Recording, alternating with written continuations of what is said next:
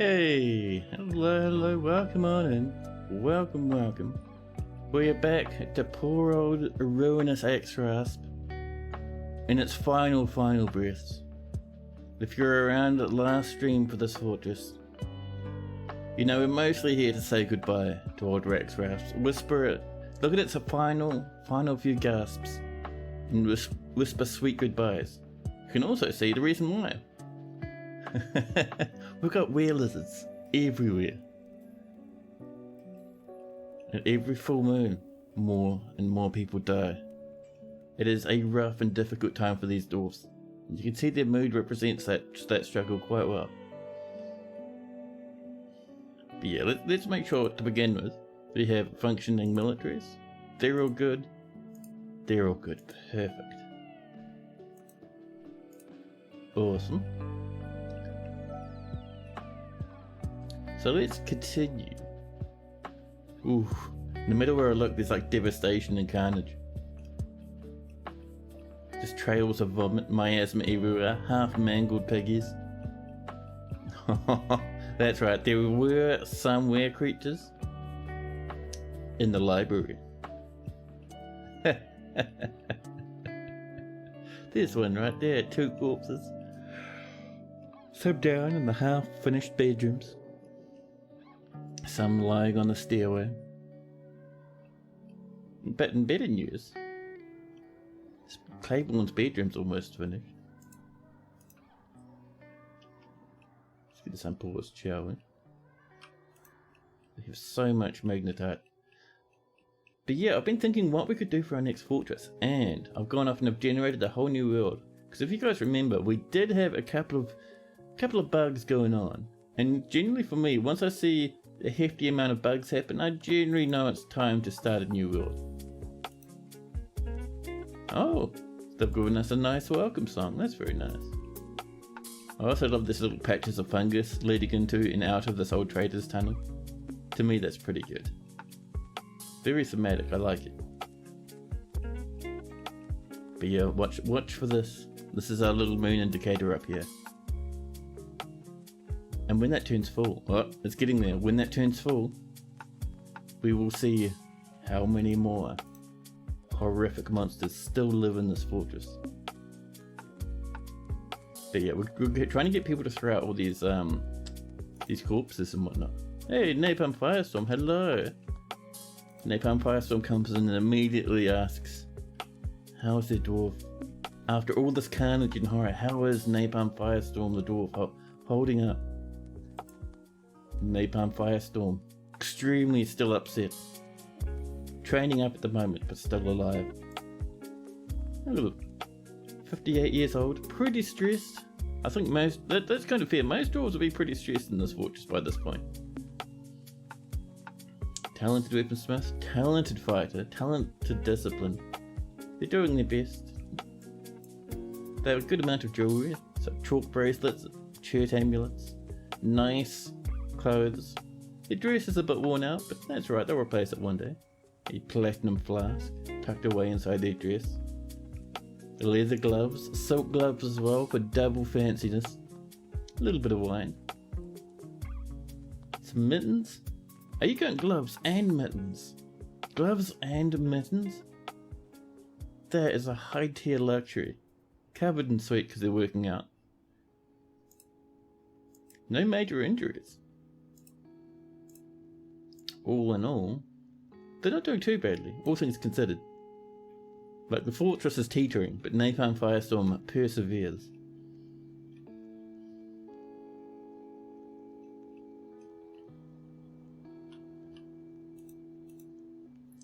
We were working on a statue at some point, that's pretty good. Where are we putting the statue?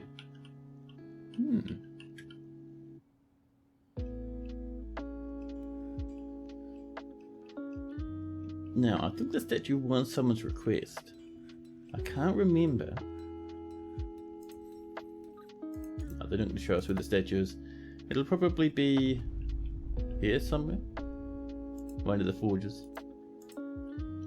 Possibly at the bottom of a list. Gold statue of a goblin. This is an exceptional gold statue of a goblin. The item is a rendition of the rack of hegemons, an image of a goblin and another goblin. The goblin is embracing the goblin. The artwork was commissioned by the Tongs, a local dwarven government. That would have been one of Ghostbat's commissions. Now, where are we putting this? I wouldn't mind it coming either in here, or, even better, if we come down a wee bit. Over here. Let's pop it here, huh? Popping a bit of a golden. Oh, we got a whole bunch of other statues. And one here of Claiborne for some reason.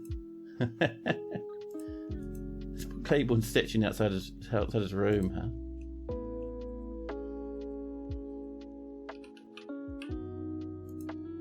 Where's that statue of Claiborne? There we go. Just directly outside his bedroom. Oh, these poor dwarves, this carnage everywhere. And then suddenly, from the depths, without any prior warning, a huge bestial scream is heard. The forgotten beast, Mystery, has come. A gigantic three-eyed nightjar. A nightjar is a small type of bird. Just a wee nice little guy. But this one has a pair of squat antennae. And it's absolutely ravening. Its grey feathers are patchy. Beware its deadly spittle. Not too bad. However, most of our military is just farmers and stuff at this point. Now this part of the map is completely locked away from us. See, we're in the middle there. With this sort of fungus.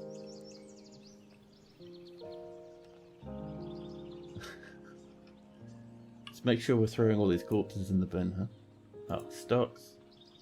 Down to... Where are your corpses? There we go. Hey Lennox, hello! How are you doing?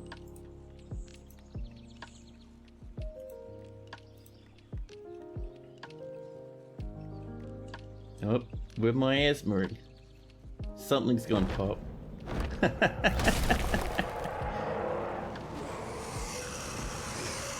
Dude, I think Dwarf Fortress has decided they need to completely wipe this fortress off the face of the earth now. Another forgotten beast has wandered in. Udamar Stramiskak Ishar has come, an enormous scaly newt. It has two long curving horns and it belches and croaks. Its fern green scales are large and set far apart. Beware its webs.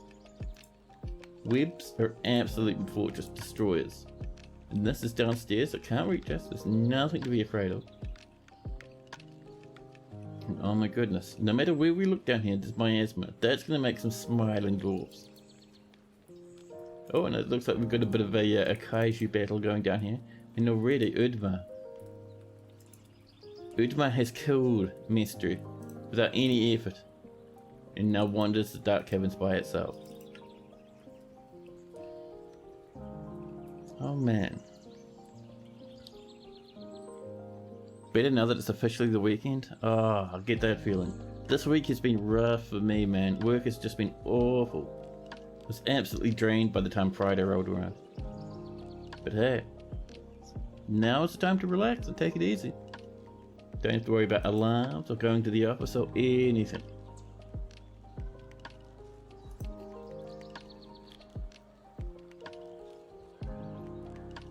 Not sure what's going on, but this week has been brutal.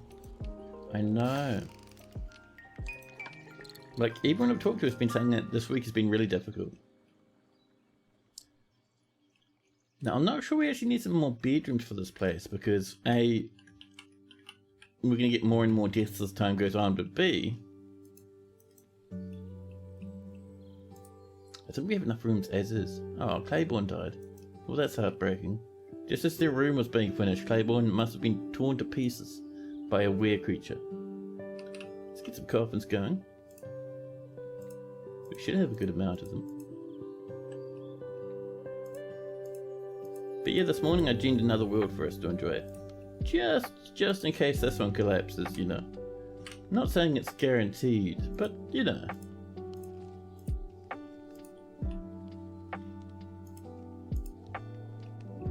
Make sure we get these all nicely tucked in. There There we are. I'm gonna cancel these because that is actually a path that goes to another one of these lads. Just like that.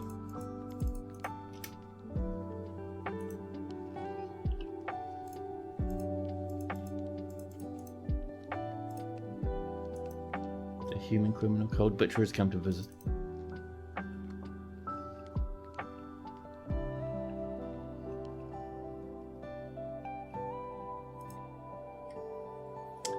Up here, people, Bomb Wreck and good old Napalm Firestorm are both doing their best. Even though the fortress is teetering, dwarves are still struggling and striving to keep the fortress afloat.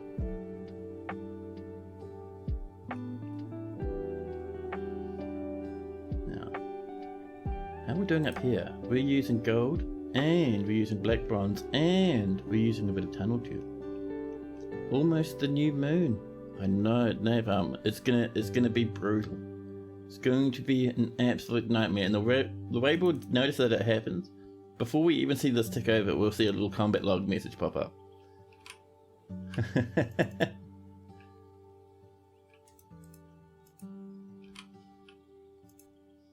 Oh, there we go. Guys, it's happened. That's a lot. That's a lot. That's a lot of were lizards. Everywhere. In the staircase, in the industry area, in the living quarters, down in the farms. Yeah.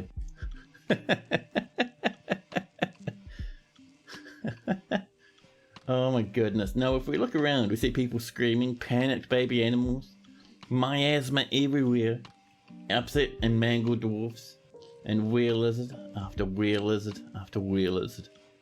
And they're everywhere. Everyone is fighting for their lives. Although 3 were lizards have died in the very instant the fighting started. One of them went up against Demat. It's fully equipped with gear and ready for carnage. Good job, buddy.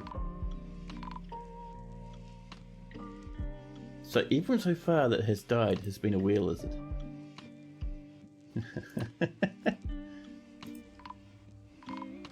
There we go. I saw a soldier down there working on that lad. There's another one in here though.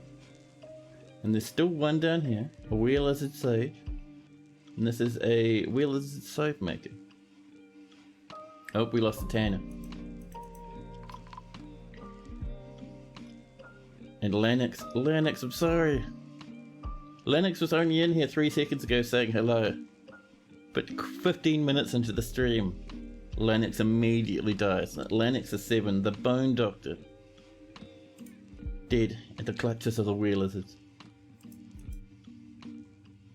Hanging out in the stoneworking area. Nearby, the were lizard miner, standing over their corpse.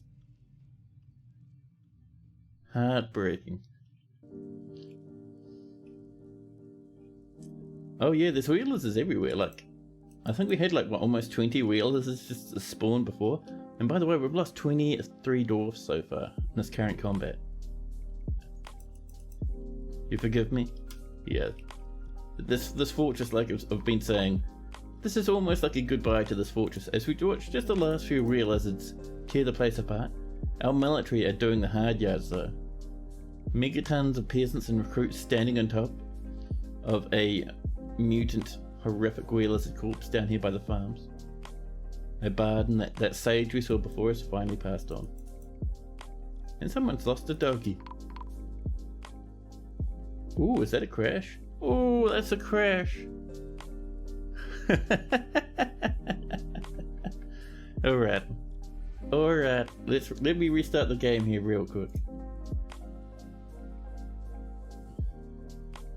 Alright, I was gonna let the fortress just kind of fizzle away, but if we're gonna get crashes after crashes, we may as well just jump to a new fort, huh?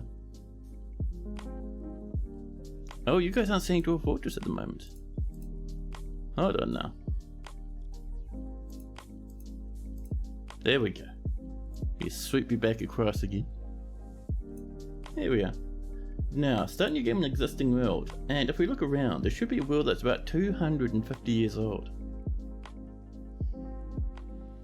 Now, is it the realm of enchanting? I think it is. Region 35? No, maybe not that one.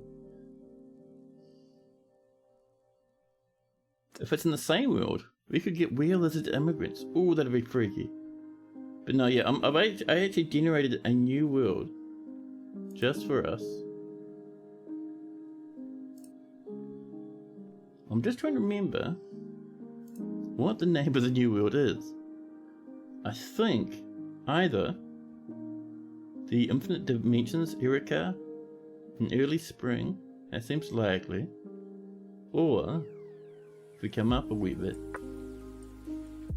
Kamade, the realm of enchanting. That's only region 35. I think we're going to be in this one. Maybe.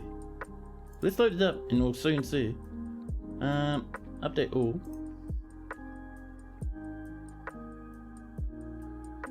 I really wish they had like a little date on them saying the last time this save file was accessed was on this date. Because otherwise you have to kind of remember, and I am terrible at remembering.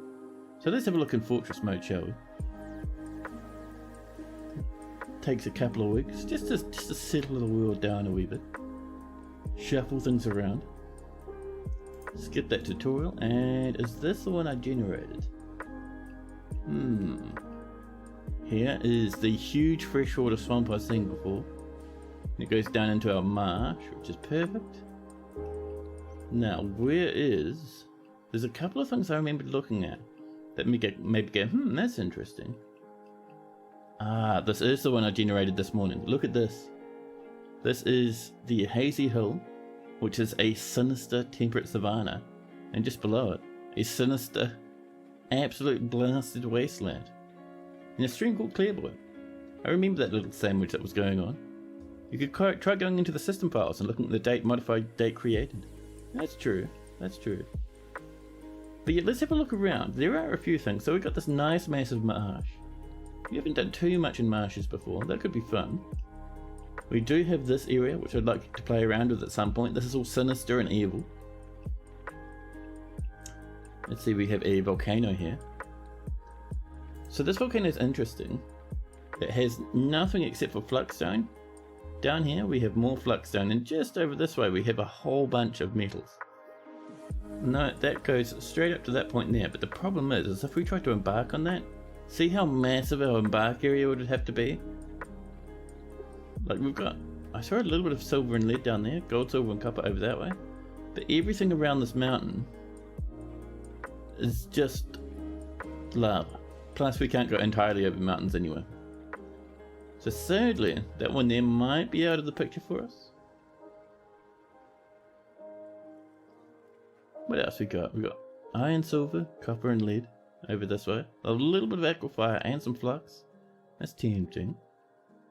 Down here, the dunes of chance and the continent of irons. A rocky wasteland. There's gold, silver and copper. That'd get us rose gold. That's very tempting. See, that might get us all the way to black bronze if it's gold, silver and copper. So the problem with this is, rocky wastelands has nothing to grow on the surface. I mean, that's not the end of the world. We could just grow stuff underground. Iron, silver over there. A little bit of an aquifer, which is a pity. Over this way, haunted. Haunted biomes. Only flux-stone over here, though. I love that there's like this little patch of forest in the middle, with a desert right next to it. What else we got down here? Silver, copper, a bit of nickel. We don't often get nickel, that's pretty nice.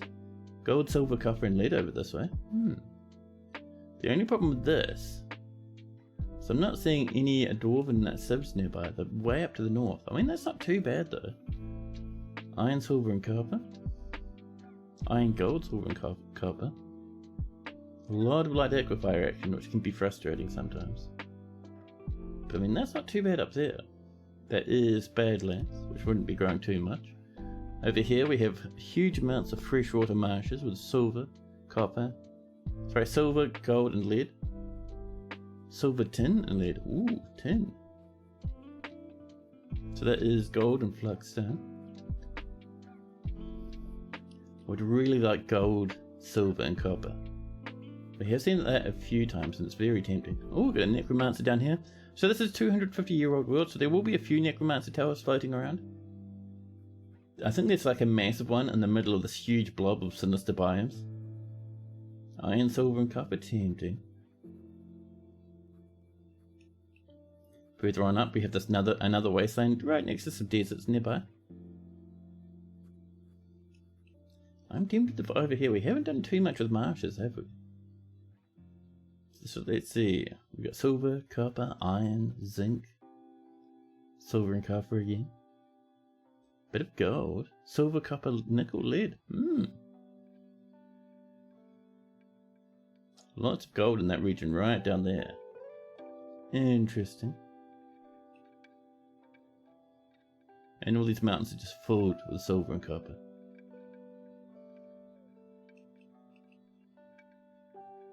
We have good mountains up here, filled with silver, copper, and packed to the brim with gnomes. Gnomes will guzzle every individual piece of your alcohol to the point where it'll kill your fort, if you're not careful. So that's all silver and copper. Ooh, gold, silver, copper, zinc, iron. Near to everybody. Well, this whole region has it, huh? So over here we have freshwater swamps with the green forests at Taiaga.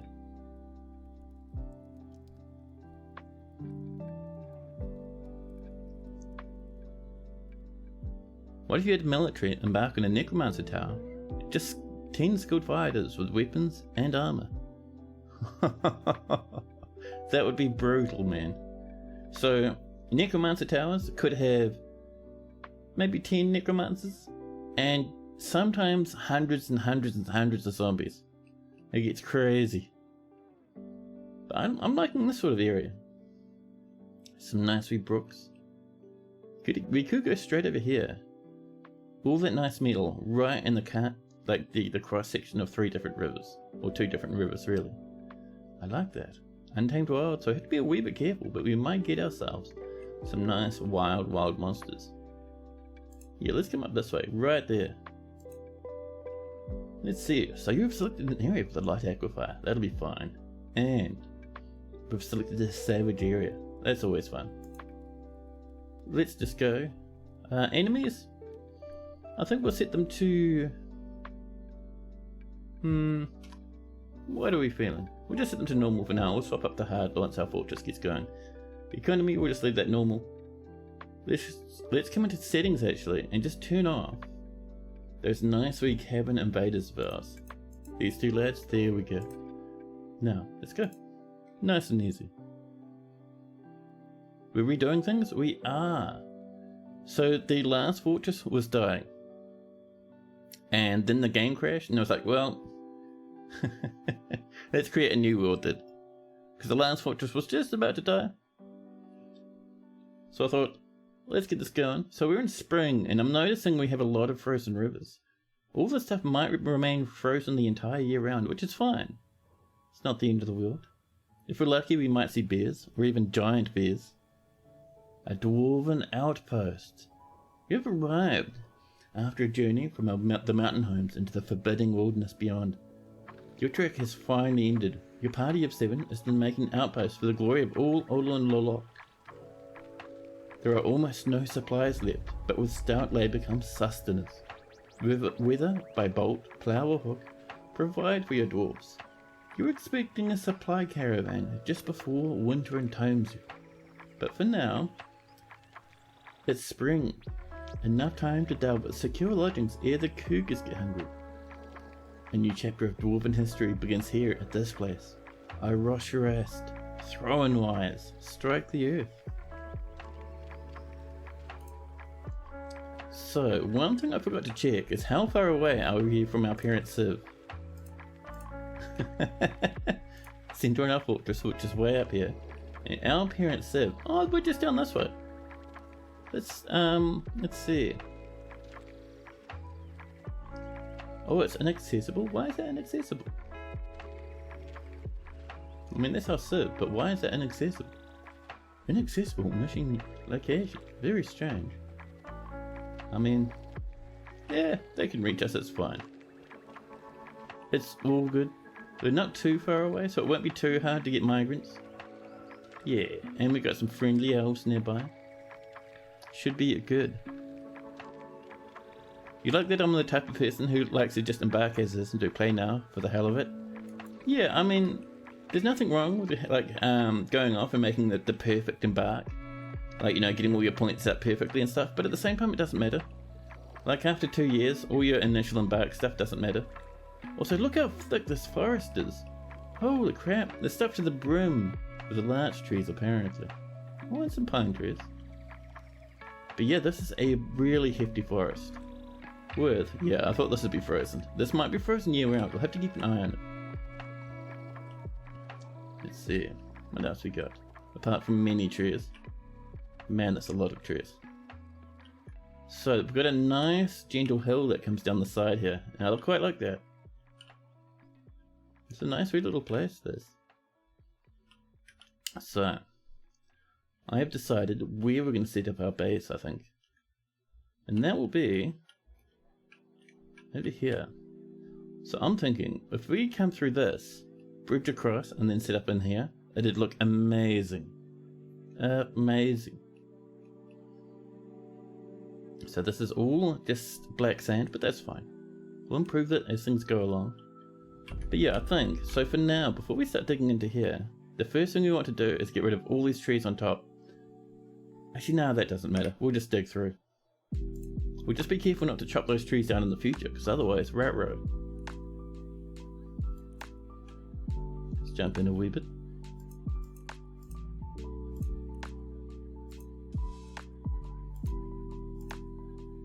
Send that up that way. There we are.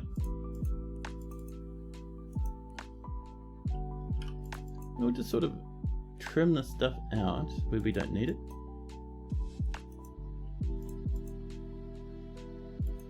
There we go. That's looking pretty good. Oops. I'm just making sure that caravans can come through all this. They should be able to. You're building a mega trapped tomb artifact hall that you think will be right below the throne room. Oh, nice. I'm loving the sound of that. So with that on the way. Oh, we have prickleberries, nice. And whip vines. Ooh, fancy strawberries in the middle of the snow. Perfect. Cranberries. I'm getting heavily distracted by these plants, but they look awesome. But no, yeah, what I was going to say. Let's help ourselves to some trees. And do our usual trick. Come in here. And I'll ask this mason to help out with a bit of mining. Is there a hunter dwarf? There isn't, and the reason why we're not going to have a hunter dwarf is because we're in a wild, savage biome. So if we start making too much of a ruckus up here, all sorts of weird giant animals will come in and just absolutely wipe us out. There we go. We'll knock down a few trees. How are we doing way over this way?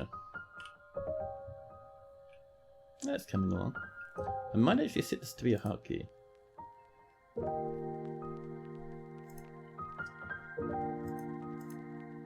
Yeah, perfect. And we'll call this the entrance. You want a few giant animals? You might have to get good with the elves. Yeah, just be friendly with the elves. Don't chop too many trees and give them heaps of trade goods. Now, let's call this the entrance. There we go. Snipping past some sandy clay, through the black sand there. And up this way, we're going to need to put in a bit of flooring. To begin with, we're just going to put in some normal bare bone stuff. We'll just slam in some pine. It'll look nice. See our lads coming over.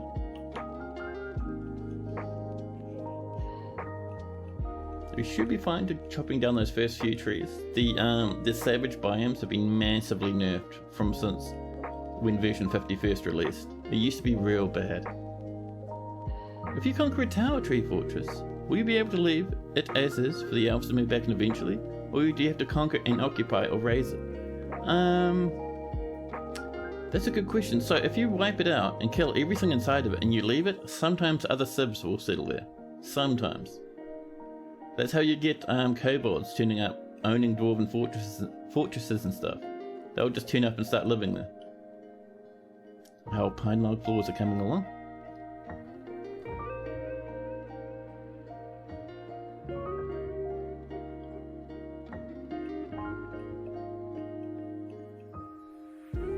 So, let's see, while that's happening, I don't really want to have too many workshops up outside and we at least have some good service fortifications.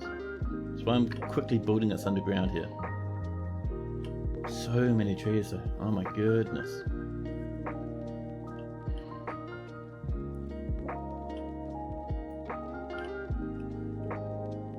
Just having a look, looking for a good place to start farming.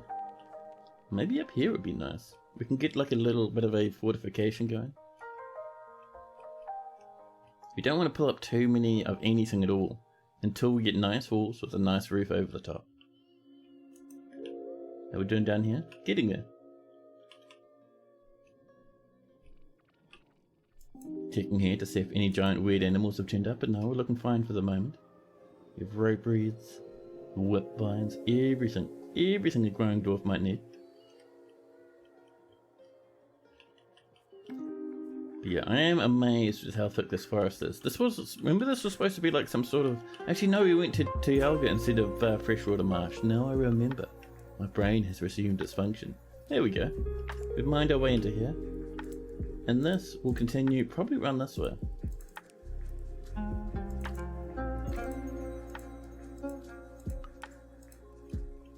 Oh, we're doing that way too wide at the moment. Hold on now.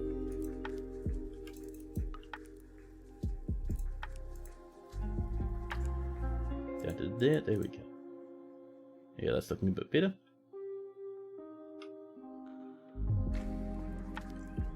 And this will curve around a little bit more, I think, actually.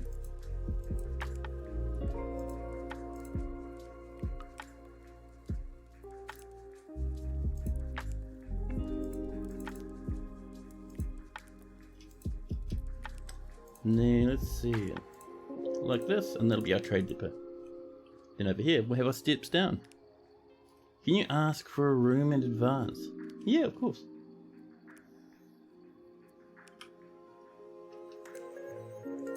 However, the problem with asking for a room super early is that it might take quite a while before your room's ready.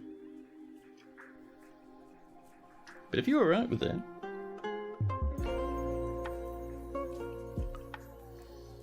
there we go, people digging around. Shortly, this will get us down to our floor we want to start working on. And I was thinking, where should we set up? Maybe down in the cabins. Down here, this is ready. Let's get our trade depot in.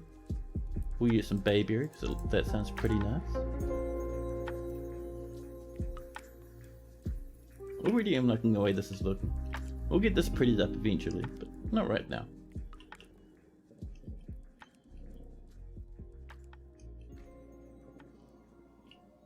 Now, one thing we would like to do, especially as we're in the savage area, we'll turn off fishing. See, nobody does fishing. We'll do it that way. There we go. We'll come through and we'll start churning through this, and someone else will come down here to work on this. There we go. So we've got clay, and we're hitting limestone. Nice. Oh, and by the way, new mod. Rocks look different now, so each different rock type will have a different little sprout. Don't remember the name of that mod, and I don't think I've updated the mod command for it yet, but I will do. There's our magnetite. Delicious. Nice wee lump of it right there, good for iron. So we are expecting an aquifer in here somewhere. There we go. Right down here. Wonderful. I'm not too concerned with it though, because we have punched right through. Oh. Why are you ramps all of a sudden? Don't be weird. Come on now. There we are. But yeah, we're down in the rock right now, so we can just smooth if we would like to.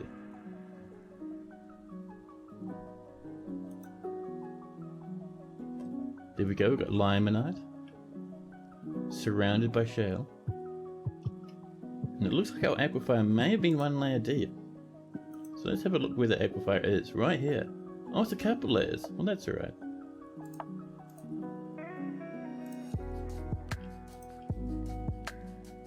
Oh, we've got another one down here. Multi-aquifer business. That's right, we'll smooth these up to begin with.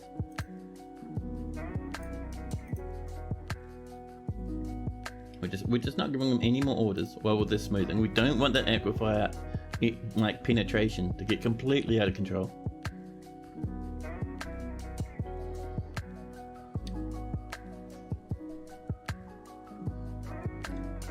Oh, you know, this week was so rough that I actually turned around and booked myself 2 days off next week. So I have a massive weekend coming up next week. 3 days in the office, 5 days at home. And it's the weekend where Baldur's Gate comes out. And let me tell you, I am keen as beans for that sort of stuff. Give that a little bit of time to evaporate. Not too much, but we don't want to kind of get ahead of ourselves here. Meanwhile, we have some deer. Oh, nice. So over here, this is all built and happy. Perfect. So, have a little bit of wood, not much.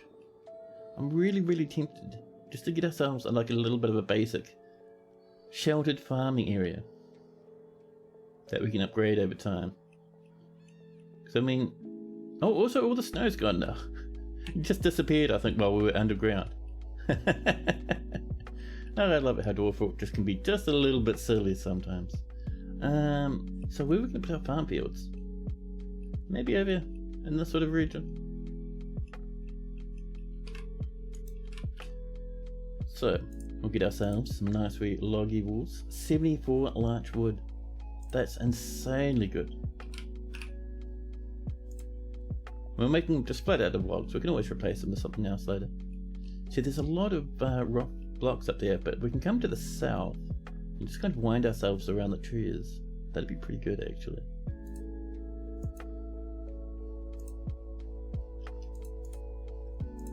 There we go.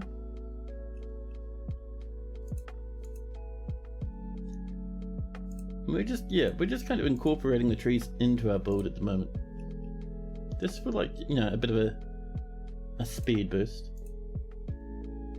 Bit of a larch there.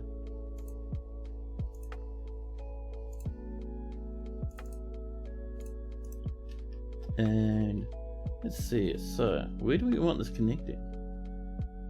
I mean, we can always just have it coming down to here or something. That'll do, actually. Yeah. And the reason why I want it coming through inside, so that we can access it while we're under siege. Which would be very nice.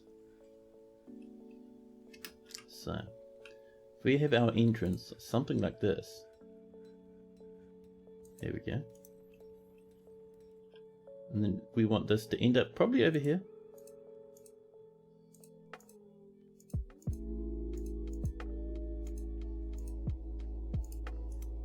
There we go. Nice. You would like the first commando dwarf later on? Yeah, sure thing.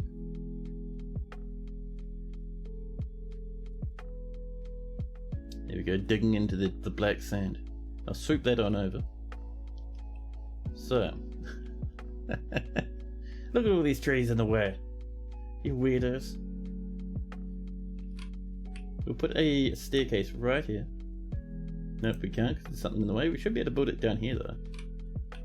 Or even, yeah, here will do. Oh, we can't access it at the moment because we haven't dug through. That's fine. Black sand means black glass. Not Dwarf Fortress. Black sand just works exactly the same as any other sand. So we'll still just have normal glass.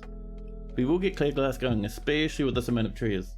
We just have to be a wee bit careful with the savage wildlife out here. So, let's get this coming up a level. We'll use a bit of limestone, just for fun. Clear glass is better anyway. 100%. 100%. So this is kind of dried up to the point where I'm alright with it now. So we have an aquifer layer right here. So let's see. How deep is this one, huh?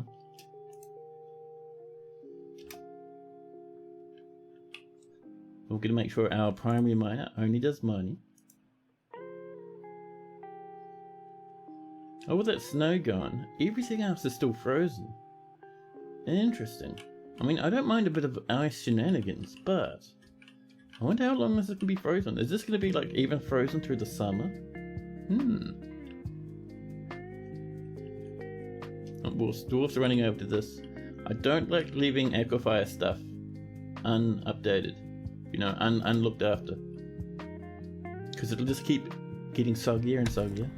You have discovered. There we go. You have discovered an expansive cavern deep underground. That's what we like to hear. Ooh, oh, it's all soggy. Well, no fungus for us down there. Let's do a bit of smoothing. And it looks like, yeah, all aquifers in the walls. Oh, I thought we had turned this off. Why are you lads down here? I certainly had that off. Custom settings. Let's see. Yeah. Scale and maximum attackers are both turned off. They must have just turned up just for fun. That's terrifying, but alright. Hey, Testy Coles, hello, and Tana, welcome in. Hopefully they're friendly. Yeah, I think because, if we have a look at our thing... Oh no, they're all hostile. Well, damn it. We'll have to make sure not to breach the caverns too much, huh? That's alright. Oh, one thing I've forgotten. Let me update my, my wee thing back here.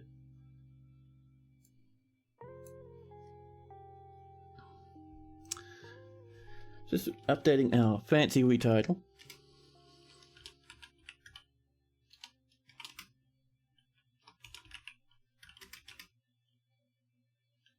Let's see. It's always a mission for me, trying to figure out what sort of name I'm going to come up with for a stream.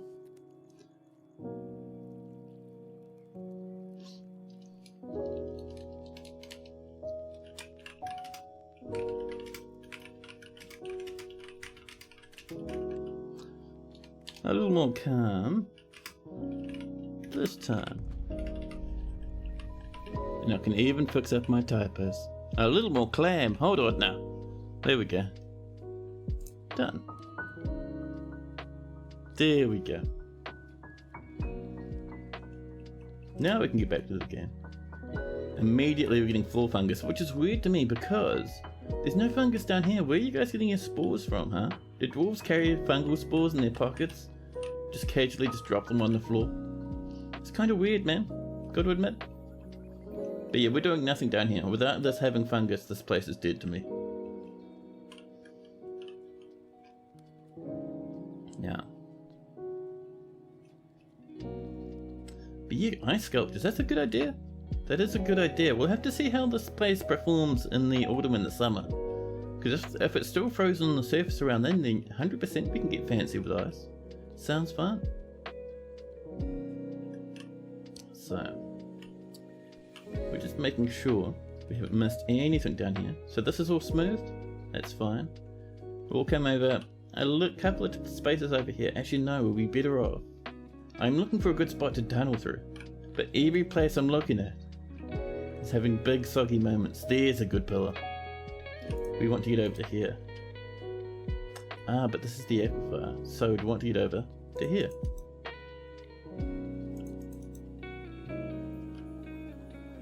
And we'll come up around this way. Oh, I see we have a bit of a rain going on the surface. I'm sure our dwarves are going to love that. Dwarves do like a bit of rain, especially when it's freezing outside. We're also waiting for that to be built. And then for all this other stuff. We're going to clear down probably the trees surrounding this area once this is built. We just need to put a bit of a floor on top. And that's going to kind of protect us from all sorts of weirdo invaders. The other thing we'll need is a couple of bridges up the front, just to seal ourselves up in case things get scary. a little bit more. I think we're doing pine down here, weren't we? Yeah.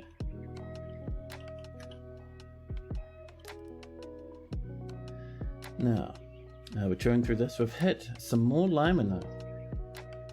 See how nice it looks with every single type of rock being its own little sprite now. Lump of limonite, more iron. So definitely an iron heavy fortress. Hopefully we'll find that gold and that silver and whatever else we have down here. And the copper? Black bronze forever. So this should now be pretty good to start drilling down. And we'll jump down to 10 levels and see where that gets us. It gets us a bit of soggy stone right below. Listen. Oh, we're doing some suspensions.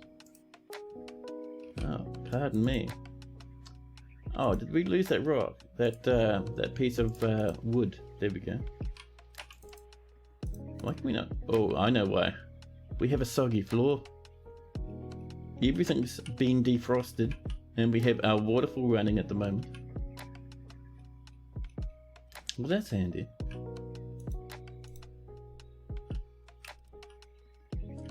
So, the problem is that we have no way to get over this now. Because before our dwarfs, I think we were walking down here and crossing the river. Can't do that anymore.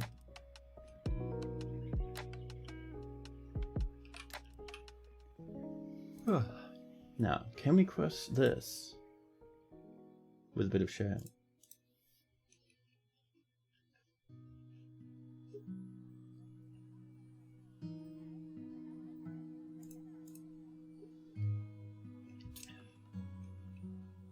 Man, the coffee's better. Oh, 2 different types of instant coffee mixed together? Jesus. So I might floor this up actually. I see we can't, damn. Maybe I'll put, I'll come back to it later. Doesn't matter. I'm sure we won't regret leaving that open. It'll be fine. Are you just chilling out? You are. Oop, we desperately need to smooth this. Highest priority, smooth it up. There we go.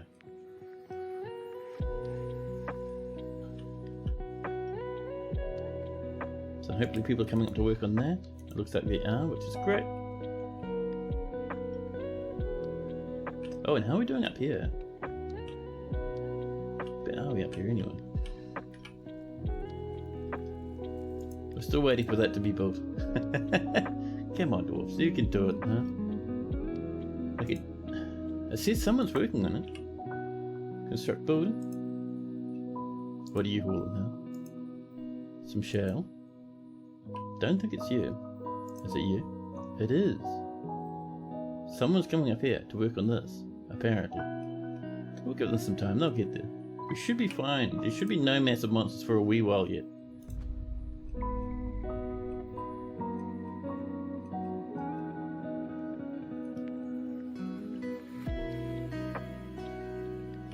How are we doing over here? No one's even started smoothing it, and we're at 1s and 2s. What are our dwarves doing? Why are you not doing anything? Buddy, what are you doing?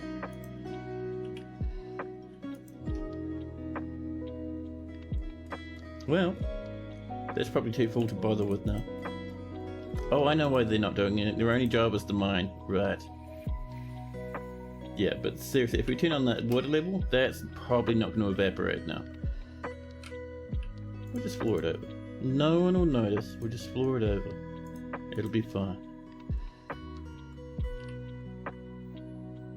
We'll let you do other things now, so you can help out. But yeah, once we get this bridge, wherever it is, this one up here going, we should be fine. It'll take a wee while. They have to hold up massive, massive boulders. So it'll take them a quick moment, but that's okay.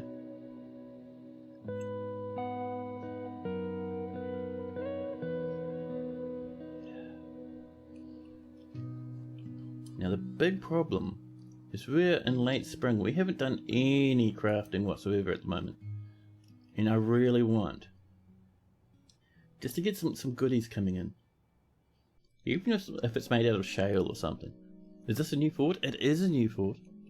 Our last fort got absolutely wiped out. Well, not really. It got mostly destroyed and then the game crashed and I was like, well, that's good enough. So now we're over here doing this fun stuff. We're just waiting for our dwarfs to finish up building a bridge up on the surface at the moment. Because we've got some rivers, we've got some trees, a bit of snow occasionally. So we have to kind of bridge ourselves over. And once that's done, we can keep mining down into the depths, see what we got down here.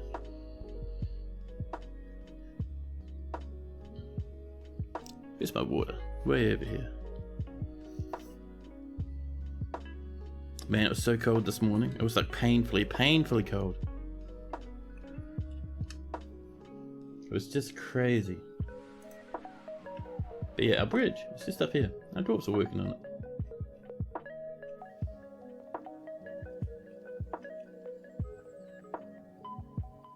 And it's now summer. There we are.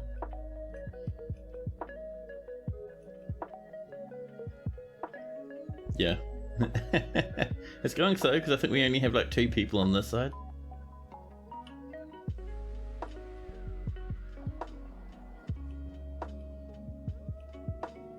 Here they come. Oh, we've got 3 people on this side, so I'm guessing we have 4 over here. Yep, 1, 2, 3. Oh, we have 4 on that side then. That's fine. So all the food and drinks over here. Our fortress entrance is on this side. A wee bit worrying.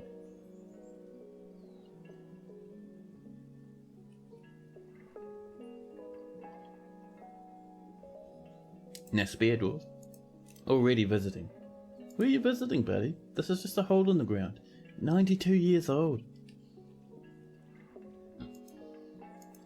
She's killed no one, but still claims she's a spare dwarf. Never seen combat before. Wearing copper and bronze gear. Bronze chain leggings with leather trousers. Alpaca wool shirt over underneath a copper mail shirt. Bismuth bronze helmet. Not too bad. So we only need a couple more blocks up this way before it's done. Our dwarfs are rushing back and forth as quick as they can manage. I love that there's a little termite mound on top of the water now.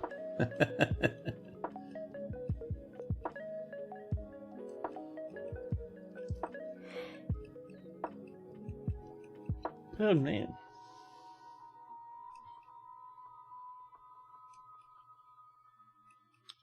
Yeah, things get much better. As soon as this one's placed, everyone from this side will start rushing over and everyone on this side will rush over that side to get something to eat and drink. It'll be great. Termites are known for their love of waterfront property. You can build above open spaces? Sort of. So, if I'm building something, so over here, this is way above the water, but you see I'm building it from edge to edge, so across that way. So it looks like it's open space, but you're seeing it's got support along there, and once it reaches that side, it'll have support on there as well. So as long as it's coming from something that's like anchored to the ground, you're fine. Oh, there we go. Now we can get across. Someone runs over to get a drink. All these other dwarfs come rushing back over again. There we go. Now our fortress is running. Let's get that replaced.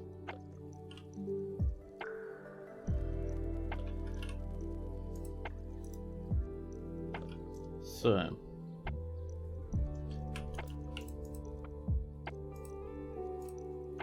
just clearing up that dead staircase. Yeah, this whole thing is to sacrifice, huh? That is a pity. Although, if we come down again, oh, I can't see it now. Before, I saw just for a moment, just for a second. Yeah, look, a little space where there's no aquifer. Just that one tiny little bit. What about open spaces and caverns? Yeah, you can build down here, as long as it's connected to one of these edge bits here. It's fine. As long as it's not floating. If it's floating, you're in trouble.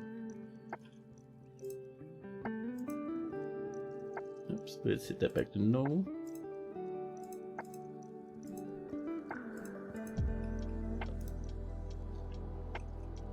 This is almost done now. We have one spot there, over here. A couple people having a sleep on the grass outside. Might be raining on them, but that's okay.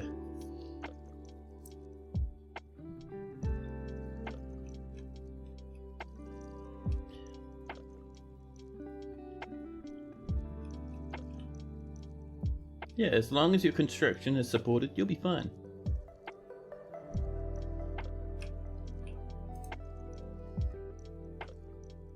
Just slowly but surely start drilling this down. Oh, someone else is asleep on the floor. This bridge here is done. Someone is asleep on it already. Edsel rather. Showing off just how safe he feels at the moment by sleeping outside on top of a roughly built bridge. There's our damp stone again. Perfect. There's a pop down a layer. It's perfectly fine to wall up sections of your cabin sites at certain spots. It is. You can't build right on the edge of the map. So like, over here, I can't build along this edge here. That'd be the same in the cabins. But you can build one away from it and it'll work fine. It's completely fine to wall up your cabins. Right, let's get the smooth, highest priority. They'll come over and do it real quick now because they're not kind of like stuck on the other side of a massive canyon.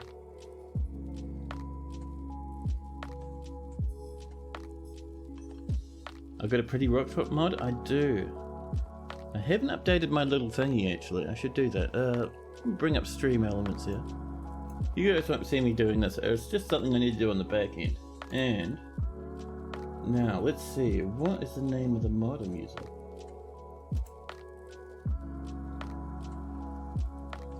Let's see. Subscribed items. There we go. Axerasp stone variations. I'm just updating that mod command. Don't worry, I'll get back to the game in just to get a jiffy.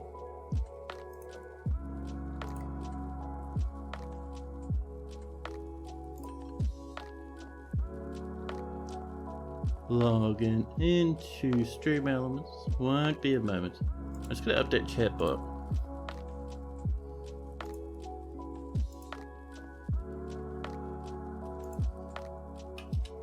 Let's see, there's one. And one more. What's the other mod I'm using? Good old, disgustingly fantastic metal plate flooring again.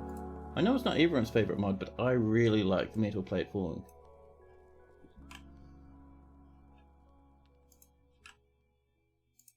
There we go. Now, if I do this, there's the mods list. So yeah, Axerasp stone variation is where we're getting our fancy rocks from. I kind of like it. Our lads down here are smoothing away. We're getting a little bit of water in, but it's not too bad.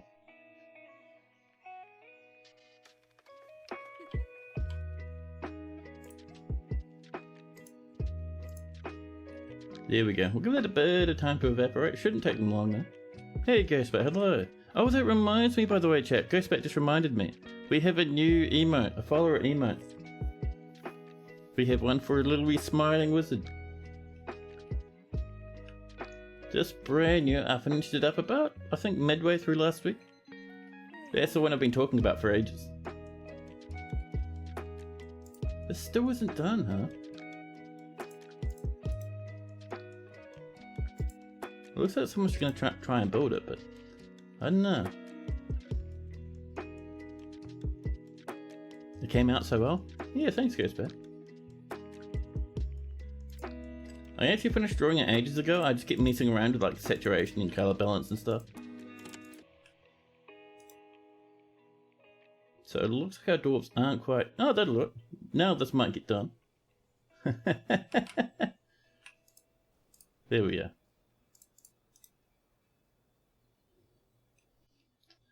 So we're trimming up around these outside edges just to stop goblins climbing trees to get into our above ground fort here. Oh, we've missed one right there. Give that a chop.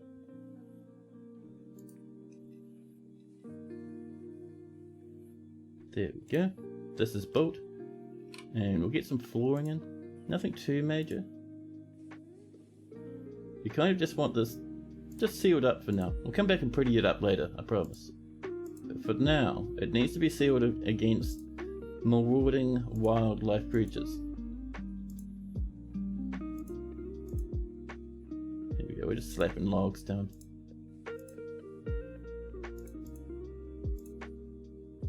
Anything is better than having an open hole for weird monsters to fly in. So we'll let that happen for the minute. And then we can start doing above ground farming right in here. And dwarves are rushing around. Grabbing bits of wood, rushing across this bridge down here. Underneath the trees, down through the hole in the ground, across the big open space over the river. Around over here, up and over, and back up to here again.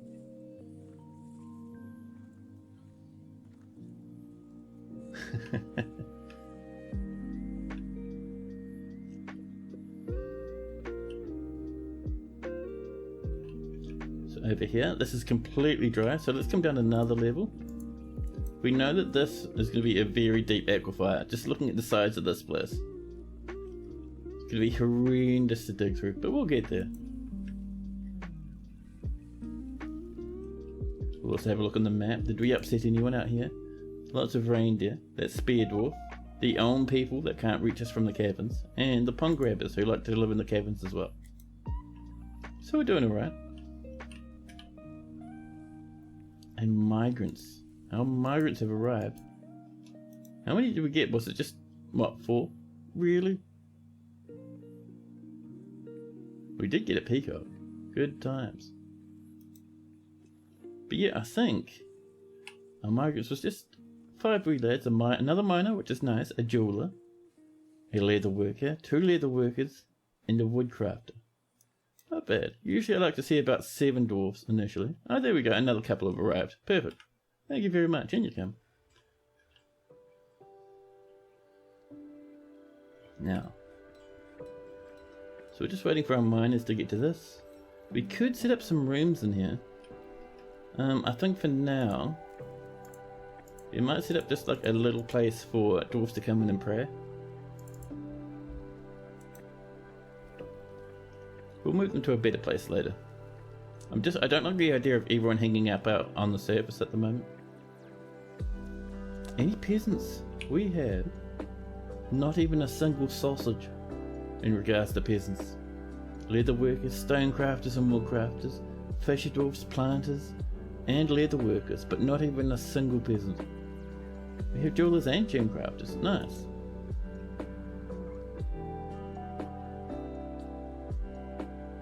There we are. Dwarfs are still working on the ceiling, getting us all nicely tucked away, happy and safe. And the trees continue up above, completely unperturbed by our little red chopping shenanigans.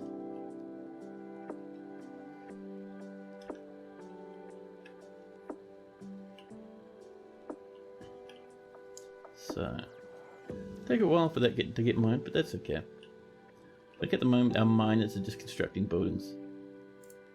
Can you just do some mining for the moment, Sodar? We can take them off that eventually if they need to, but for the moment, we would really like some mining. Because outside dwarves are sad dwarves.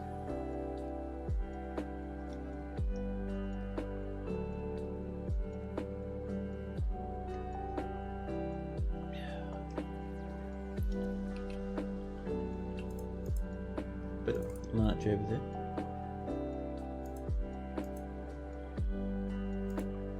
Oh, we're running out of trees. Slowly but surely, we're running out of trees. We are going to have to chop some more. Hopefully this won't awaken the horrific, monstrous forest spirits. That's the phrase I was looking for. So this is coming. Just a wee spot for our dwarves to be able to pray. Just to boost that happiness up a wee bit. Yep, more damp stone just down here.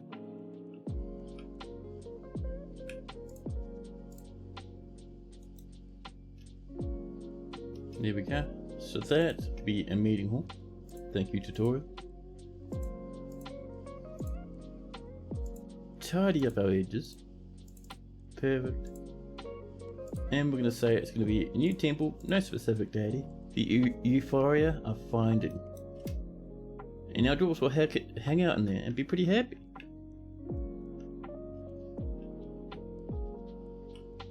So we're mining down in here. This needs to be smoothed up as soon as we can.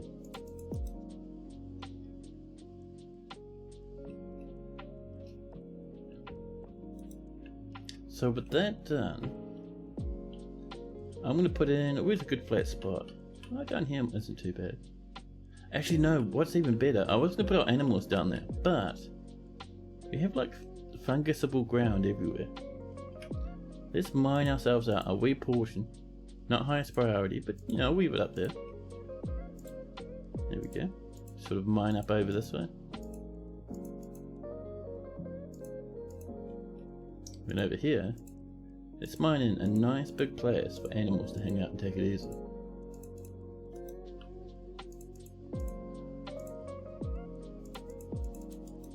That should do. Once that gets full of fungus, that's where we'll pop all our animals who like to graze. Which would be good. And down here, while we're waiting for that thing to finish, I do really want masonry to start happening. So, actually over here, stoneworker, very temporary this. We will get rid of it eventually, I promise. And we're smoothing up the last of this.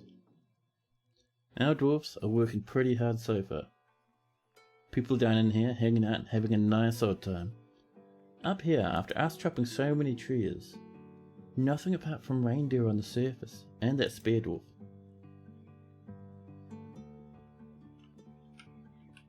So let's dig this down another level.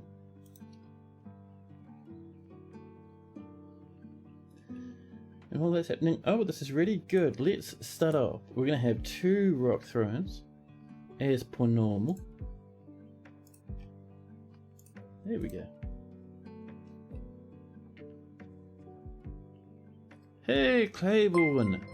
Thanks so much for that resub. That's awesome. Cheers, buddy. The deepest of the deepest of the deepest. Hey, you've upgraded to the green hat. There we go. Man, oh man, 6 months now. That's awesome. And how am I doing? I'm doing pretty good now that the weekend's here. It's been a relatively stressful week. But the weekend, man oh man, being able to sit here and stream a bit of the good old Dwarf Fortress.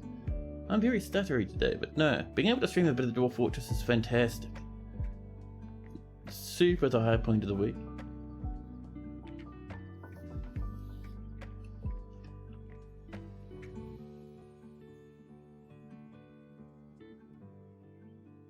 There we go. This is coming along. We'll just wait a wee bit until we get a bit of that nice wee floor fungus.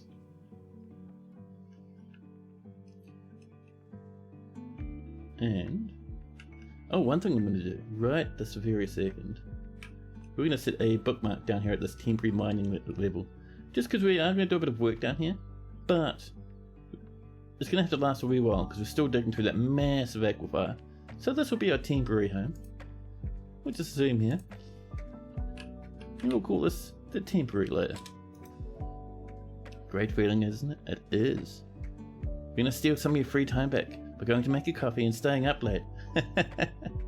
You'd be lurking until she's brewed? Nice, man. I appreciate that. And up here, look at this. We have 3 dwarfs. Well, one of them's actually playing a musical instrument. And Zeri. I don't know where he's hauling it, but there you go. And these. They're simulating shows, but I think they're just singing, to be honest. There we go. Our chairs are coming in. Let's mine ourselves a couple of small wee offices. We'll do one here, and the other one will be up here.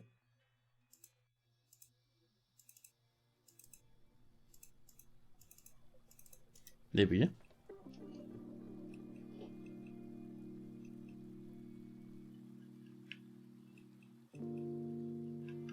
Much better. This is looking pretty good. Let's jump down to here. And we'll do a bit of smoothing once we hit that layer. Slowly but surely we'll dig through this aquifer. There we go. First office is just about finished now. Let's pop ourselves in a throne. We'll put a table around here at some point, but for now we just need the throne.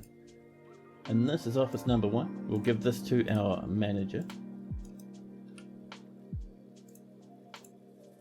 Let's see, manager, that'll be our expedition leader.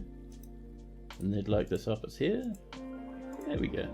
Onal now has enough, exactly what they need to work on the fortress, to manage the jobs. Ooh, what have we hit? Gold! We've hit gold this shallow. There's our little wee goldy nugs. Fantastic. And one of the first things we're going to go for is doors. Rock door, thank you.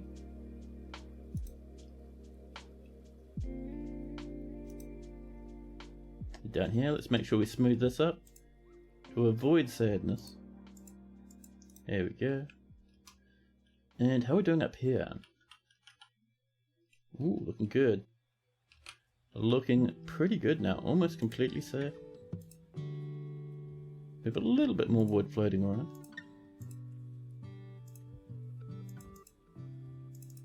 And that should keep us nice and safe from the horrible monsters above. Statues can be encrusted, they can.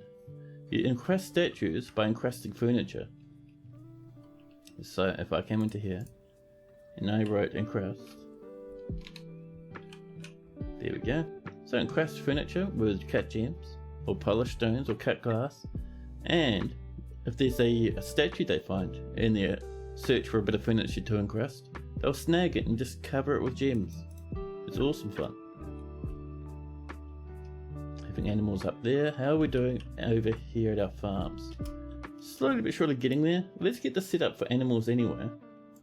At least if they die over this way, our dwarves won't have to sniff them.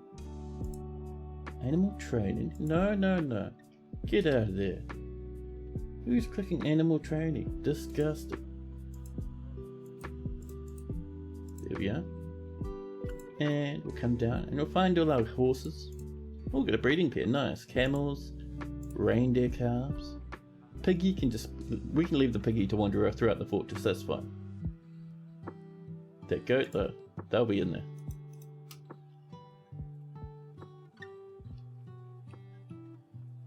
And hopefully we have another throne ready. We do, perfect. We can also turn this into an office, and this is going to be for our bookkeeper. Let's come down to our bookkeeper. Oh, we've got a talented or a proficient record keeper. What is selected? And bookkeeper, here is your office. We'll come back and prettify it later, just for you. Damn it. Listen, buddy. Bookkeeper, you get the other one now. That's looking pretty good. Let's dig that down another level if we can. You can expect them to crash into that aquifer again. Yep, they already did it. Yeah, this thing is going to be deep. Like even here, this is still aquifer. Over here, that might be aquifer. That's all showing wet because it's actually next to a lake. But we might be lucky on this layer, maybe. Oh, there's our damp stone. Let's give it a smooth.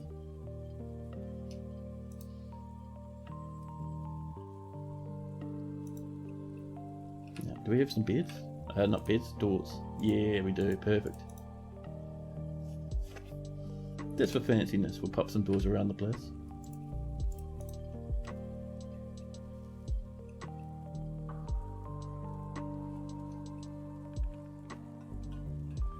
There we go. Give that a small amount of time. I want to see at least one of those squares disappear before we go down another level.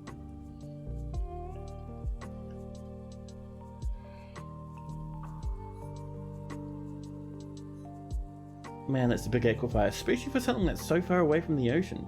I mean, we're near like a couple of rivers, sure, but surely that's not worth like, 600 levels of aquifer.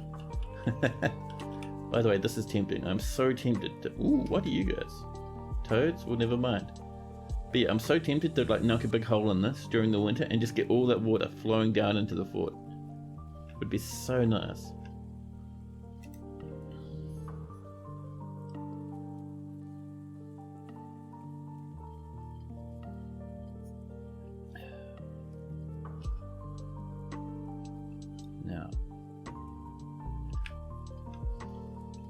So people are hanging out. Some people are keeping track and counting now. Our drinks are at 6, which is a bit of a worry. We might set up. So definitely don't want to farm up on this. Actually, no, we can now, because this is all sealed. Nice. Right, let's get ourselves some surface farms, huh? So BOFP to get our farm plots up. And we'll just... I'll get rid of those, actually. Can we harvest any of these at the moment? Some of them. We're just going to seal up some of these trees by putting floors on them, and then we can remove the floors and the trees will be gone. There we go.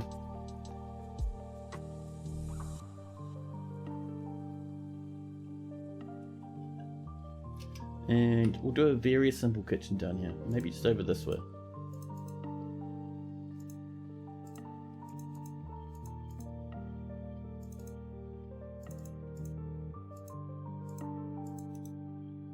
There we are. Still waiting on that, but that's okay.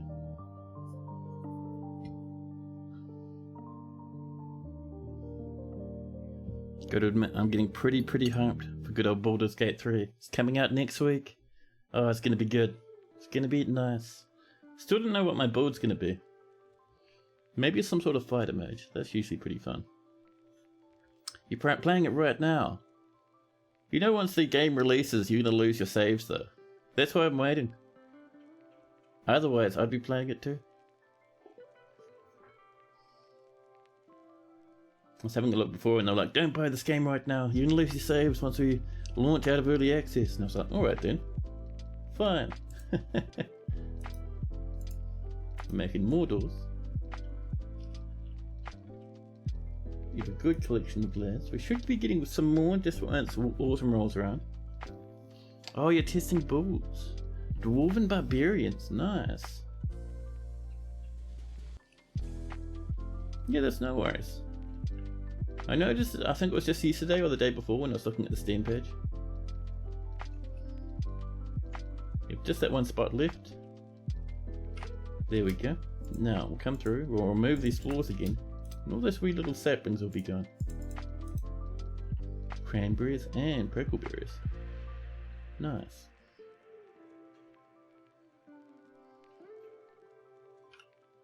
I think we have to wait for our miners to come back for that actually. Come on now, miners. There we go. Oh, I'm going to ask for a hatch cover. Just one single wee hatch cover. Last one made out of rock. And you'll say just one thank you. We have struck brown jasper on our journeys. And a little bit more limonite. Just max out con and strength and athletics so you can jump around like a dwarven frog. I have not played anything based off D&D rules in a long time. I'm so used to playing oh snap, what is it? Wrath of the Righteous, which is Pathfinder. So I'm like, wait, should I just not use heavy armor? But it's probably better in good old D&D, right?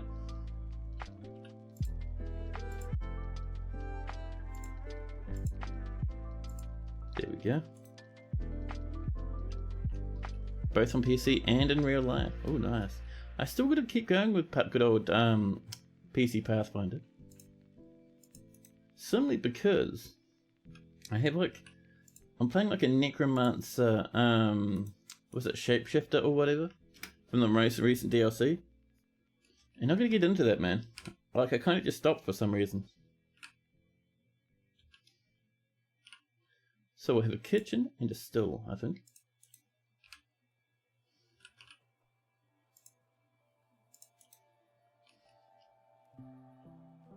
It'll even pop in. So a door.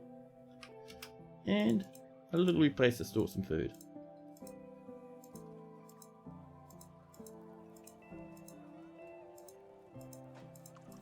There we go.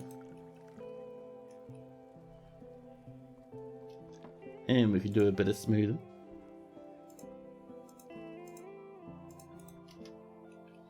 There we are. Still can't believe we hit gold that early. That is pretty wild to me.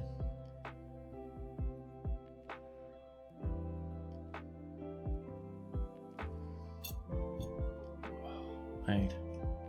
That's better. And now, all of a sudden, we have hit autumn, and we have not done a single bit of crafting or anything. You last, in real life, or did not wear armor. You are a monk, aethokineticist goblin that was based on Yoda. I love it.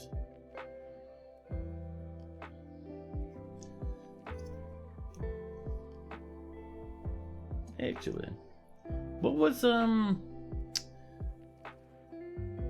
trying to remember the name of the game now. There was another game that was like D&D based. PC game. It was, geez, what's it called?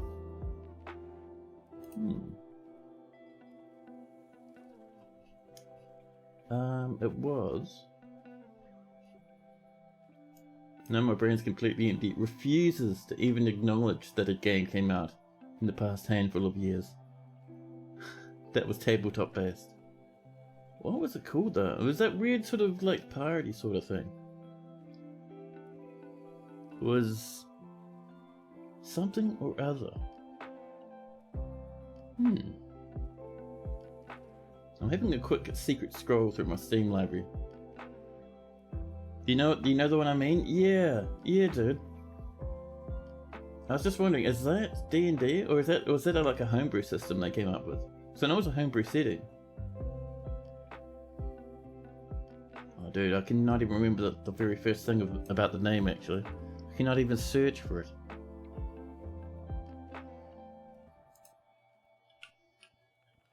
It was D20 based at least? Yeah. I don't know. Let's get back to our video game, shall we? A bit of the old food stockpile. We need our craft off workshop coming up. And our gem cutters coming up. We've been faffing about too much and we won't even get our very first trade completed. So this is going to be for food of any type, we don't care. We'll widen this out a wee bit over this way. So we can put in a nice wee crafting place.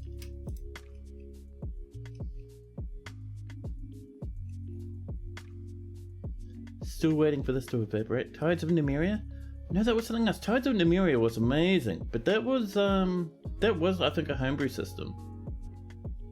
But yeah, I'm thinking of the other one. It's something of something similar to Tides of Nymeria, but you're like kind of like you're hanging around a whole bunch of little wee islands and stuff, and you have a boat, and other people have boats. Man, what was that called? I really want to play that again. It was really fun. I've played through it twice now, but man, it was good. Although it is a grim reminder of the winter hardships to come, the supply caravan from the Gear of Granite is a welcome sight. Gear of Granite, that's a nice wee little sib name. Their eyes are alight with the anticipation of inspecting the splendid products of your industrious craft dwarves. Sorry, nothing. Oh dear. Like, we don't even have a workshop at the moment for crafts.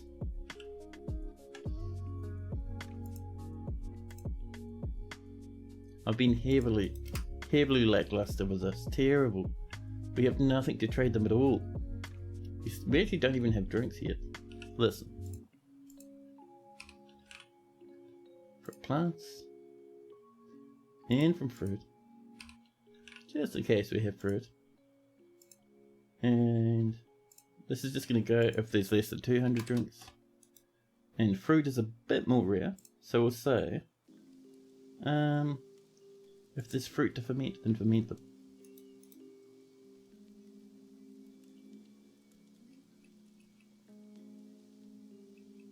Lots of fungus for our animals to munch on up here. I love it. Oh, how are we doing up this way? Looking good. Let's get our plots in. I'm taking one like this. One like this. One over here. And one up here. There we go.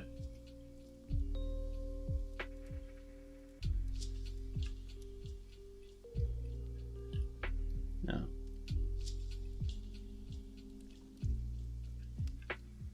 Here comes the trade dwarfs. Oh god. Oh fuck. The trade dwarfs are going to be like, hey man, got anything for trade? And we're going to be like, sorry, Sorry. If you want a good feat for a goblin in Pathfinder, you suggest roll with it. Hilariously, you can acrobatics your way out of damage and turn it into movement as you get swatted away. I love it. Let's get these seeds on in here. Super interesting fort design, thank you. So very much a baby fort. But once things get rolling and we get decent population and stuff, then we'll get into fancy fort designs. Let's ask for iron anvils, and we'll ask for probably just something to turn into food, really. Where are you, plants? Dear plants, there we go. Plump helmet, and do you have anything interesting in here? Nothing really. Cranberries would be nice though. And what else? Do you have some nice pets maybe? Yaks, horses, rabbits, dogs, cats, donkeys, cows, random sheep. We could go for a bit of sheep though, actually. A couple of those sweet lads. They have ducks, water buffalo as is tradition, llamas and alpacas, and turkeys. You really see someone dig straight into the cabin on the first year. Oh man, on the first year, usually I try and punch all the way down to the magma sea, just so I can see where it is. A new petition. Mr. Windwell, they want to live in Thrownwires for the purpose of eradicating monsters. We'll let them in, usually I wouldn't, but I want to show off something. So we'll approve that, right? And this is something I learned from a chatter a wee while back, that if you go into your visitor, so spear dwarfs will do nothing. Not spear dwarfs, sorry. Monster hunters will do nothing if they can't hunt monsters. So what we can do, rather than just let them sit there and do nothing, if we go into labor, and we go to locations, see the location is Monster Slayer? If we remove that, they'll just do anything and have out in the fortress now. I mean, they won't fight monsters anymore, but now they'll just be a friendly dwarf that lives in the fortress, see? Now they're just a hunter. Yeah, it's kind of... yeah, it's kind of a hack though. Like, I don't think Cody designed it, that we could do it that way. But you know... if you want to mess around with things a wee bit. He's a spear hunter now, he is. Yep, we've hit our damp stone again. So we have a mega aquifer, man. This is hefty. We'll get through it one day. It'll take us a wee while though. Usually they hang around in the temple and just get angry. Yeah. Not for that lad though. He's got a job now. So other things we're going to go for, before I forget again. Let's get ourselves some rock pots. And some mugs occasionally. And some crafts.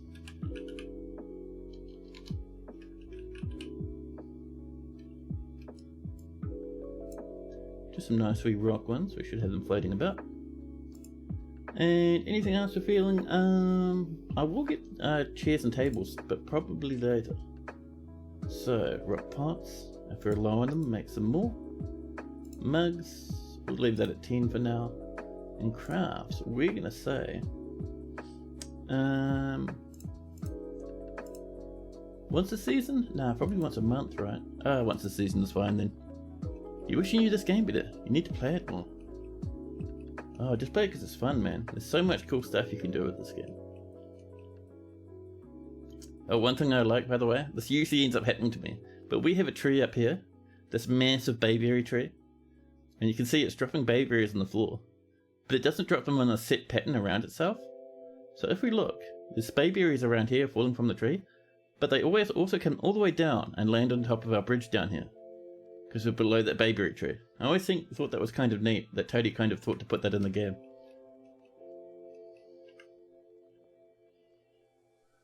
Oh. That is a bit soggy. Let's give that a quick smooth. Oh. And that's the last of our guaranteed migrants coming in at the moment. We have a doctor with a double-tailed beard wandering on in. Oh, actually, Wolfist Wolf. I've seen you in Zest's streams. Welcome, actually. That's cool as. I looked at your name and suddenly I heard Zest's voice in the back of my head going, Wolfist Wolf.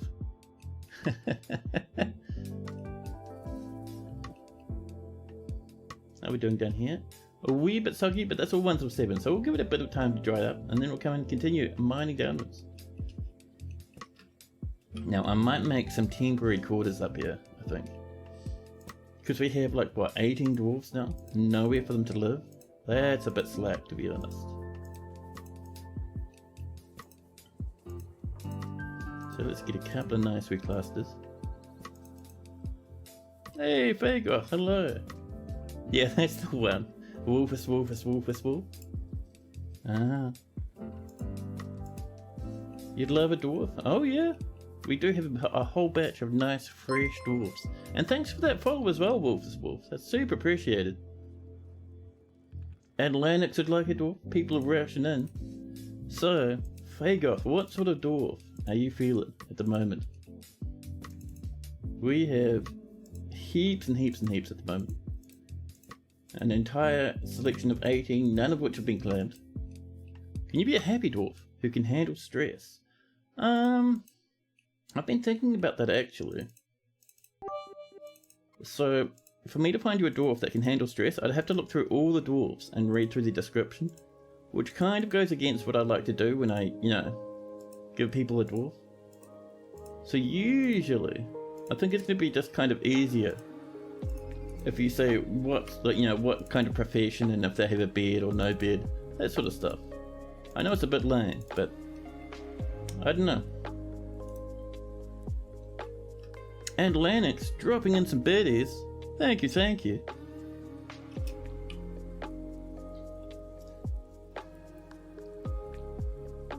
Oh, and Wolfus Wolf would like a dwarf as well. Cool. So Lanix, no, who was first? It wasn't Lanix, it was Fagoth. Fagoth. We have a couple of miners, woodworkers and masons, 2 legendary gem workers, one of which is a jeweler, which is a gem cutter. Oh, you'd want a wood cutter? Oh, we have a woodworker up here. Good old Ablel. Having a sleep. Probably on the floor somewhere. That's our only woodcutter. Oh, we do have a peasant now. Awesome. But yeah, would you like Ablel, the woodworker? Not officially a woodcutter, but that's their only job, and they're our only one who can cut wood. And Claiborne would like a dwarf. People are getting ready for their dwarfs now.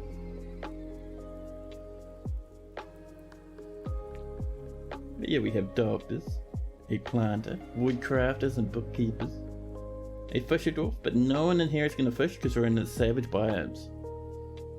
We have, let's see, that leather worker up there. Claiborne would like to be the former monster hunter. Yeah, sure. It's I'm going through in the order in which people put in their requests. So once Fagoth grabs their one, then I'll move on to Lanix. But yeah, let me know what you feel about Ablel over here, Fagoth. Meanwhile, our dwarfs are digging away at these bedrooms. So that's enough for 10 dwarfs there. We have a population of 18, so we need a wee bit more. Oops. Whoa, easy. No need to be so over the top there. There's 5. Oh snap, Claiborne, thank you so much for gifting that gift sub to Tana. It is awesome. But Fagoth, what sort of dwarf are you feeling? Is that woodworker good enough for you?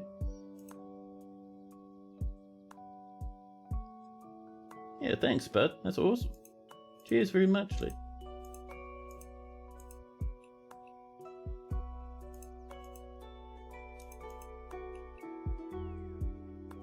Alright, Fagoth is not responding about their dwarf.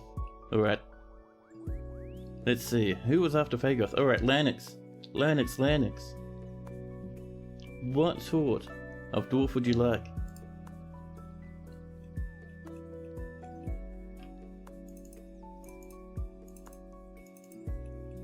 And we'll do some more rooms over this way. Hey, not sleeping up. Hello. Welcome in.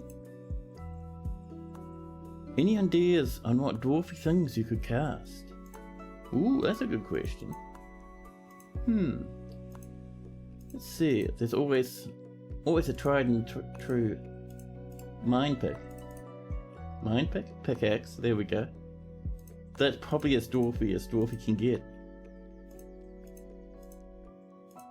So maybe like a little, like a badge or something in the shape of a pick. Or, let's see, a slab depicting a poor old dwarf's untimely passing.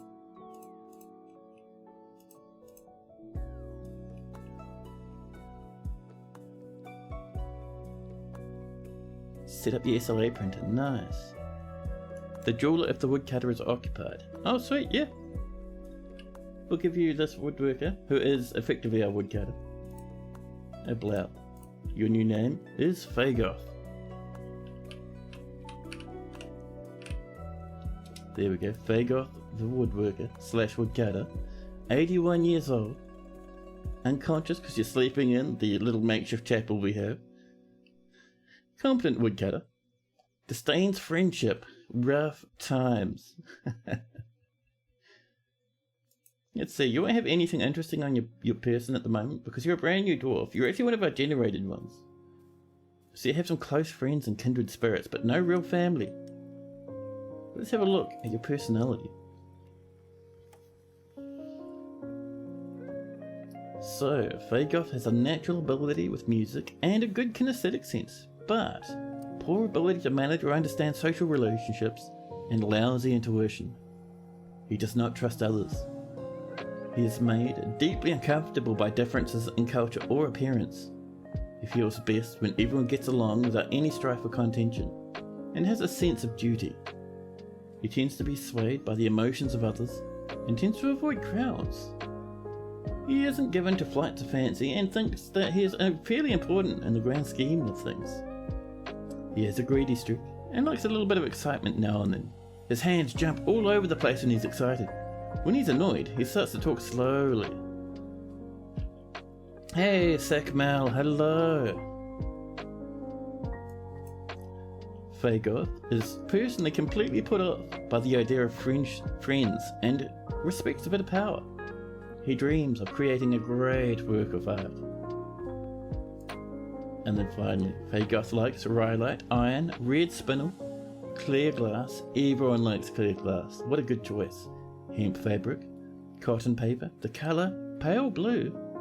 It's a nice colour actually. Picks, puzzle boxes, giant grackles for their raucous calls, and when possible, Fagoth prefers to consume leech and papaya wine, and absolutely detests rats. You've entered the cabins yet again. Oh, that's dangerous. Now, I think Lanix is next. So Lennox, out of the dwarves we have here, our woodworker / woodcutter is gone, but we have all these other ones. Mountains of them. You keep restarting the fort for the dead civ because you keep having design paralysis. Well, you can always, if you come up with a design you like and then change your mind, you can just mine it out and rebuild it using something else. You'd like to be the jeweler? Awesome. Our jeweler's a wee bit grumpy, but their mood will improve. They're a legendary gem cutter and a legendary gem setter. That is fantastic. So, Mayfall, your new name is Lanix.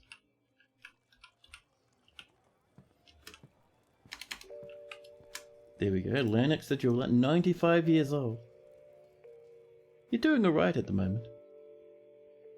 So your annoyances and the reason for your frustration is just like lack of chairs, a bit of an argument. Let's see, lack of goblets, cups or mugs. Oh, drinking water? We were out of drink for a wee while. But you'll get better. The thing about it is that you really have been having trouble deciding about the style the fort is going to be. Ah. I see. No fancy items, but your personality. So, Lanix has an amazing memory, a great feel for social relationships, and a sum of patience. But he has a meager creativity and very little linguistic ability. Lennox does not generally seek retribution for past wrongs, and does not easily fall in love, and rarely develops positive sentiments. He does not have a great and aesthetic sensitivity, and is conflicted by this, since he values artwork and its creation. He doesn't handle stress well, and isn't particularly ambitious. He tends to avoid crowds. He's pretty trusting though, and tends to be a bit stubborn in changing his mind about just anything really, just various things. He does not often feel lustful. He doesn't often experience strong cravings or urges. He personally views the pursuit of knowledge as deeply important, values a harmonious existence, sees competition as wasteful and silly, thinks friendship is important, and values peace over war, and dreams of creating a great work of art. And then, Lennox likes a bit of andesite, some brass, faint yellow diamonds, green glass, barn owl leather, giant orca bone, rope reed fabric, shields, the words of the great despair, the sight of the jewel of walking, and when possible he prefers to consume giant porcupine, cave lobster, papaya wine. Ooh, that's our second papaya wine enthusiast. Teff flour and hard wheat seeds. But he absolutely detests lizards. And relations. Spicute is your master. You may have been in the library at some point. Let's see, former member of the nomadic group, former member of the Copper Order, former member of the permanent Cloudy Tongues. You might be a weird little dwarf. You might bring some drama to this place. You have a master. And you have some acquaintances, nothing major. And let's see, who was after Lennox? Let's see. I think next up is Wolfest Wolf. Wolfest Wolf is fine with whatever. So we'll scroll up and down and move the mouse about, and we end up at the gem cutter. Dudok, who's meditating on trade as we speak. 127 years old, wow.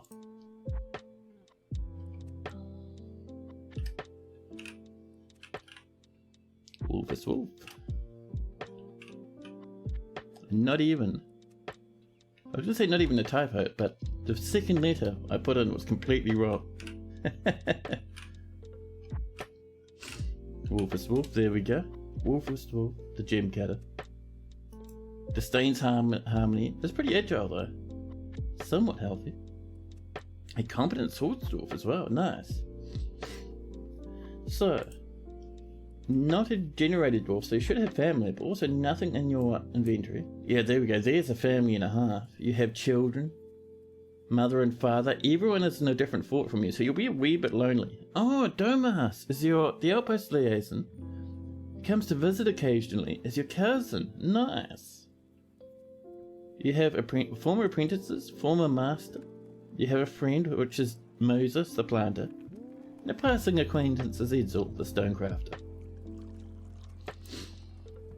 So, Wolfest Wolf has a feel for music, but a poor analytical abilities, meager creativity, poor focus, and a poor memory. She's generally quite confident in her abilities when undertaking specific ventures. She isn't particularly ambitious and doesn't cling tightly to ideas, and is open to changing her mind. She occasionally overindulges, and tends to form only tenuous emotional bonds with others, and she is stubborn.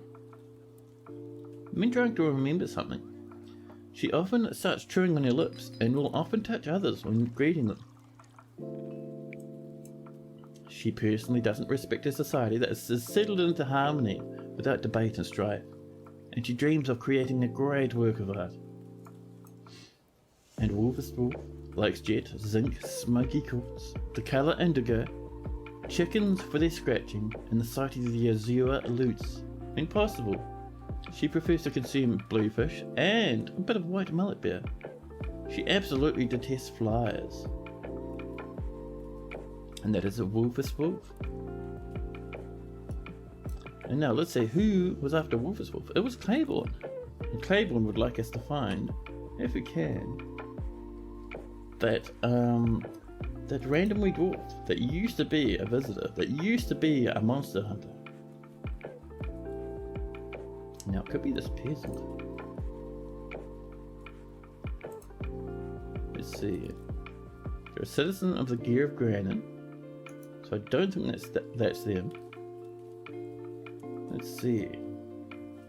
Is it this doctor? I don't think it's the doctor. Certainly not the expedition leader. Let's see.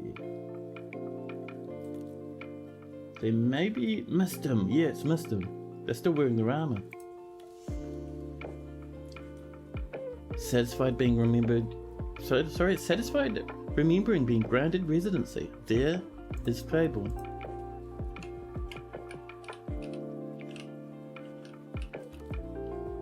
There we go. Now we have a Claiborne. Claiborne the Hunter. 92 years old with 2 lovers. You have lots of armor and weaponry on yourself, and you've been crying just a little bit. You have heaps of family. I don't think any of your family's in the fort though, so you might get a bit lonely. And you have a passing acquaintance in Moses. You have 100,000 gods that you worship. And your personality. She has a great sense of empathy and great creativity, a deep well of patience, a feel for music, and the ability to focus, but she does have poor spatial sense. Claiborne dislikes receiving advice, preferring to keep her own counsel. She dislikes helping others as well. She is an optimist though, and finds obligations confining. Though she's conflicted by this for more than one reason. She prefers that everyone live as harmoniously as possible, and my headphones are about to fall off. Let's see, where were we? She tends to hang on to grievances, and is very humble. She tends to share her own experiences and thoughts with others. She isn't particularly ambitious, and does not easily hate or develop negative feelings. She has a greedy streak, and occasionally overindulges. She's quite polite too.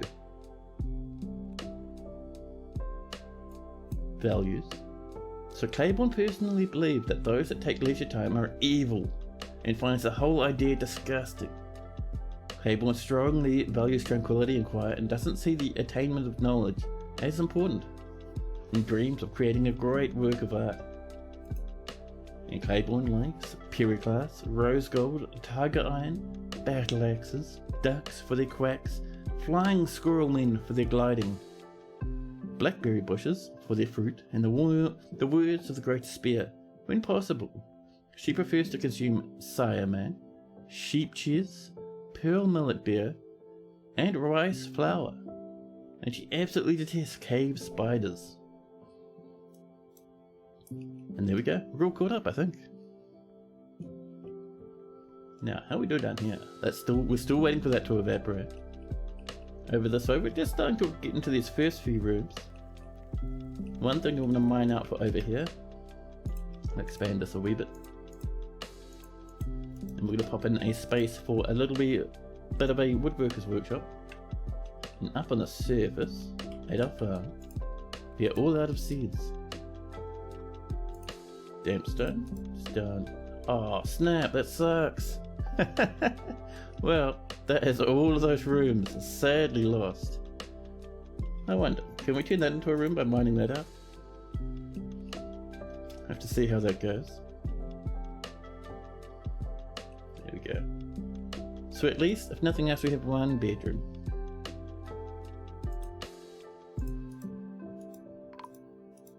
Oh snap. Oh, we're out of food. That's not too bad. We can just sort of come over here and snag a wee bit of this stuff. See, there's some food right there.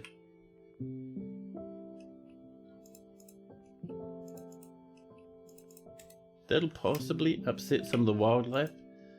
We have ravens, a giant hamster sprinting across the ice, off hunting for berries. We have these merchants that we can't trade with at the moment, and some old people. The reason why we can't trade with these merchants is because we have nothing to trade them.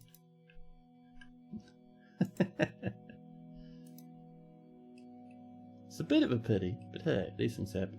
93 drink though, that's not too bad. Oh, this coffee is so bitter. I want another swig of it, but man, it hurts my soul. Oh, 7 damp stone. Oh.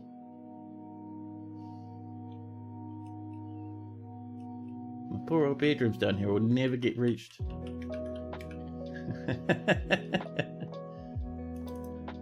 Hey, this is looking good though.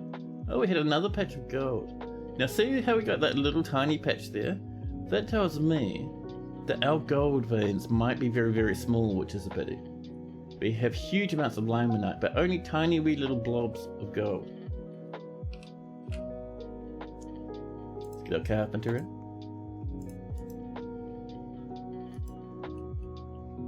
There we go, we got food again now.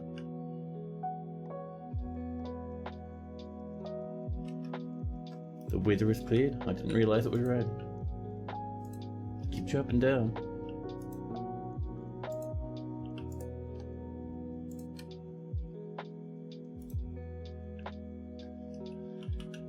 Yeah.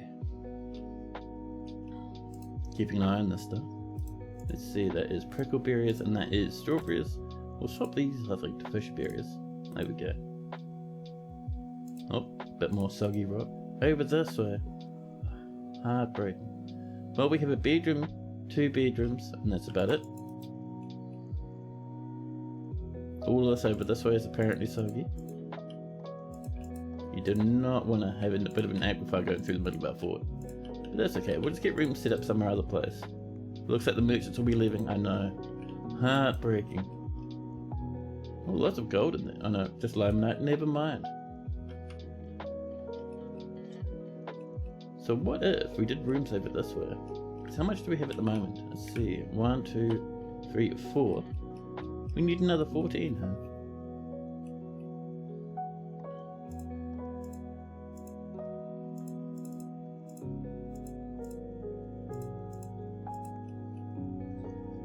So, let's get these rooms coming in.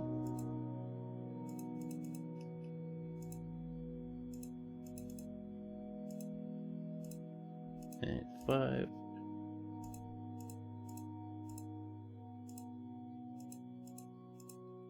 There we go.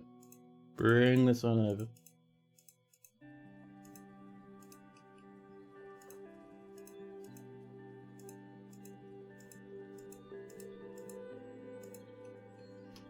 And knock in a handful of doors.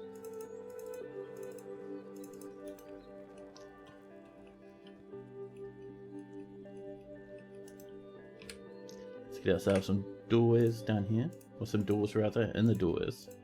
There we go. And if this is done, let's put an order in for, we're going to say 20 beds.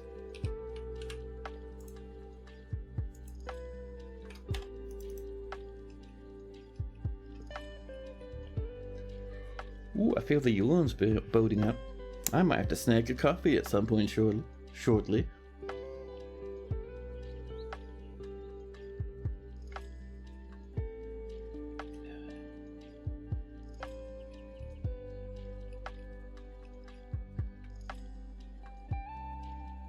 Oh, let's take this down another level if we can.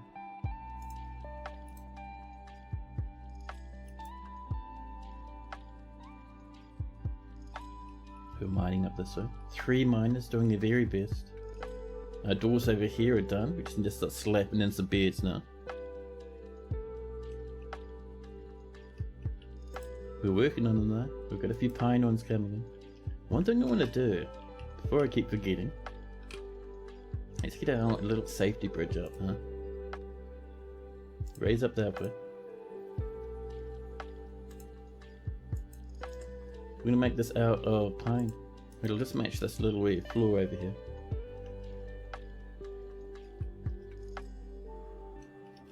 Now, has this been mined out?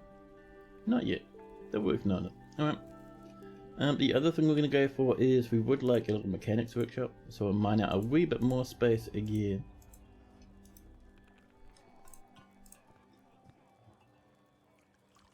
Oh, and chat, I said this before, but every now and again someone new comes in. But, if you haven't noticed yet, we do have a new emote. We have this wee lad. Another new follower emote. If you're into such things.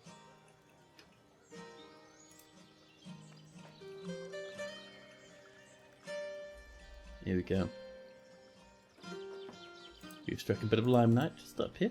Lots and lots of iron in this fortress. Now, this still hasn't been mined out. I'm keeping an eye on it though. So don't want this to flood, because I will be a bit sad. Someone's working on the bridge. They are actually. It's almost there. Oh, this guy's not working on it, he's asleep. Never mind. Right, let's get a couple of beers going on. We'll pop one just down here. Oh, we have a good collection actually. There we go. And that there is our first set of bedrooms. Oh.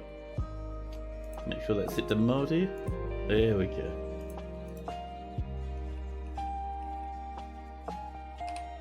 Get ourselves some more doors. Order some more doors as well. Rock doors, perfect. And we're going to say, if there's not 10 rock doors, make 10 rock doors. Nice and fantastic.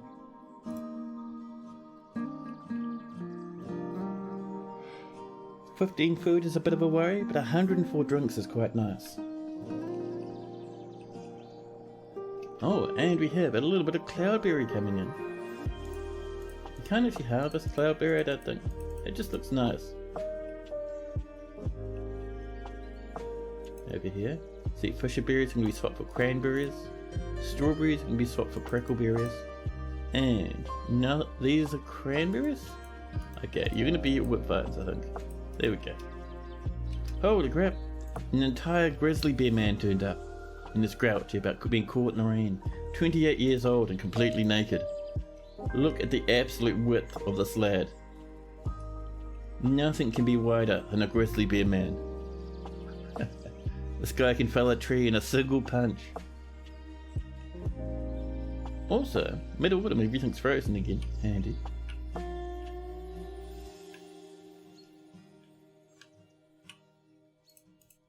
Lots of grizzly bear people have turned up. Nice. Nice, nice. They're the wild types, so they won't hang out and have a nice time. They'll just stand out on the map being sad about how cold it is outside.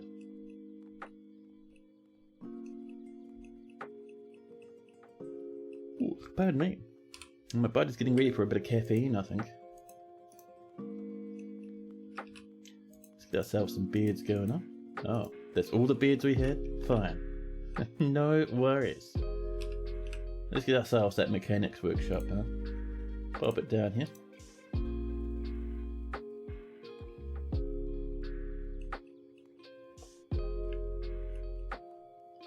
Oh, what are you two up to? Are you having a nosy? And another one's having a mega nosy. What are you up to? Oh, you know what it's coming for? Just down this way, it's going to be a whole lot of beer. And grizzly bears love having drinks, so I'm getting the feeling this grizzly bear man, this little adventurer, might be coming down to try and snag a bit of booze. Are bearmen hostile? Not these ones.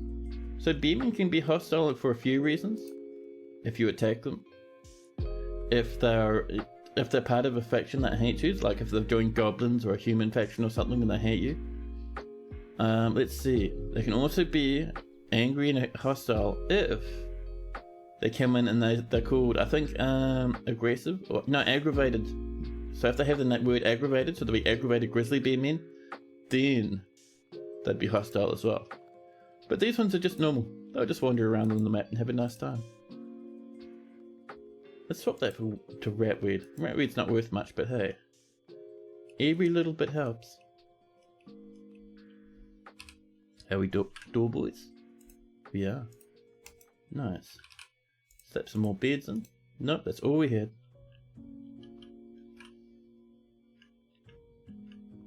And how we doing down here? Whoops, someone forgot to smooth. We might be in trouble. We might be screwed. Quick dwarfs, do some smoothing. As fast as you can.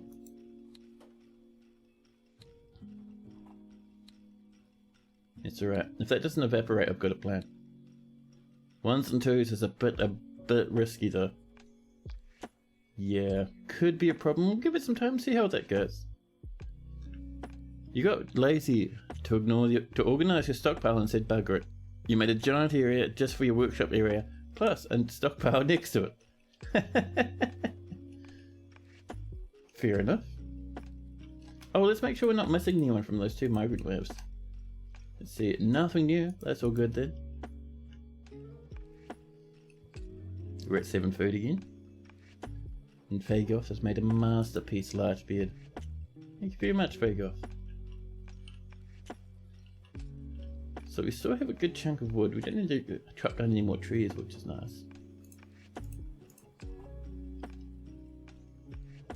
Can animals can graze on cabin soil? They sort of can. So not quite cabin soil, but let me just get this sorted and I'll show you. There we go. So what they'll graze on, if we come down here to this weird little place we got set up, where are you? There. So what they're grazing on isn't the soil, it's the fungus. So for some reason, animals that need grass to live will happily munch on disgusting, rotting cave fungus floors. And it'll keep them healthy and happy. It's the only way to make wood floors better is to make them into blocks before engraving. Or you're overthinking this one. So, I think if you make them out of blocks, the value is probably the same. The reason I make things out of blocks is because for 2 reasons. One, it makes it much lighter for your dwarves to carry around. And number 2, if I take one piece of a tree, like one log, I could turn that into 1 floor. Or I could turn that into 4 blocks, which makes 1 floor or pop. So it's 1 log. Eventually becomes 4 pieces of floor. I don't think it gives you a value buff, but the quality of the item does. So higher quality flooring. So if we had like a log, different types of logs, and then we had like, I don't know, gold or something next to it, that higher value like gold and stuff will give you a better value boost or a better mood boost to your dwarves. More so if they like the material the floor is made out of, and if you engrave it, it actually acts as a multiplier on the floor's value. So it all gets very fancy very quickly.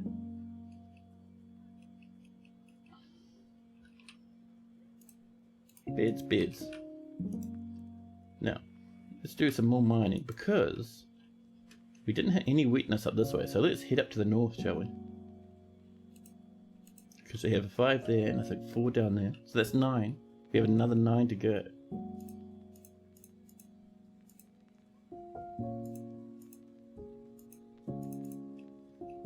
4 and 5.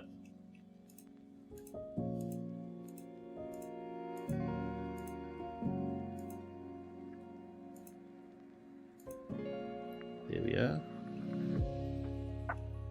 You're looking at some black bronze with nethercap, spore tree, bloodthorn flooring added. Ooh, nice. That sounds heavily fancy.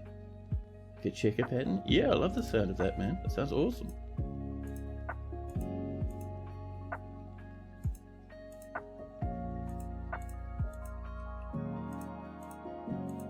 I'm not sure what we're going to do for flooring in this place, so we are going to have a good bit of different types of glass, I think, eventually, once we get our glass working running.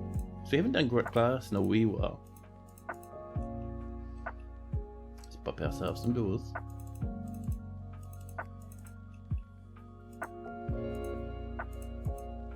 Once all this is mined out, this will be enough doors. Enough doors? No, enough bedrooms, yes. Enough bedrooms for every dwarf that lives currently in this fortress.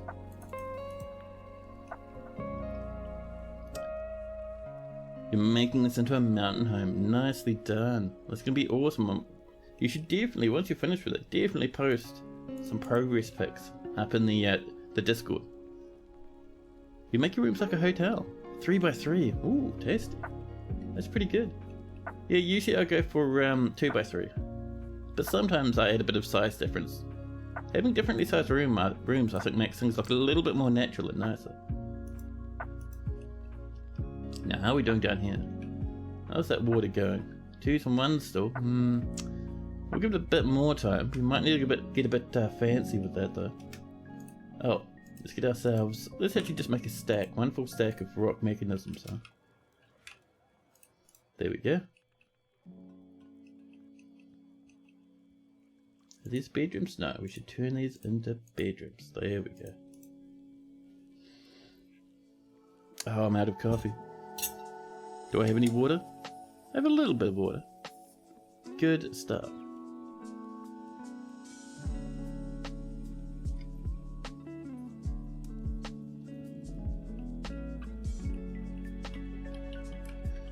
Now, while that's happening, someone down here is working away in the mechanics workshop. We're down to 9 plants. So a bit more surface scavenging. It's very dangerous because we're in a hostile biome. And too much surface scavenging will summon agitated animals, and those will cause all sorts of ruckus. Do I like sugar in my coffee? I don't actually. For me, having too sweet coffee is really, really yuck. I really like the savoury flavour of coffee. That's fisher berries. That'll be rope breeds, and you be strawberries. Oh, these are 2 different things. Alright then, fine. That'll be prickleberries. Oh, there we go. There's our rock doors coming in. You once had a super strong black coffee and you saw your ancestors. I love it.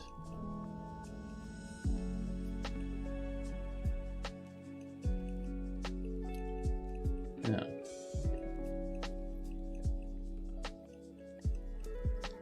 there we go. Little food stockpiles coming along. We have whipped wine pots, river spirits, some prickleberry wine, sour brew, and more sour brew. We're at 11 food now. We might have to butcher some animals, I think, if we don't start picking up our food stockpiles. We have lots of limonite, and we've just had a little bit of brown jasper.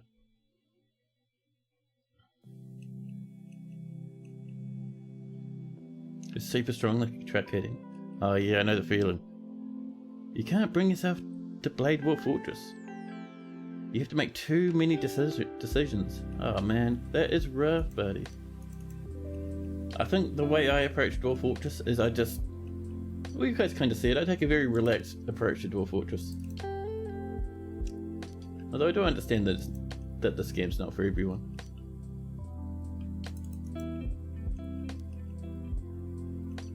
I think for myself, I actually don't make many decisions. I wing it as I play.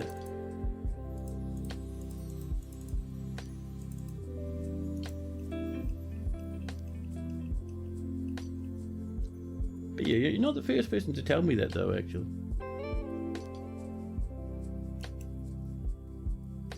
Now, how are we going down here? Ah, there we go. This is mostly evaporated. That is exactly what we like to see. Let's chop that down, see what we get on the floor below. So I'm thinking for most of next year we probably won't get much in the way of migrants, because I forgot to trade. But that's okay. So while that's happening, every now and again I like to have a look up here, especially just keeping an eye out for agitated stuff. In savage biomes, man, those things will come in completely unexpectedly and just bully you out of existence. But I think for the minute, just for a second, don't you love the smell of a pool of alcohol in the morning? Just getting the feeling of a dwarf just like sniffing the beer barrels. Oh yes, this one's especially potent. You can really smell the sewer in the sewer brew. You talking about real life? Oh snap, did you have a bit of a spill? That's rough, man. These are coming along. Oh, this one's ready. Remember, these are only really like temporary bedrooms. We will get some proper ones coming up once we start kind of sorting out that aquifer. Resin prints get cleaned in IPA. Really? An IPA though? I thought you'd be doing it in like a little bit of methylated spirits or something, if you wanted to clean it with alcohol. But IPA, that's brutal, man. That's hardcore. Bedrooms. Matt's still in multi. That's another stack of 6. There we are. We have all this up here to be done, and I think this set we should be almost there with the amount of bedrooms we need. Because that's 5, 10, 15, and that's another 4, and that should be it for all our dwarves. That won't do it, really. It has to be IPA, as in like Irish Pale Ale. That is strange to me for some reason.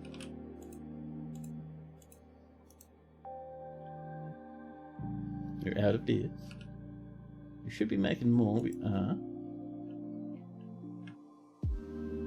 Damp stone, perfect. I was kind of expecting a bit of that. The outdoors are having a look. Although, those are still flashing. Is that because you're going to mine through that? They are. I think we've broken the aquifer. I think the only reason that there is damp is because of this. I reckon we can mine straight through that. We've also hit some mudstone. Oh, I see. Yeah, see? I've been spending too much time in New Zealand. I need to widen my horizons. IPA, Irish Pale Ale. If you're too much into your craft beers, but no.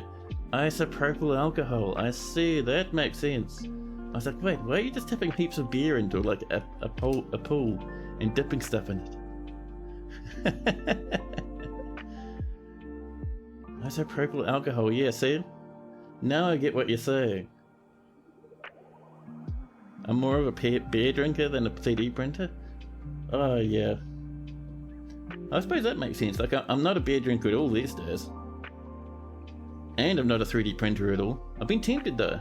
But as is, like, my problem with me getting into 3D printing is I'd have suddenly so much more stuff to paint than I do at the moment.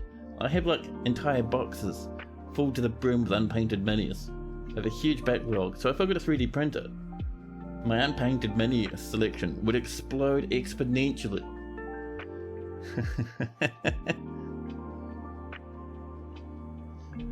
You usually make more messes and clean them when you're full on APS. You've never seen any NZ drink as heavily as the Aussies. Oh man, New Zealand has a big drinking thing. It is ridiculous. Now, how are we doing down here? See, I'm thinking all of that is just from that little splash of water there. I think we're fine. I think we've defeated the aquifer. So let's dig way down, huh? Tana's gonna go and sleep. Thanks for hanging out, Tana. Have a nice sleep.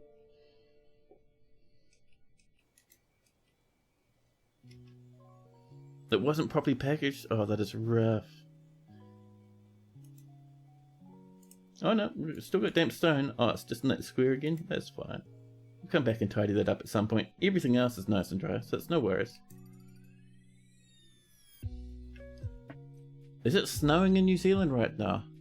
It might be. Like, so the further south you go in New Zealand, the more likely you're going to encounter snow, right? So where I live, it's not quite far up north, but it's in like the middle of the north, or the upper third of the North Island.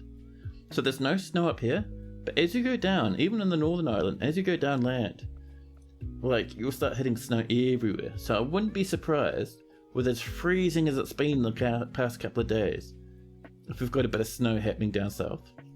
Not where I am, man. If it snowed up here, I'd be losing my mind. I'd be going absolutely just off my rocker. Should not be snowing up in Auckland at all. Let's pop ourselves in a bit of leather. We'll pop it in here. There we go. Someone will get that set up. And do we have some more beds?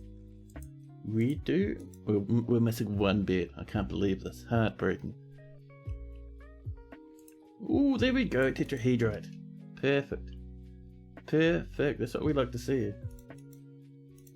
That'll get us all the ingredients for black bronze. Depending on how much gold we can get our hands on, we might be able to smear the fortress with it. You're Korean, but you live in Malaysia. The weather here gets super humid and hot. Oh yeah, I cannot handle humid weather. I cannot handle hot weather. For me, if it's cold, I'm happy as can be. We've struck some cobalt as well. Oh, and some quartzite. Nice pink stones. Perfect. But yeah, I'm going to pop us into BRB mode, because I need to use the bathroom. I'll be right back with you in just a jiffy.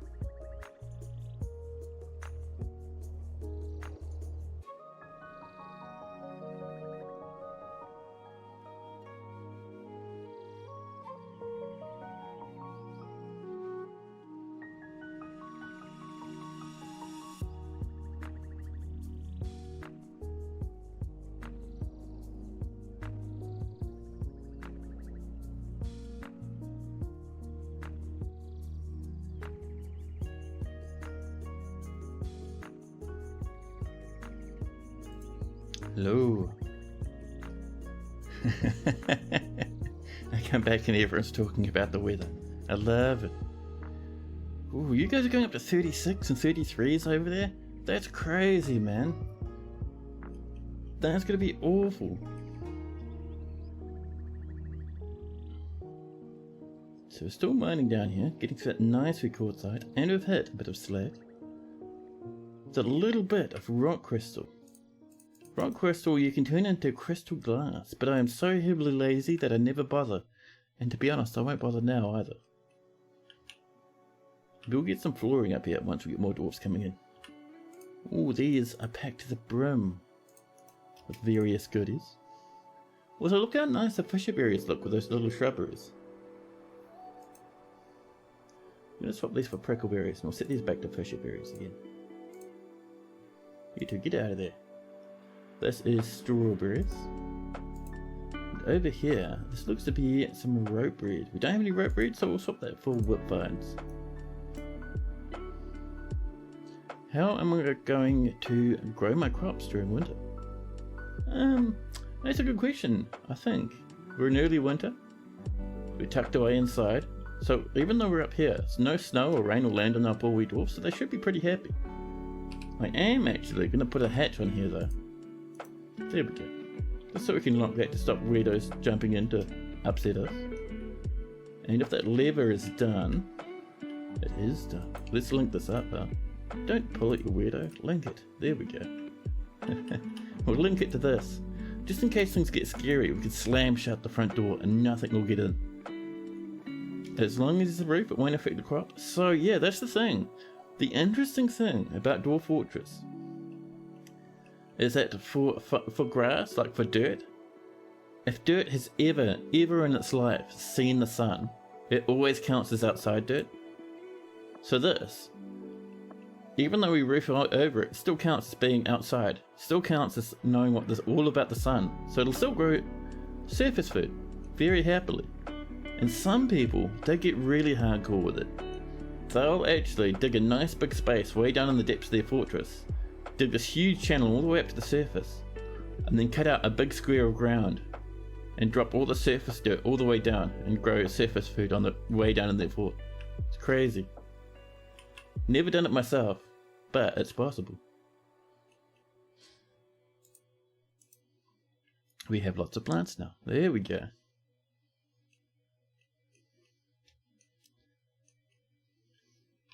Do we have a bed? We do.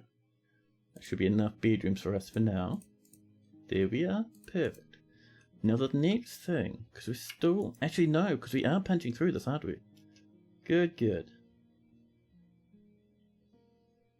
Now it looks like we've hit the bottom just down here. Right next to that rough rock crystal. Let's come down to... What do we got? 60? Sounds nice. And all our beds are done. We got a little bit of snow landing on our bridge over here. Heaps of pine seed cones over here. Pine seed cones? Why not just call them pine cones? Well, anyway. I love that little splash of water is still there. Even after all this time, it's still not evaporating. It's fine, we'll get it sorted later. So. Ooh, that's weird. Inappropriate dig square. What do you mean? Spooky. Anyway, let's see. So I am interested in getting a little place for our dwarves to have something to eat. So we might create a dining hall, just temporarily until we get a proper place set up.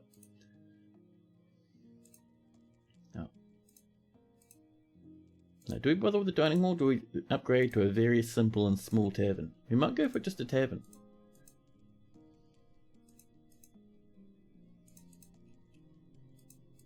There we go. Couple of doors, and there we are. We'll pop some tables in here. Not enough space for dancing, but it'll be fine. Ooh, a bit more tetrahedrite.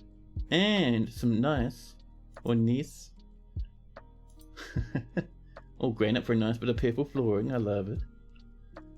Do I have a theme for this fort? Good question. Now, I think for this fortress, I'm interested in having many underground rivers, nice big waterfalls. I'm interested in having a nice, humongous great library, because I do want to get fortress necromancers. Now I think, let's see, other than that, I would like to get my hands on as much black bronze as possible. So we might do a lot of trading just to bring in all the copper and gold we need. We have a little bit in the fort, but I don't think we'll have much. Oh, diorite too. Wow, we're spoiled.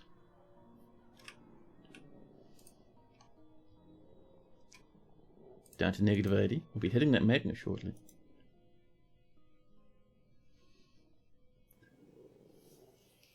And that's how you get surface tiles down below? Yeah, that's the one.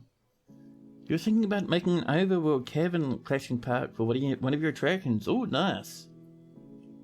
Black ones? Yeah, it is, it's interesting because in the previous versions of Dwarf Fortress, like the old versions, like 47 and stuff, I think black bronze was like a nice, really dark purple sort of a colour. But in Steam version, it's just flat black. It's still a nice material though. It is very cool. Way up there with rose gold for me. Bit more brown jasper. Let's get our doors in here. There we go. And let's put an order in for tables. Oh, let's make them rock tables for now. And thrones. There we go. And once those are done, we'll use it to populate this.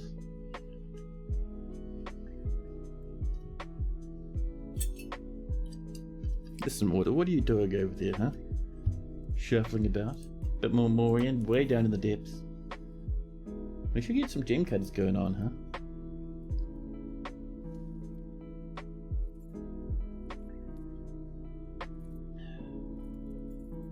I'm just having a look. Just trying to figure out where a good place to set up our proper fortress will be. So far we haven't had any other cavern layers on our way down through the earth. Are we still brewing? We are. Good. We have 184 drinks. I think it's about time we start getting lavish meals. And we're going to say, if there is drinks available, I'm going to say if there's about, for now I think 150 drinks, make a lavish stack of lavish meals. Yeah, that should do. Our dwarves are still digging down right through the gabbro. Really want to hit that magma. Start getting some goodies coming up.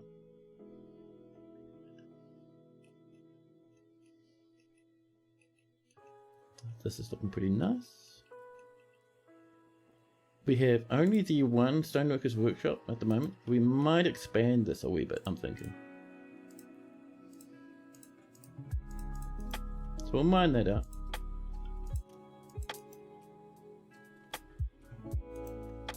Having another look down here, seeing how we're going on this mining trip. We should be coming down to negative 80.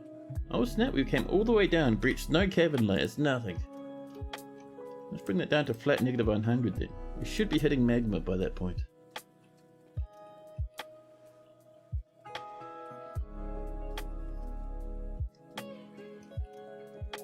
Lots of dead things down here.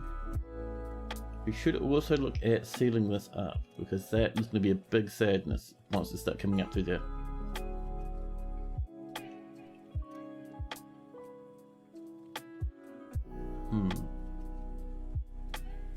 So it breaches just on one side actually, so we can just do a bit of flooring exactly like that, and that'll just seal up every access to that cavern. Nice and easy. Yeah. Now farms. Are you okay, farms up here? See, no snow is getting through. Our dwarves can come up here. They'll probably feel a little bit chilly, but that's okay. So let's swap these for cranberries. These can be whip vines. Ah, there's another cavern and a magma pool. Nice. Magma pools, always a good time. There's our magma sea. It comes all the way up this magma pool, which comes up right here. Awesome. Well, I know we were going to put our little magma forges then. Right on this layer. So where did we breach is the main question. So we're mining down, oh, we breached right here. Right, that's a worry. So, we are going to wall there. Ah, that's multiple levels, that's annoying. Then the best place to be at wall would be here. And here, and once that's done, we'll put a spot in the middle. Forgotten beasts are immune to lava? I think so.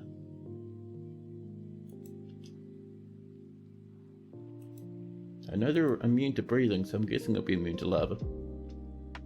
Morians everywhere. We're still tuning right down through the earth. Man, that is tall. So this is the top of that underground volcano. Magma tube. See? If we zoom out a bit, you can zoom all the way down, and this is in change shape, and it hits right into the magma. Cool, right? It comes all the way up to -84. Awesome. And these walls are being done already.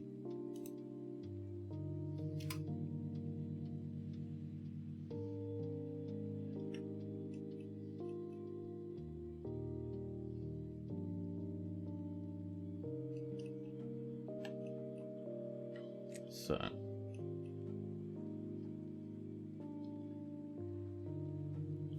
we're running low on pots, but we have plenty of drink. We've got a good amount of food coming in now because we're making lavish stuff. But let's make sure, actually, we're not turning our drinks into dinners, because that drives me up the wall. It's annoying.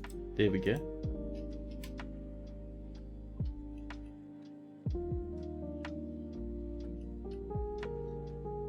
People are crafting away quite merrily.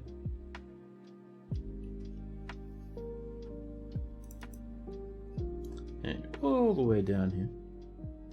Just having a look at how this is coming along. Ah, there we go.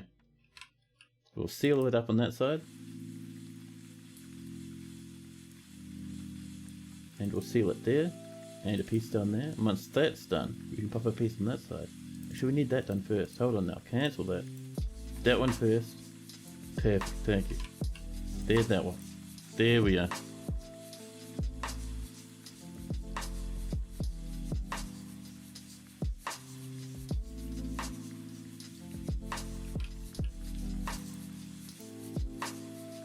But yeah, big goal for this fort, black bronze everywhere. So we'll be bringing in as much black bronze as possible. We will be bringing black bronze, but we want to bring in the materials to make black bronze. And this looks to be completely sealed, which is so good. So, this magma, this is what we want.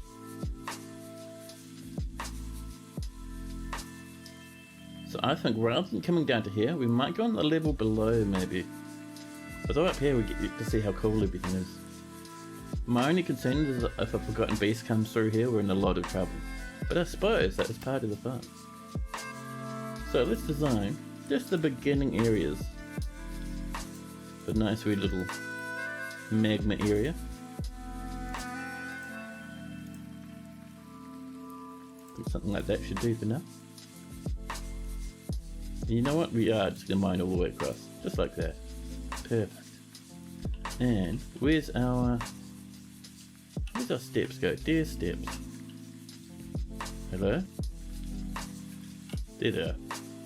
Now they come down to here, which is a bit too shallow for us at the moment. Way on down, buddies. Oh, down to here, intersecting with this. I mean, that's not the end of the world. We can just do this.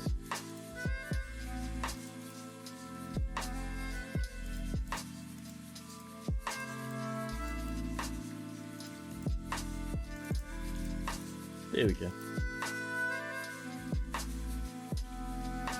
Meanwhile, on the surface in the farms. Oh yeah, we've run out of cranberries. That's going to be ratweed.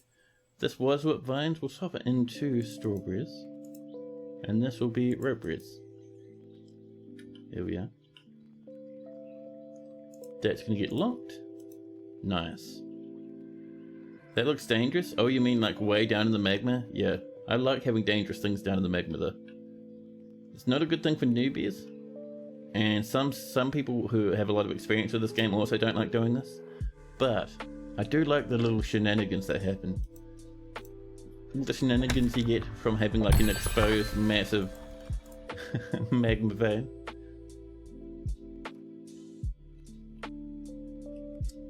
Yeah, so we actually, one thing I need to do, let's set this to be our forges. So we can whip down here nice and quick.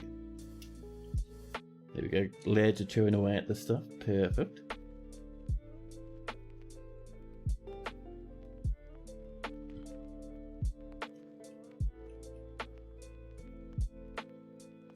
Now for a forgotten beast to come over here, they'll have to come in from this way and decide to just fly along.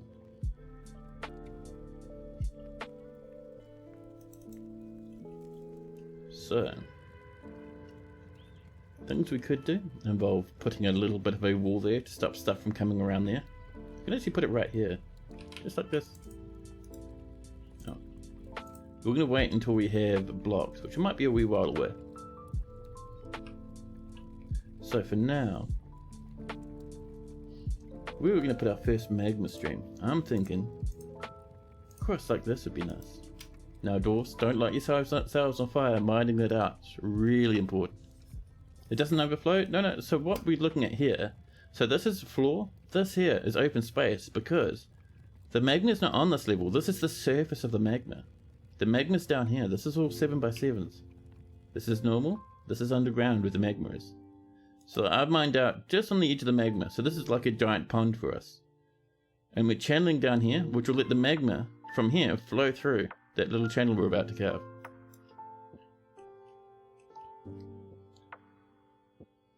Oh, careful now, dwarfs, there's the one.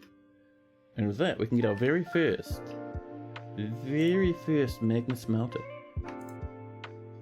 Or bubble, right there.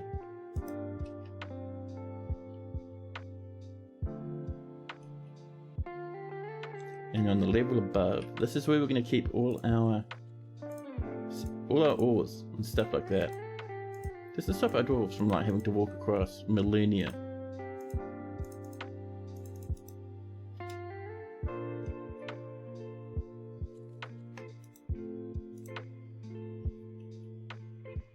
There we go. Now I was thinking what might be nice is actually having a mini tavern and bedrooms specifically for people who are going to work in the forge area. That's going to come like later on once we get like 50 population or something. But that'll just let us have like legendary dudes that hang out down there all the time. Should be good. Is anyone using these fish-up areas? Doesn't look like it. We'll pop them in there. That's going to be whip vines again, and there we are. But this is now working.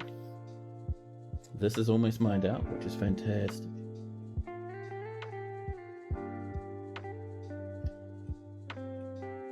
And this we're going to turn into a stockpile. A nice big one. And this will be for stones, but not any stone. Only metallic ores. There we go. Economic stuff like coal is fine. And I think lignite would be good, limestone, marble, dolomite, chalk. I think that should be good, because that is all flux stones.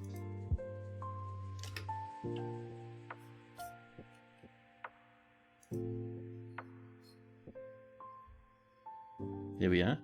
So with that stuff, our current job is you want to start smelting gold, smelting tetrahedrite. So let's look for gold. Oh, why not just smelt? Or even native gold. That makes more sense. So, that native gold and tetrahedrite. And what have we got in the way of iron again? I know it was something. I think it was limonite. Limonite, are you iron? Yes. And limonite. And we'll turn that into steel later. But for now, we're just doing the raw stuff. And we're going to say Let's see if there's limonite. Smelt it. Same with tetrahedrite. We're just going to do that. Say if there's tetrahedrite, then smelt it. Should be fine. It'll be no worries. And then our native gold. If there's nuggies, then smelt them. Nice and easy. Do we have a military? No, we only have 18 dwarves. I don't do military until we get up to like 30 or 40 dwarves.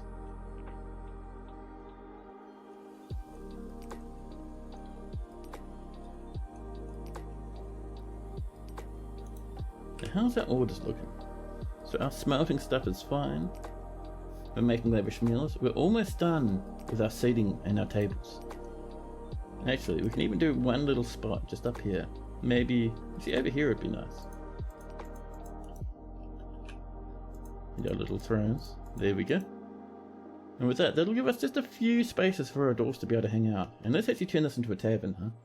So, meeting area. Let's paint that up. Oop. Clean up those little wee dangly bits around the edges there. And we can say, new inn/tavern, the Inky Garlic. Nice. You want to have a garlic in your foot as an intelligent dude. Oh man, yeah. It's not impossible. They will come over as adventurers occasionally. I've had it happen a few times.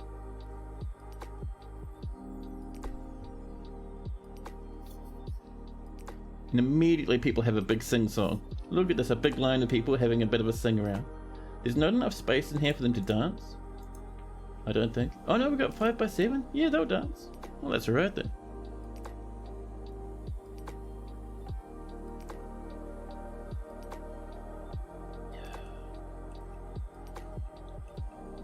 So now, if you remember from before, we did have someone who was a wee bit upset, didn't we? Not anymore. The worst is that we have dwarves that are content. And that's not bad.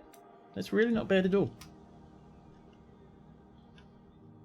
People are coming down, smelting native gold.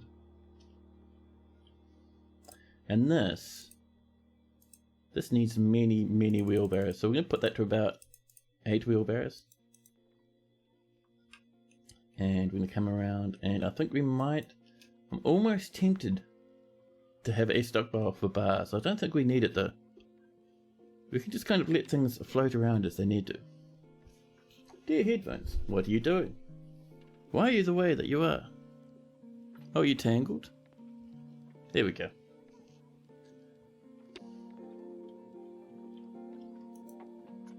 More rock crafts, there we go. It's our first set of rock crafts. Now, we have hit the magma. Where are we going to put our main fort? We could just flat out put it down here.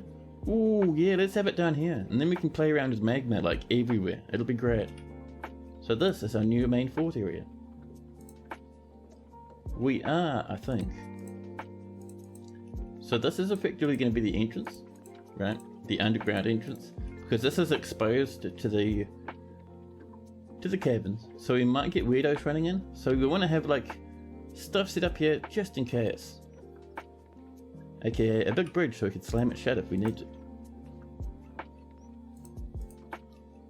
There we go. So we'll mine that up. And in here we're going to have bedrooms, we're going to have workshops, we're going to have all our goodies.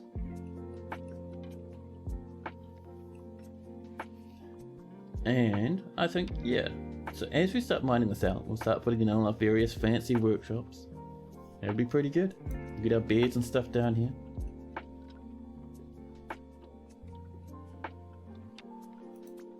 A snowstorm has come. Which is fine for us because every part of our fortress is underground now. Oh, we've got some strawberries down there. Nice. The only thing we're going to have above ground is we're going to have a little mill station set up like maybe around here. That'll have some windmills and stuff on the top. And that'll just grind all our millable plants for us. But yeah, down here, we're going to have like open magma streams everywhere now. It's going to be fantastic. Also, gold, iron. Our fortress is coming together. Slowly but surely. You have 65 food, which is pretty low. Good amount of drinks though.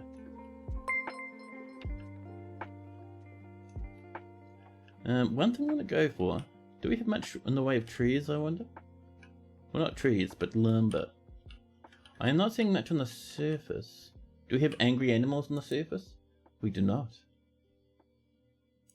Well, if we do not, then it's time for a quick bit of a choppy chop. There we go. And that is going to give us some wheelbarrows.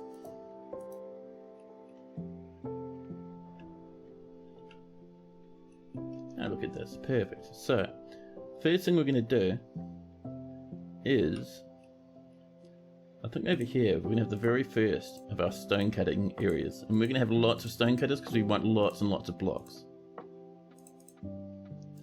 So we'll get this going, and we'll add more and more of these little areas as we need to. But this is a good starting point, you know.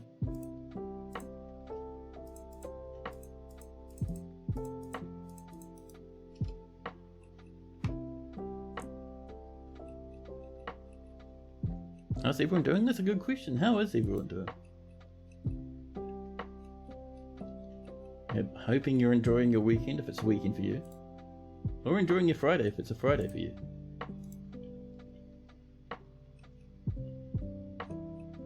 Here we go, we're already showing through this way. A dancer has come to visit. I'm getting the feeling everyone who's in chat is currently lurking.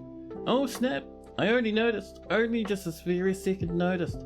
I don't get the little alert noise popping up on my end because of my fantastic and amazing OBS setup, but Carl0, thanks so much for that follow. That's super appreciated, thank you very much.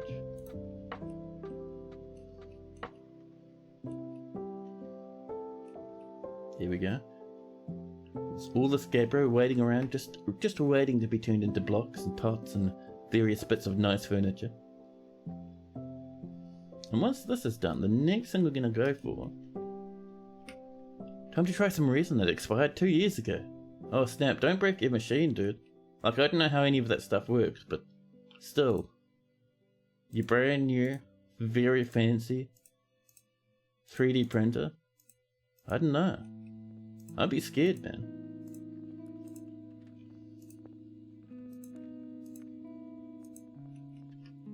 There we go. That's going to be a little gem worker's place.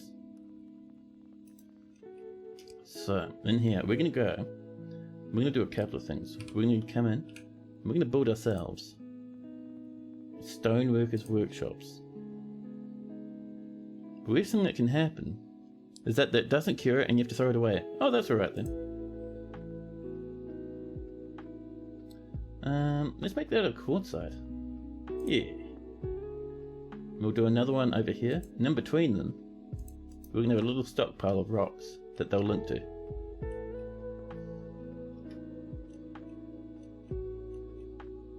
Man, I've got to say, having different rock shapes for different rocks is so cool now. I'm so into it, man. I'll be doing it offline for a while, and I like just how it adds like this different sort of flavour to the game. You just need to test it. Yeah, I hope it works for you. Bit more Morian being struck. Perfect for our little regime cutters. Let's actually order that, huh?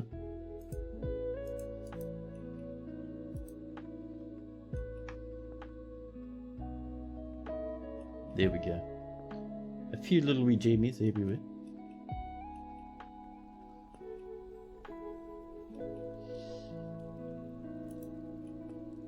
Our mine is getting pretty quick, man. There's workshop number 1. And if we chop down those trees, let's put an order in for some wheelbarrows. Oh, we should probably make them wooden. There we go. Wooden wheelbarrows. And rather than 10, we're going to go for flat 20. That'll be pretty good.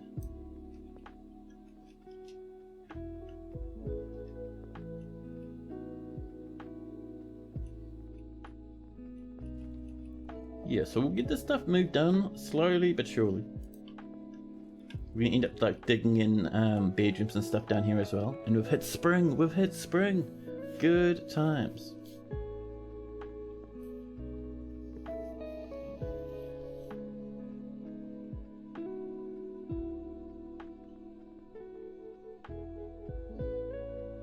But yeah, we're gonna have exposed magma just running all throughout the fort now. It's gonna be great. I'm so looking forward to it.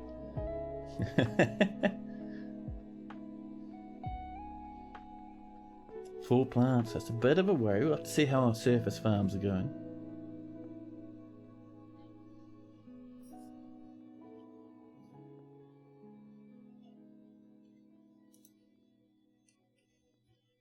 So over here, one thing I'm going to do is I'm going to channel down right there. And once it's channeled down, we'll punch through there and link that up to that magma pipe there, and just start letting that magma flow on over.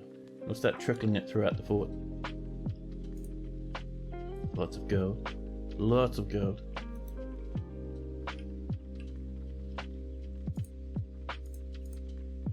We'll get that coming.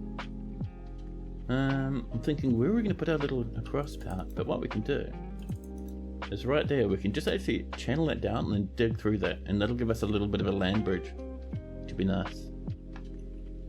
Oh, we're channeling. Suddenly a goblin bard has come to visit. So down here,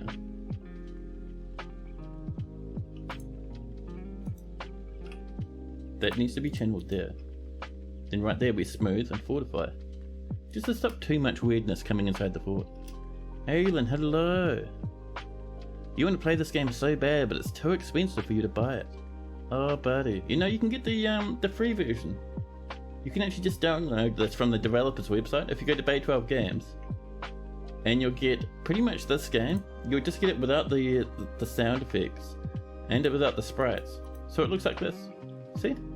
And lots of people love playing this way. You see our magma pool there, our little wee forge down here with a happy smiling dwarf working in it. You see our rooms we've been working on. And see, we're coming up and all this stuff here. This is the cavern. And up on the surface, there's our trees. And you see all the nice grass. And the cool thing is, if you're doing it in ASCII, you see a lot more detail. Like the grass actually looks impressive now. And you'll see smoke looks a lot better. And you'll see mist and waves look a lot nicer. And you'll see glinting and shimmering windows. Does it have mouse support? It should do.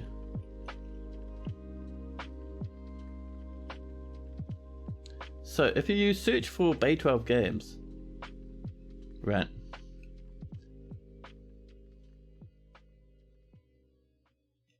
Napalm Fostum, that DF hack one, that starter pack will be probably for version 47, I think, right? Not for version 50, which is fine. But if they go on wanting to have the version 50 experience, I don't know. But yeah, there's a few options out there. And let's see. Yeah. It is not maintained currently for the current version. The current version doesn't support modding in the same way the old one does. So I think they're all still working on that. So like it supports DF hack, but it won't give you version 50.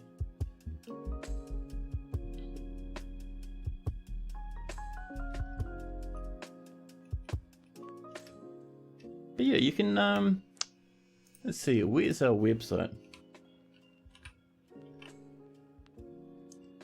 Top games.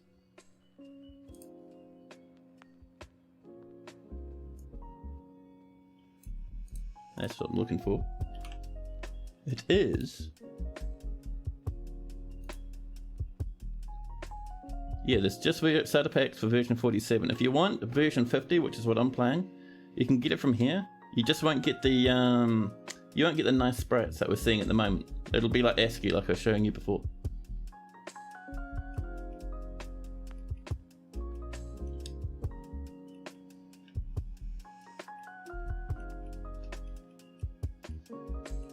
So let's see how gem work is going, huh? So BOF. Not even F, we just want to come onto this side to our jeweler. And we'll have probably two of these, I think. We'll make them out of quartzite, because quartzite looks amazing. And pop one over there. There we go. And this is looking nice. So, first thing we want to do is a bit of smoothing right there. The old version is too hard for you, you can't handle it. The newest version should have mouse support in the free version, in Classic. That's my understanding anyway. In Classic you get everything you see here, except for the fancy graphics and the music. So you just go full ASCII mode all the time. And we'll pop in some fortifications there to let the magma through.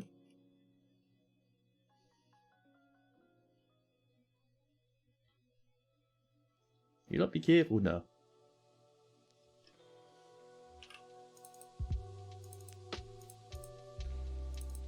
And we'll channel all that out, and hopefully our doors won't burn to death doing it. You thought mouse support was Steam exclusive? No, because the game doesn't work without the mouse anymore. Like, if I was gonna build floor, I can't move the placement around without the mouse now. I can't move it with the keyboard. For the tile sets, the starter packs are nice. Oh yes. Here we go. And we didn't lose anyone, how about that? However, I did forget to put in a piece of flooring here. So slap in. It says we can put in gold bars if we want, but our doors won't be able to reach it. So we're going to go for just a little bit of gabbro. It's very close. But yeah, with that little fortification, that'll stop monsters coming through, hopefully. Like sometimes the flow will push them through, but sometimes not, you know. You prefer the tile sets? You found them more readable than the Steam graphics? Yeah, in some ways the tile sets are better. In other ways, I don't know. In other ways I do like the Steam graphics. I am a bit weird though. Especially with stuff like waves and glimmering windows and the way miasma and smoke and steam looks.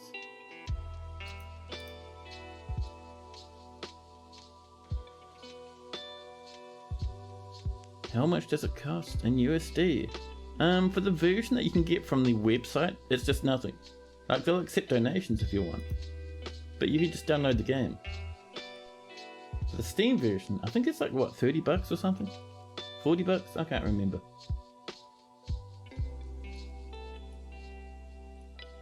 Here we go, we've got gem workers, so let's cut some gems, shall we?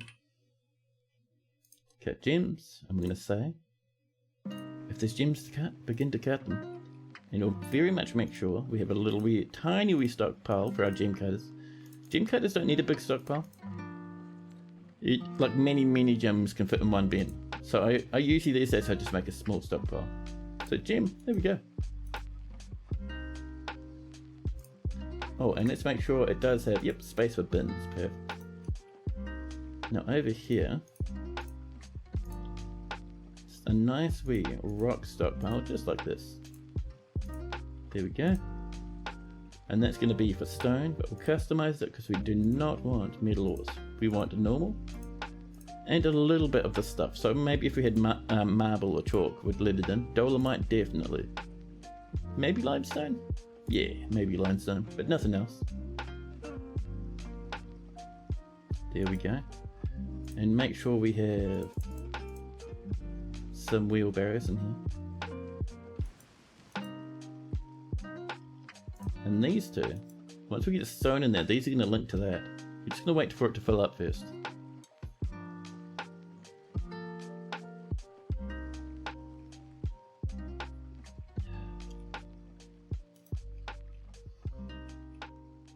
Look at these lads hooning about.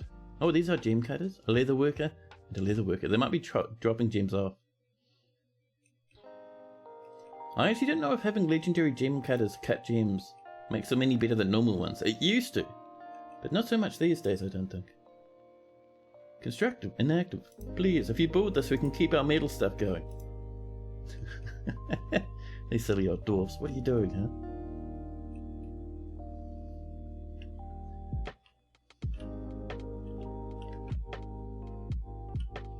Now, let's have a look.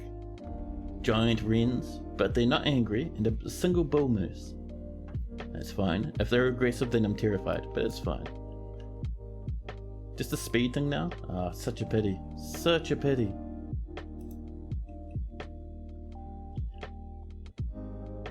Hopefully Toadie will change that back again.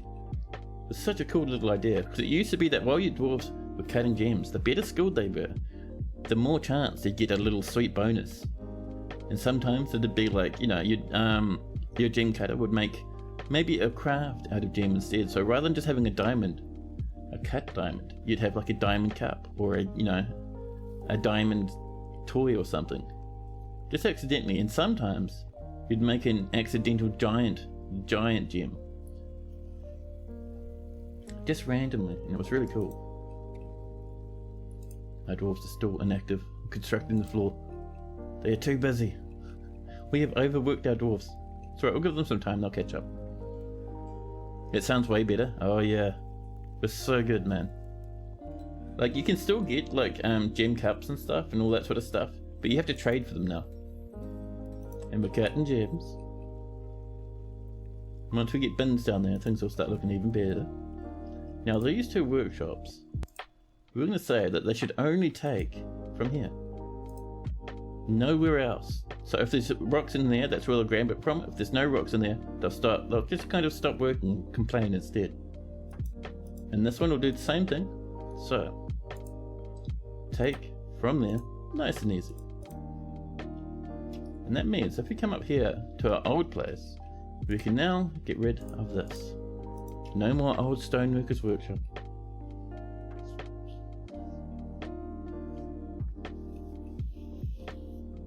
There we go. We're making those wheelbarrows. And we've made a few. You can see this lad here, this planter, currently pushing a little wheelbarrow along in front of them. Cool stuff, right? And when they put stones and stuff into it, you'll be able to click on the wheelbarrow and you'll see a list of everything they're hauling. There we go, they've grabbed something. We can see they've got limonite. And because it's in the wheelbarrow, they'll move really, really fast now, instead of hauling something slowly. Off they pop. Nice and quick. And this is getting torn down as we speak. There we go. All ripped up, and now we see all the items that were in it spilled everywhere. That's fine. Oh, have we done all our chairs and tables? Nice. Let's get some more down here, huh? We have 6 more. And our thrones. 4, 5, 6. There we go.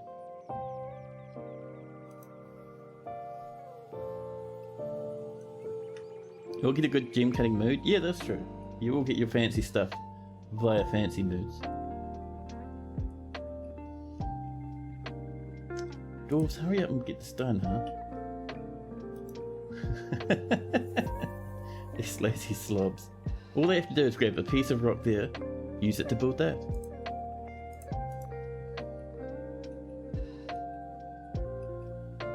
Over here, gem cutters are cutting. And once our wheelbarrows are done, we're going to make some wooden bins.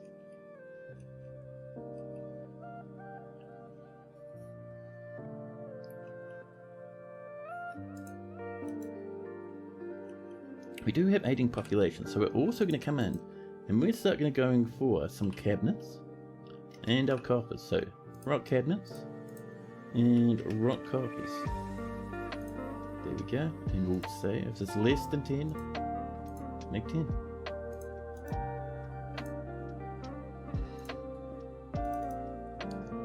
No migrants because we didn't do any trading at all the last time. So no one's interested in turning up. But that's okay. That'll change very quickly once we get this working again. We just have to wait for dwarves to finish building this. Dwarves, hurry up and build it, huh?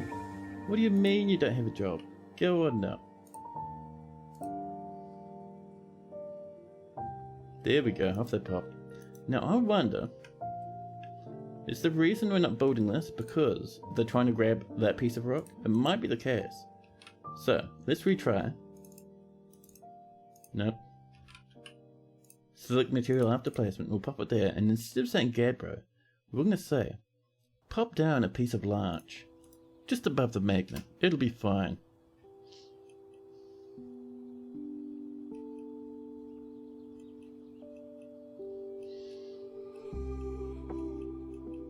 There we go. Now,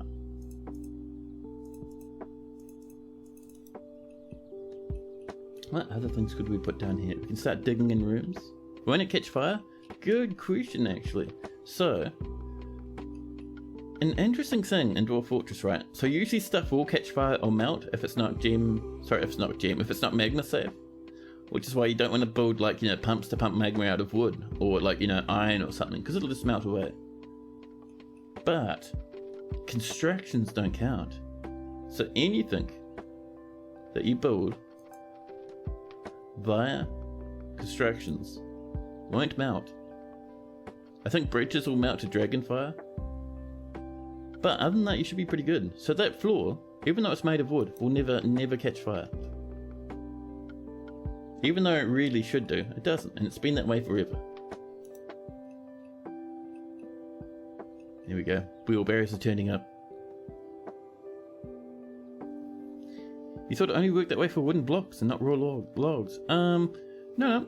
Like, that's a good question, but what you probably caught was, if we come into here again, into construction, so it works for walls and for floors, and it can be made of any material. So you might have just seen, someone might have been talking about blocks, but they were meaning walls. But yeah, a wall will never catch fire. Printer is printing. Ooh, nice. What's your first print?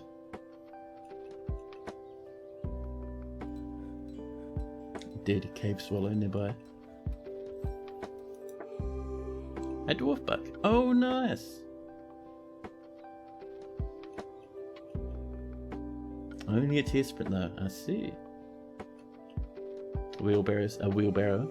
Things are looking better and better. And see, this lad making this stuff is grabbing it straight from here, so they'll work really, really quick now. Same with this one. We'll only take it from there. We'll never even grab that piece of rock. Only if it's in the stockpile. One detailed face. Ah.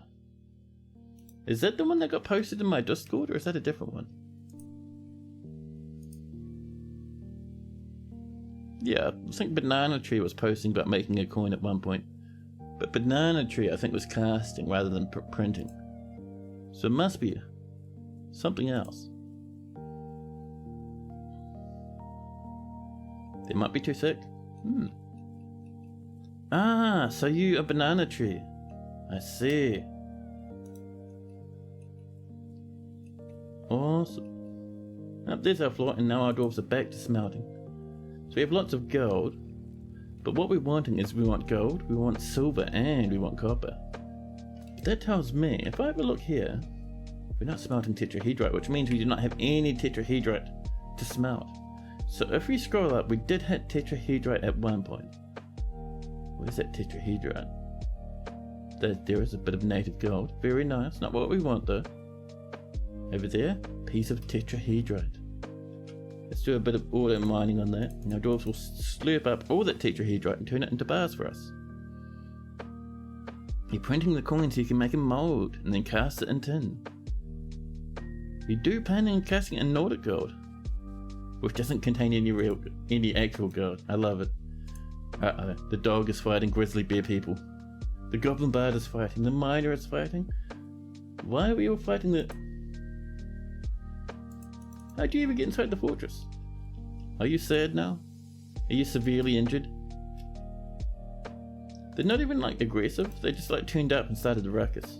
Yeah, get out of here, go on, get out of someone's bedroom. You absolute menaces. Listen. I'm gonna say,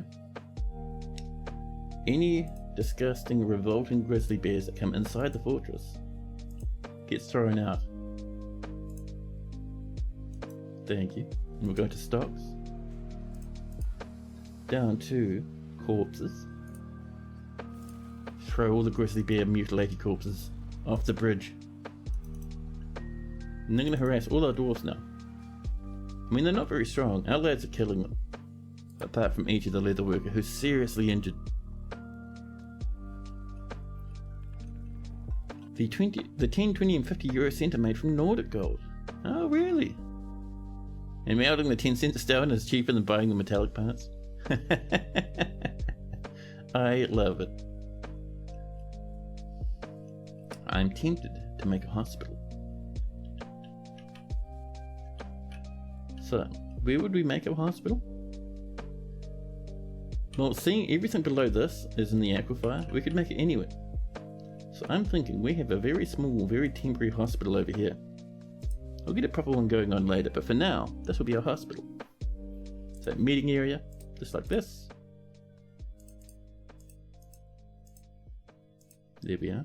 Accept that. And we'll assign it to a new hospital called the Armoured Houses.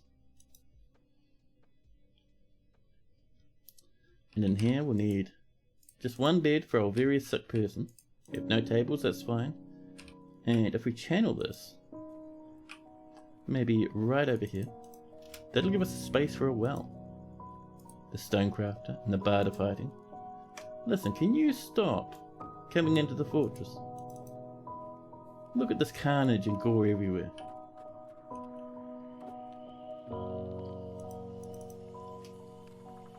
And let's get ourselves a chief medical dwarf.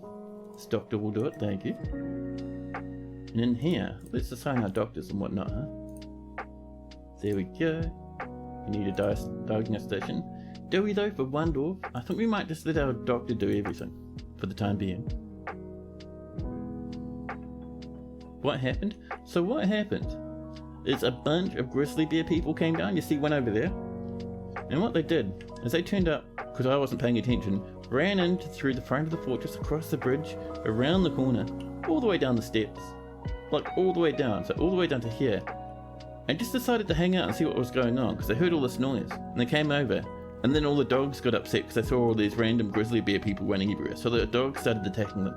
And then the grizzly bear people got really angry and started attacking the dogs and the dwarves. So there was this huge fight. No one died. Someone got injured, but that was about it. Let's see, you are doing some surgery on our leather worker who this is our only injured dwarf and they're unconscious at the moment. They cannot stand, cannot grasp and have sensory nerve damage. Their neck is cut open. Mangled, bit of bruising on their upper spine. Their elbows are just ruined. Smashed up foot. All of the stuff ruined and smashed to pieces. Absolutely sad dwarf.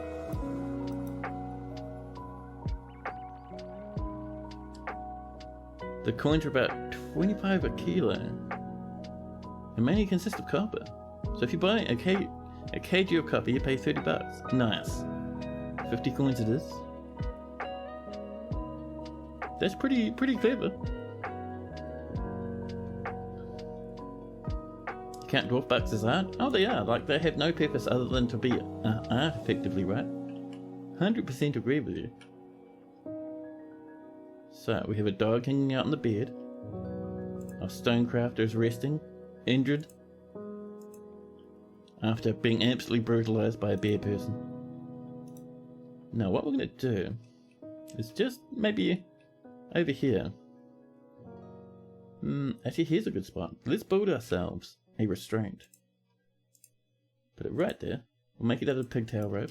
And we'll attach a dog to it, and the dog will bark and annoy any wild animals that come close.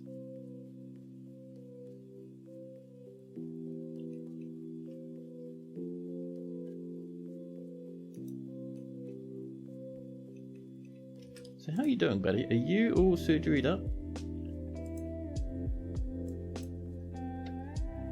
So it needs sutures and dressing.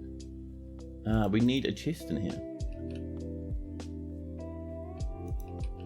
So if you pop a chest at the foot of this bed, out of Gabbro, our dogs will put medical supplies. Our dwarves will put medical supplies in there, and our doctor will use it to save this lad's life. We have struck some bone opal. Nice. And here's where that tetrahedrite. Excellent.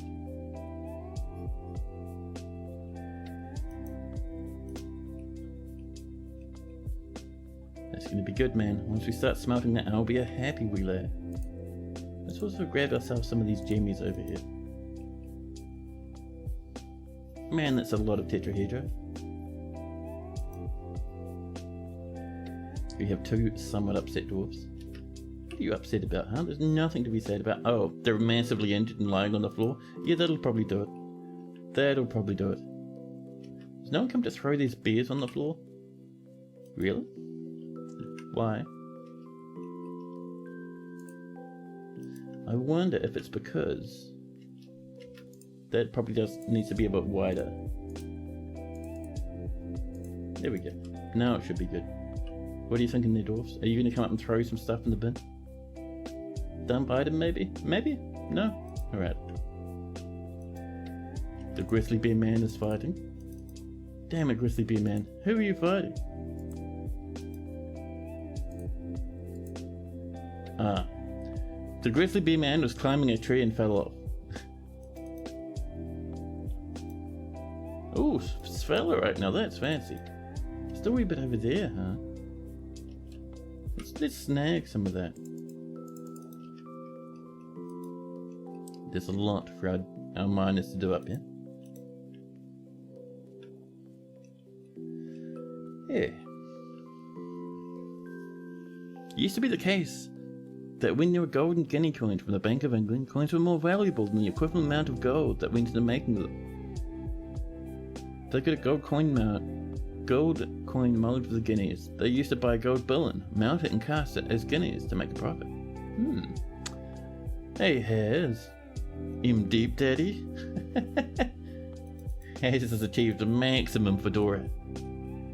He's bypassed Milady and gone directly to Daddy. Ruinous. Lots of iron. There's our copper and a bit of silver. So we're going to say, when possible, make some black bronze. Black bronze bars, where are you? Ah, that's for forging. It'll be in making. There we go. And we'll say, if there's copper, silver and gold, do a bit of black bronze, you know.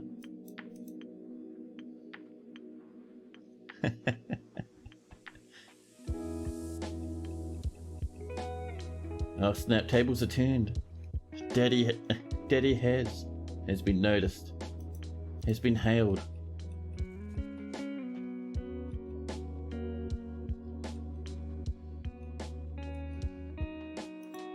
It has started raining. We're out of plants. Ooh, spooky. What happened with our plants? Oh, we're leaving everything fallow? That's quite good. Whose fault is that? Mine. I didn't check when the season changed. Should we snag just a couple of plants? For shenanigan reasons. Did I resize the screen accidentally? I may have. I did. I've resized it by 8 pixels. Listen. Thank you.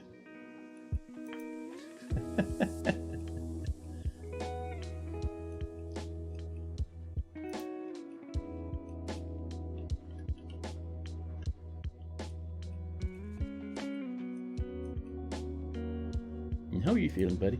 You're resting? Are you a bit thirsty? Yeah, we need buckets and we need that well working. So how's your treatment? Ah, you need probably casts, maybe splints. Let's go for some splintage, shall we? We'll make it out of wood. And that's damp. We've got to wait for that to start giving us a bit of that watery goodness. We might actually do a bit of this. Kind of expand the amount of surface area we're getting down here. There we go.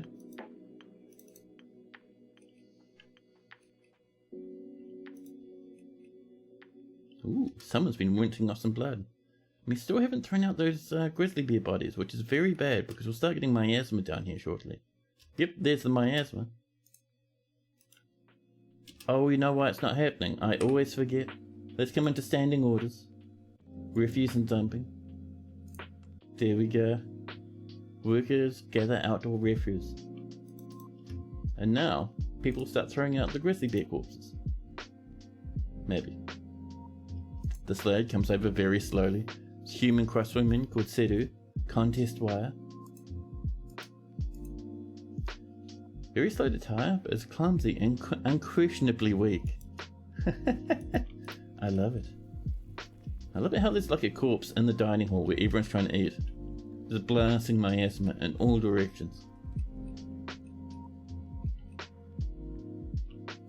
Yep, bit of damp stone. That's what we want though. We're getting our dampness coming in. A little splash of water. We're wanting this at least 3 deep, so our well will start working.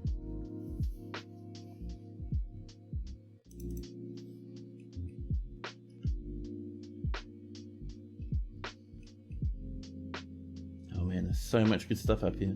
Everything from magnetite to limonite to gold to tetrahedrite.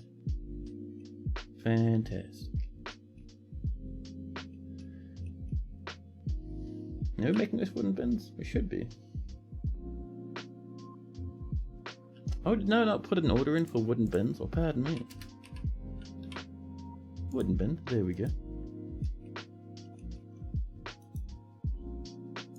Why have we struck everything? Why? Over here? Ooh, that's a worry. That means we've breached.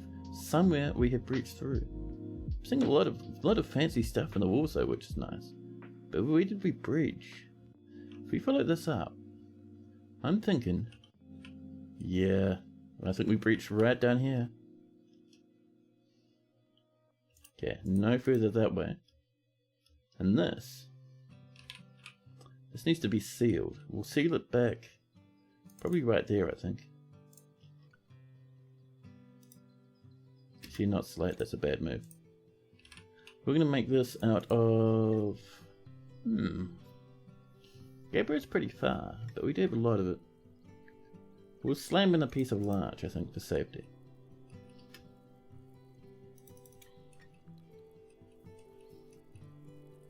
We have many goodies.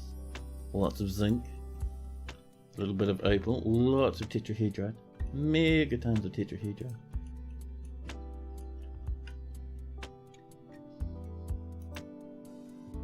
More damp stone, that's fine. It's still very small on the soggy department.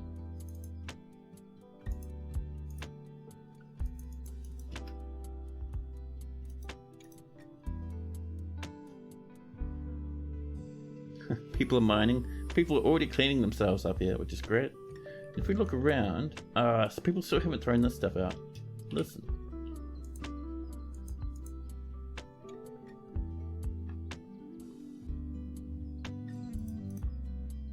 They should be. That's really going to give us mood debuffs. Dwarves don't like looking at corpses every day. And they don't like standing in miasma either. Damn it.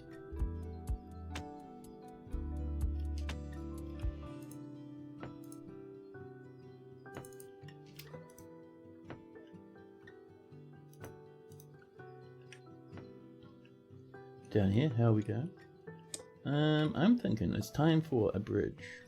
See, before we do the bridge, we want something on the floor, don't we? Do we have any black bronze? No. I was certain we'd be close by now. We just need a bit more silver, I see. Checking the print, something is being printed. Just can't talk about the quality quite yet. I love it. Bit more soggy rocks have been detected.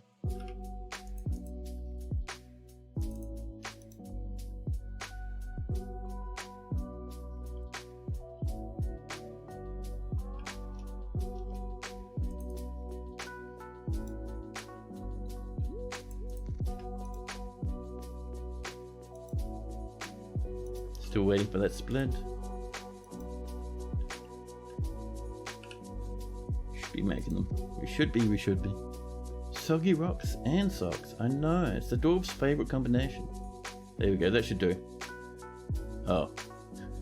Immediately the water starts evaporating. What we could really do is we could mine all the way over there and just start slurping some of that very deep water. But that'll give us so many cancellations. Now we're getting the occasional tours. Let's see, build, machine / floors. Let's just slap a well down anyway, and assume that it'll start working at some point. Oh, we have no blocks. Well, that's fine. Just get some rock blocks on the go. Want to buy a mod that allows you to make clothing out of stone. Oh man. I'm not even sure dwarves could handle that. It's too dwarfy even for dwarves. Miasma. One of those got thrown in the bin. That makes me very happy. Listen. Dwarves, I know you don't like throwing stuff in the bin, but please. Please.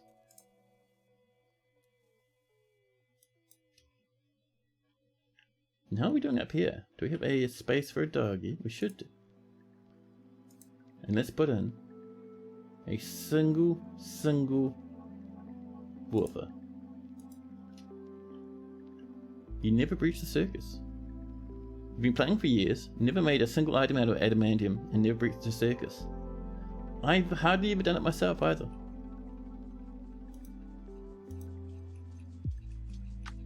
Not necessarily a thing I'm incredibly focused on. I know some people love it though.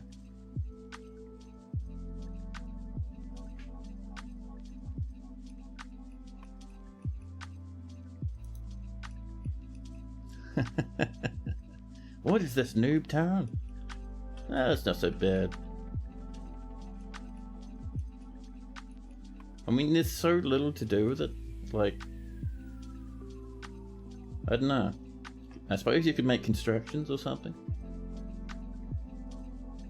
Get your wafers going on. Making weapons and stuff? Eh. I mean, once you get steel, you're fine.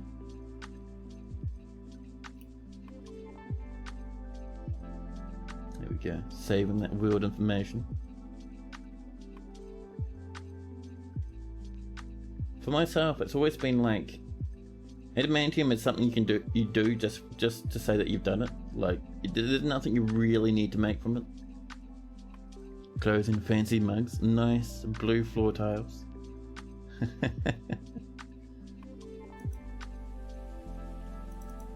You've run out of food to cook? Oh, surely we haven't. So that is growing now. I think we'll change it to whip vines. That is growing now. I think we'll change that to strawberry plants. That could be whip vines and that could be strawberry plants. There we go.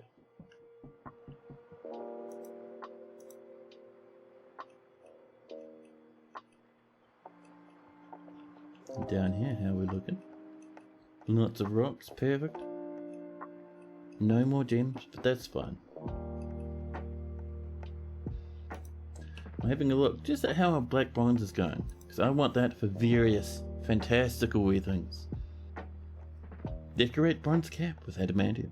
Oh, I love it. You plan on ordering a drawing tablet with a pen, so hopefully that makes things easier for you to draw designs. All I recommend it. You can get really cheap ones these days. I got like a Chinese one, and it is about as good as the ancient old Intuos one I had. And it didn't cost like $400.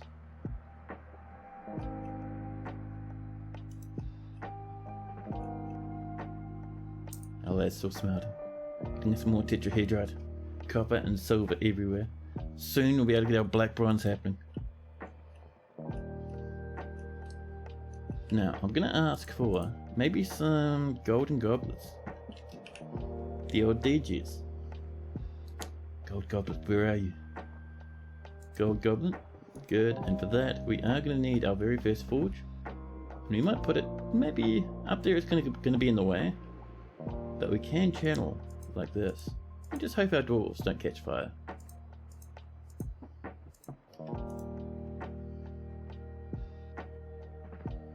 Not even using mouse. Dude, I don't understand how you can draw pictures that look so good just using your mouse. To me that's crazy. That is horrific and ancient witchcraft. And you just casually do it like it's nothing. Absolutely blows my mind. Do I do digital drawings? Me? Yeah, I do. 2 of the emotes were done by me. These 2.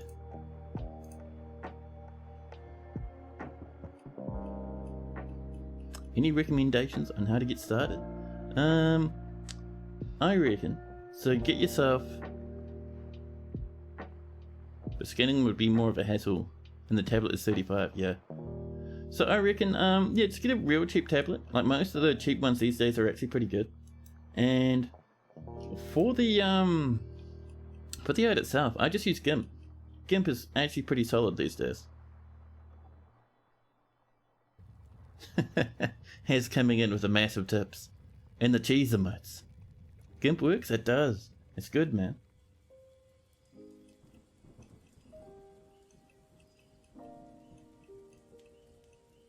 and because it's so popular, it supports so many different formats.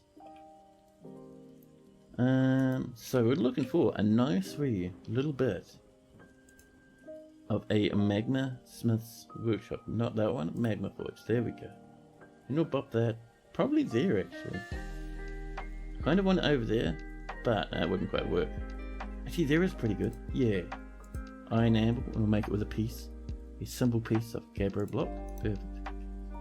And up here, let's pop in our well if we can. Well, slap that in. Piece of gabbro, a nether cat bucket, a pigtail rope, and a mechanism.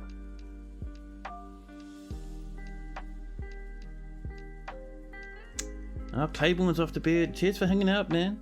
Always nice to have you here.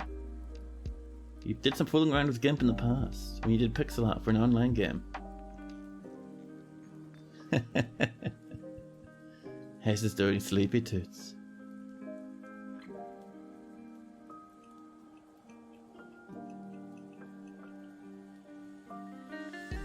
You go off and snag a coffee and decide what you should do with the rest of the day? Oh yeah. Well, cheers for hanging out, bud. Nice to have you on.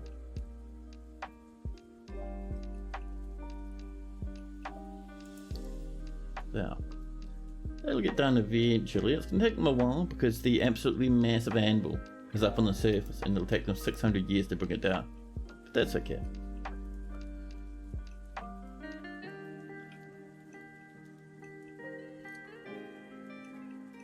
Now, I'm tempted to start putting in bedrooms, man. Hey bro, let's give birth to a girl. Well, I think before bedrooms, I would like to have a much nicer temple.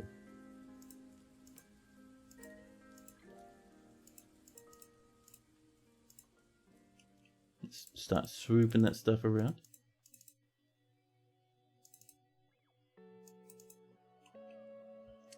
It's looking pretty good.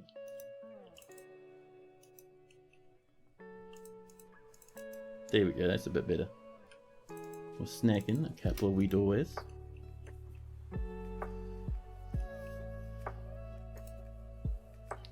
Still waiting for that magma forge. We're going to be getting close for our black bronze, surely. We just need a little bit more silver. There's only like a 1/3 chance to get silver every time you smelt tetrahedrite. So it might take a wee while, but that's okay. We can always just import silver bars. Also the various silver goodies that we can then smelt down.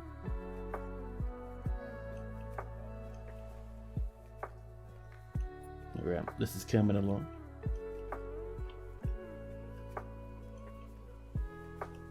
This is done. And on top of that, the dwarf that was in here recovering is now looking a bit better, a little bit healthier. I think it was this leather worker. Sensory damage, heavy amounts of injuries. Look at this, chin whiskers are torn apart, hair on your head has been torn apart twice, and you got a little bit of an infection on your left cheek. That's actually a worry. Hopefully that won't kill you. We don't have any soap at the moment. No treatment schedule. Cheeky infections, I know, best pranks. Cheeky little infection pranks? Or little cheeky infection pranks? I don't know.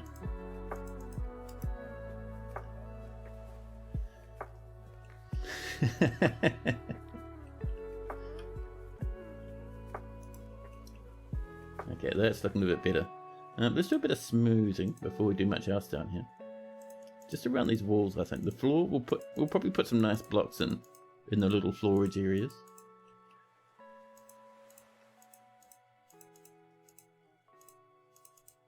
Keep this going right all around the edge. We will engrave this eventually. We might wait until we have a decent engraver. I don't think we have a good one at the moment. We have a novice engraver. Completely useless.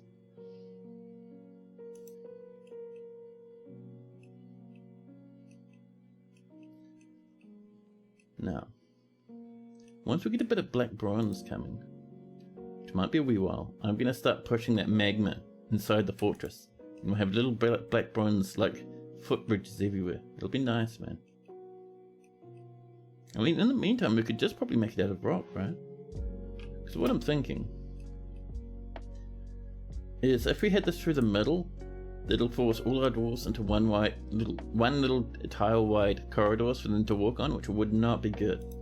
But what we could do is we could throw this up this way.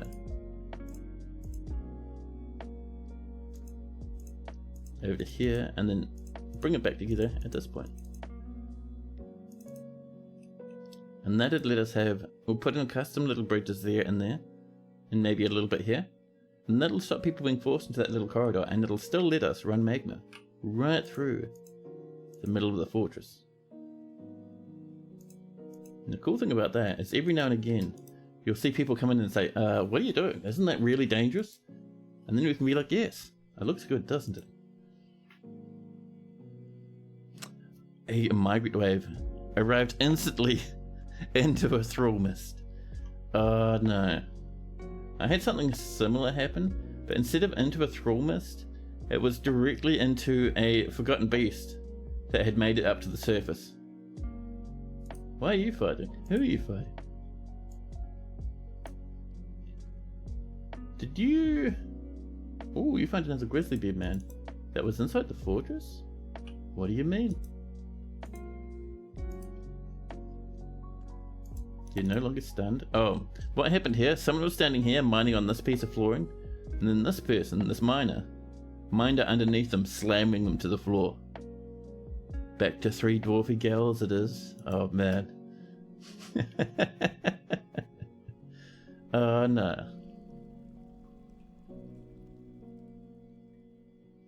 There we go, people are mining away. You know what we'll do? We'll slap down some flooring. Eventually this will be black bronze. Ooh, we're almost there with that silver, but for now, we'll probably just use a bit of shale. Just for like temporary footbridges, you know. And we'll do a couple of blocks there as well.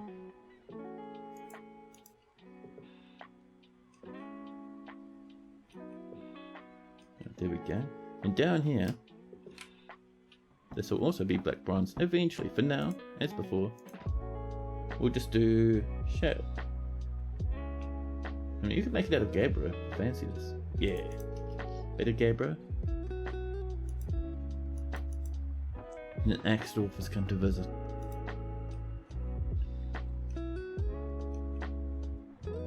There we are. We're midsummer and we haven't had any trade caravans yet. I would be expecting some by now. No, apparently not. There's a lot of flooring in. And now we take a big risk because this may kill any, will kill any dwarfs in its path. So dwarfs, be careful now. We'll chattel on that side first. 1 square. You always feel back when you make a coffee.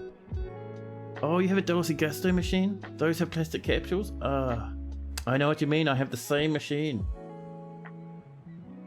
Exactly the same one.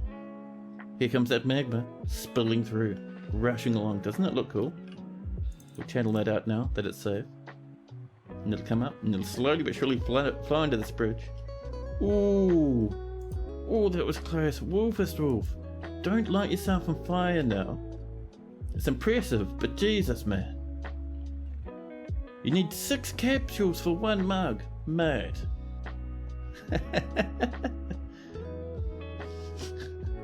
Yeah, that's my only problem with them, is that it takes a while. Like, sorry, not takes a while. You don't get much coffee from each capsule. Plastic stuff. Yeah, you can. You should be able to. So one thing about those Slipknot is you can actually grab those and take them to specific drop-off locations, and they will recycle them for you.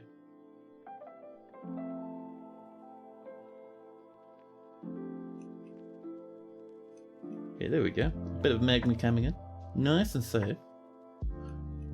And if people have a bit of an angry tantrum, they'll punch each other into magma and die instantly. But yeah, the goal is to have like little magma streams all throughout the fortress. You plan on going back to Sensio. No plastic trash, only plant fertilizer. Oh, that sounds cool. Yeah, the only problem I have with going to other like providers is their machines are so expensive compared to like just, you know, the normal everyday stuff. Sorry, normal everyday, the normal, the Gusto Delcy thingy machines, you know.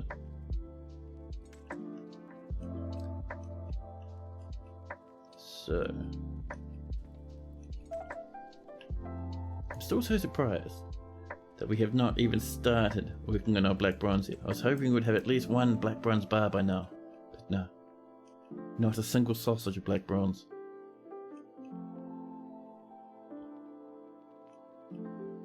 They use ground coffee and a biodegradable cloth sack.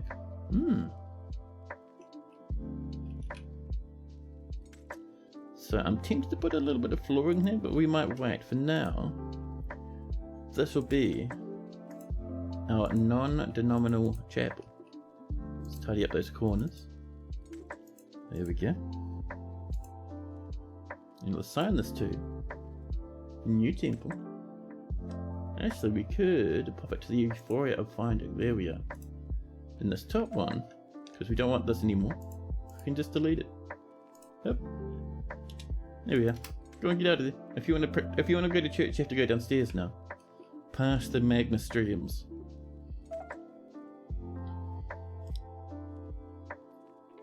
You used a few of them as pots to germinate plants. You don't need hundreds.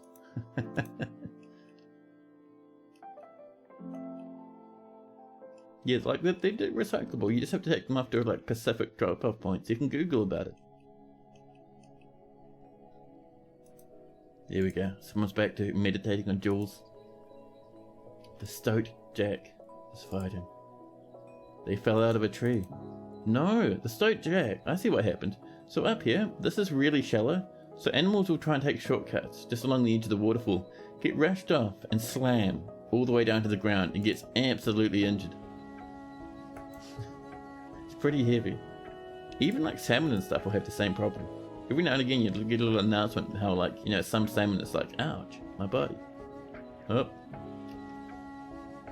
that Stoat Jack's still having a problem.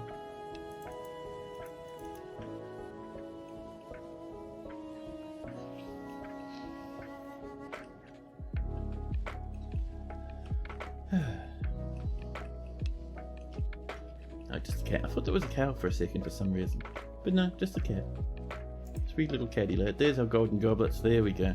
Good trade stuff, those. Smelting limonite.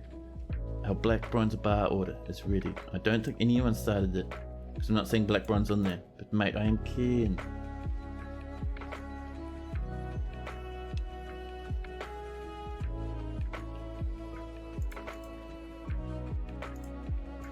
Let's wind this across a wee bit. Just kind of opening up the space a wee bit more. There we go.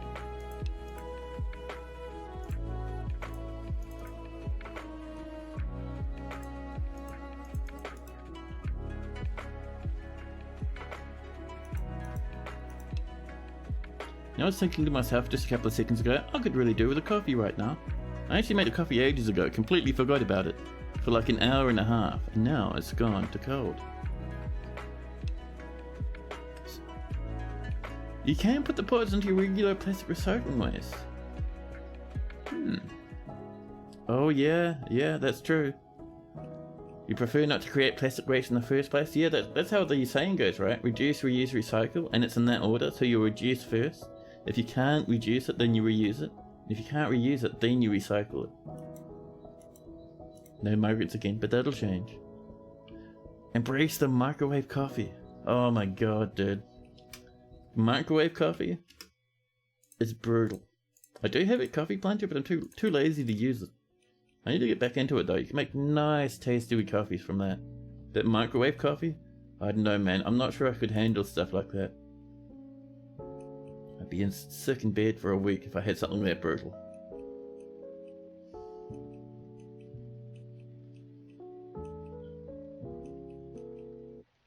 I'm desperately waiting for black bronze. With smelting limonite, we have 4 black bronze. Look at that deliciousness. I love it.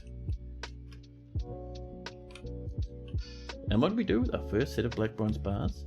Well, we put them, I'm thinking, just up here like this. Yep. Black bronze bars on the floor. You put a sprinkle of chili powder and it's good to go. Cheers, man. Like, holy Christ. Chili powder in your coffee? I mean, it would wake you up, but cheers. Yeah, if I want a really strong coffee, I'll grab one of the little Dulce Gusto thingies, do one of those, and then mix in instant coffee with that. And oh my god, dude. You start seeing back in time. That gets really strong. And these I bought already. The next bit of black gold we're going to use to make a bridge right there. You can smell the sounds. You can. More black bronze bars is happening. This is a good day for the fortress. Look at that value.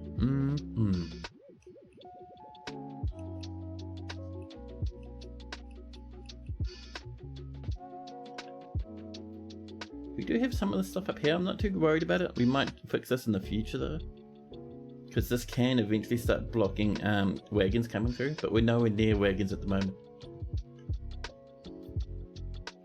You sometimes wonder how it would feel to smell sounds. Yeah, it'd be really weird. Like you'd always be smelling something. You'd at the moment, you know, if you think about it, sometimes you'll sit there and you don't smell anything because you're not really focused on it. But if you're smelling sounds, like you're always able to hear stuff, so you'd always be able to smell, just constantly changing smells. It'd be really weird.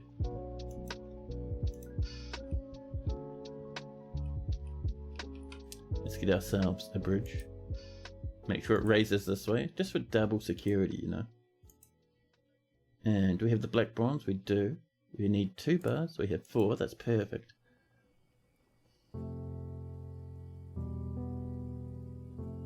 We'll get that happening. Someone's building it already. I looked. There we go. We now have a black bronze bridge. And you need to link that up to a lever as well. The lever we'll probably put up in the temple. So if we slap down a bit of flooring first, we'll put a lever on top. And our flooring will be probably out of gabbro. Gabbro looks quite nice. As for our lever, it'll be whatever mechanisms we have lying around. There we go. You can taste text. Really? Now that is cool.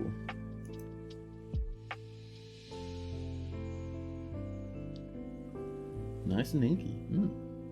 Like a nice popsicle. Man, that's cool.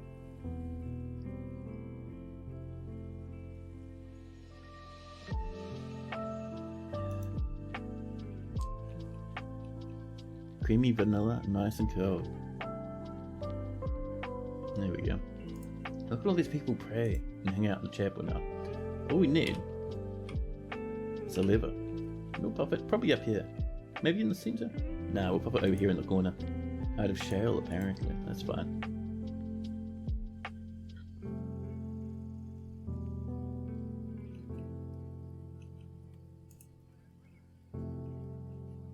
Look at all those gold goblets. Life is good in the fortress. Here's the piggy. Being careful with the magma. Careful now, piggy.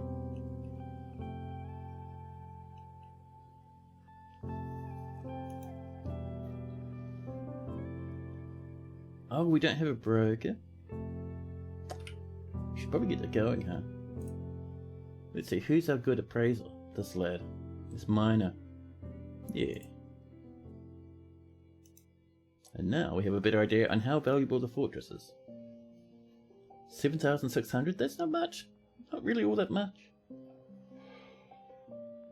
That's okay.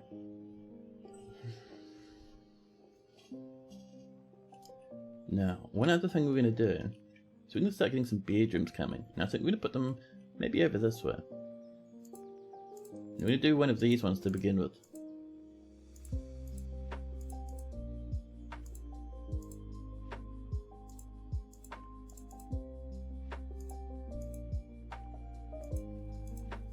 Just like this, there we go.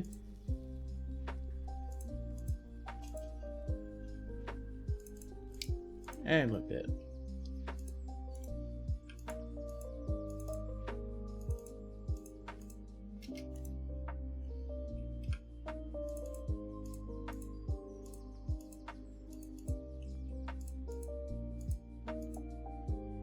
And we'll trim all the way around this, and we will fairly shortly run magma through.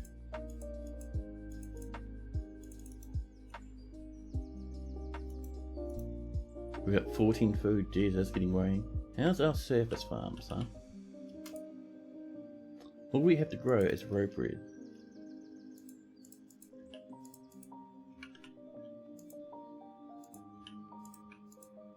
Get as much of that going as possible.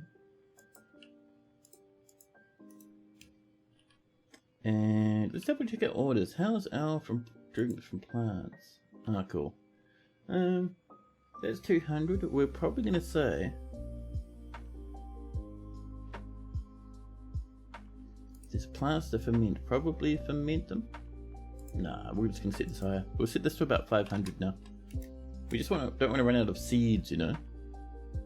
Green Gilla, hello, hello, hello. Welcome in.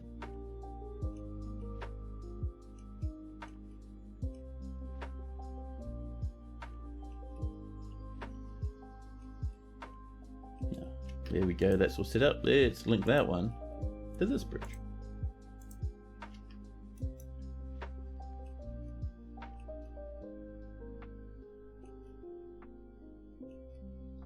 Now, this is coming together slowly but surely.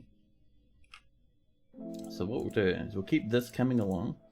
We'll just keep a little bit of space because we're not quite ready for that magma to rush through yet. We will be though. Saving the game.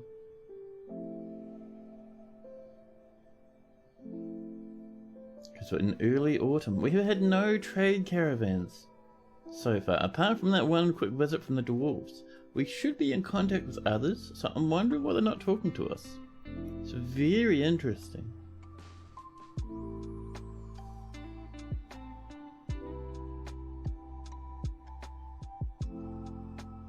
Also, Thrownwires, an amazing fortress now.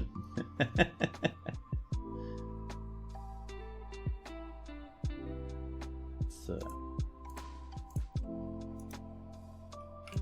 just like this. Bring this along a wee bit. Start moving it up this way, I think. Yeah. See, we're already digging down into that. Dwarves are working hard. Food's up to 22 now, there we are. That's looking a bit better. Do we have any weird animals at the moment? Stoats, wolverines, and pond grabbers. You know, I might go for some copper cages. Just 10 for now should do. And we'll get some traps coming along eventually. Should be nice.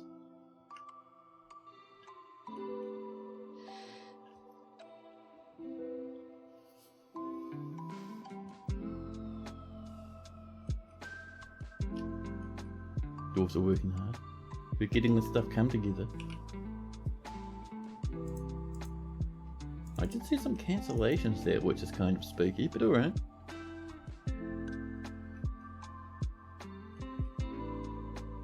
There we are. This is looking nice now. More bedrooms for our dwarves. 19 population. This is fantastic.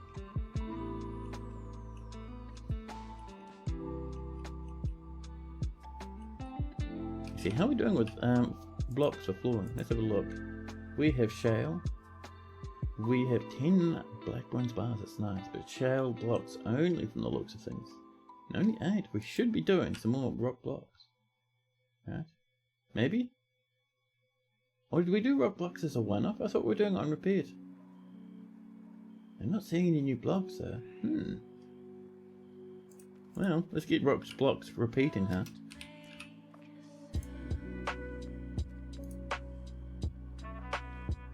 Yeah. And that just goes forever because we have so much rock it doesn't matter.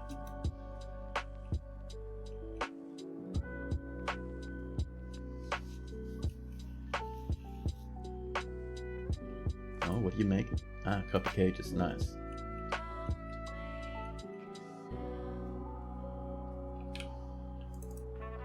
Should we put some black bronze up here just for fun? Just smearing it across the fortress. It's a good idea though, because it does boost value quite a bit. Because black bronze is really, really expensive. So dwarves will see it and they'll be like, oh man, is this some black bronze shenanigans? I'm loving this.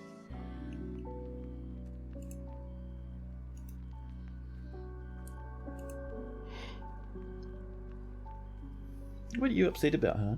You know, dwelling upon being unable to pray? Fair enough. Content remembering a bath. Maybe you're bathing. Oh, you're probably washing off some blood. That's fair. That's fair. We do need, I wouldn't mind getting some soap going eventually. As our animals start increasing, we'll have a bit of a soapy moment occasionally. Should be pretty good.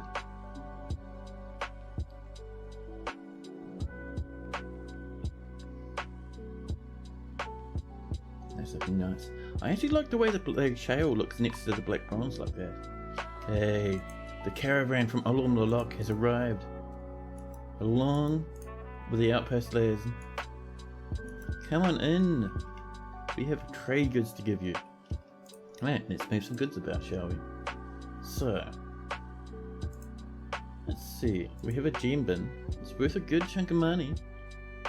We might bring that up. And we want those golden goblets as well. We should definitely make like a what do you call it? A finished goods bin? Or a finished goods area that we can fill with bins. We might pop it over here. They'd have to walk all the way around to pop it off. I mean, that's not the end of the world, right? I'll think about it.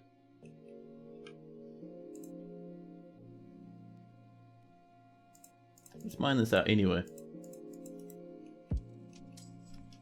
There we go. So, to get over there, they'd run across this way, up and over, and probably cross just up here. For now, we'll just make this out of gabbro. There we go. Also tempted to get some black bronze doors for special occasions.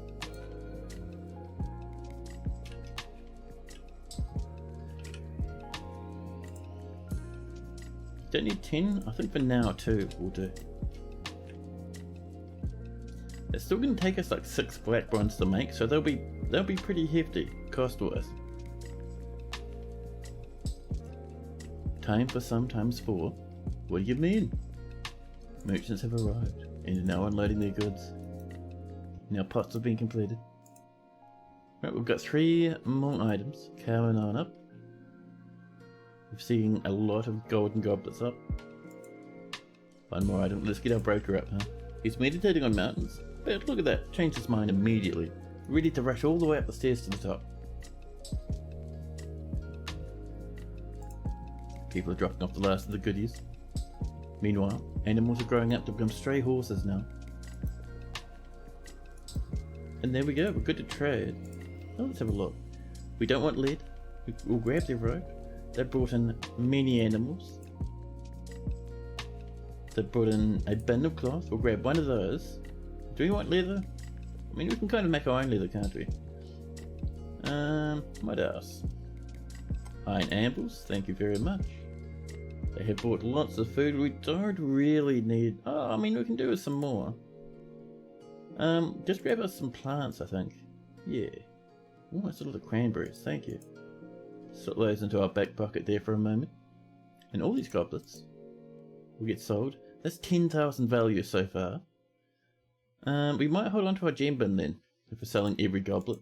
We'll trade that. Thank you. Ah, wonderful, says Urus. Thank you for your business. Catch you later, bud. Our guy runs off. We put in another order for our gold goblets. The old gold gobbles. There we go.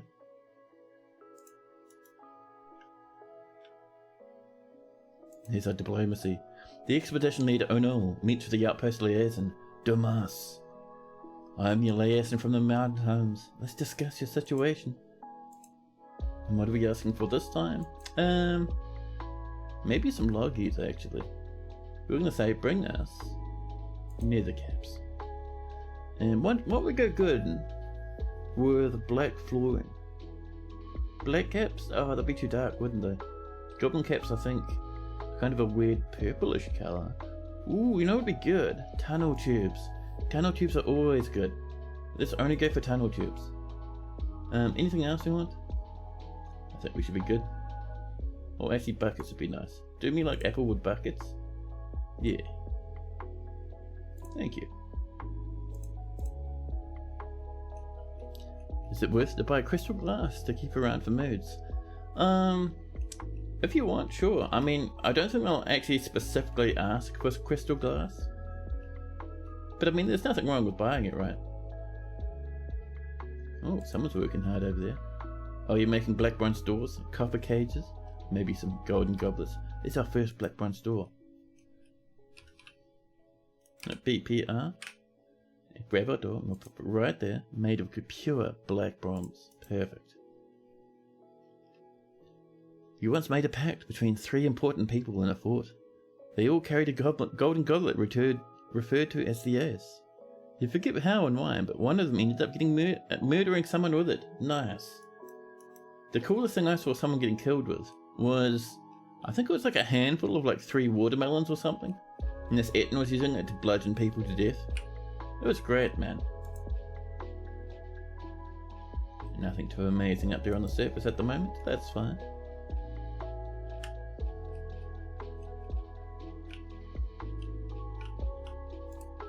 Let's get some whip bones coming over.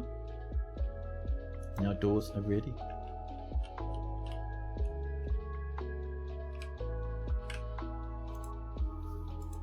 There we go. Oh, enough here. These are ready too. So we're wanting some flooring. As tempting as it is to stuff black bronze in there, I'm not sure if that's the best bet. We can do maybe some shale and then gabbro for the bedrooms. Yeah. Bit of shale will be awesome.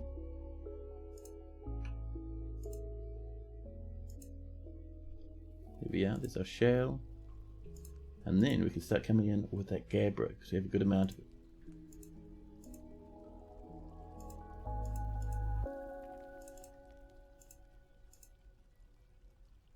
A little bit of granite, not really enough for me to be bothered with, but gabbro will see us well, I think. And oh man, my body is getting ready for coffee number 3. We might have to take a quick break after I'm done with these floors. I need to use the bathroom anyway, so it'll be a good time. Gabbro. I don't think we'll have enough for everything, but we should have a good chunk. Yeah, bro, where'd you go? You only have 13. Yeah, definitely not gonna be enough for everything. Gabbro. And then at the end, we're out of gabbro, so we'll use... No, we'll just use more gabbro with a little bit of granite, just for fun.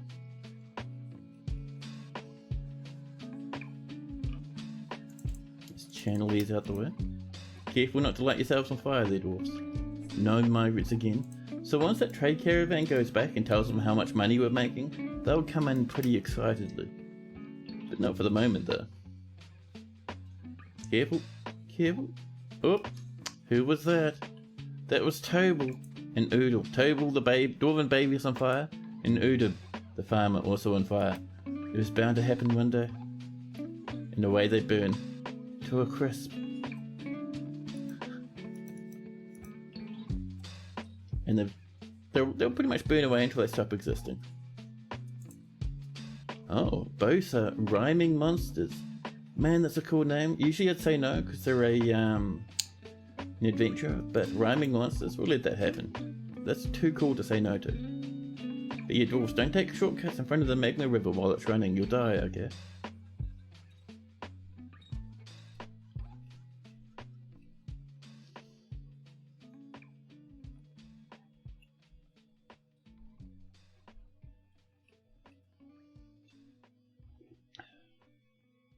I just want to clean that up a wee bit, just to give them more walking space right there. Why are you sleeping down there? Oh, that's Claiborne. Yeah, Claiborne doesn't have a proper room.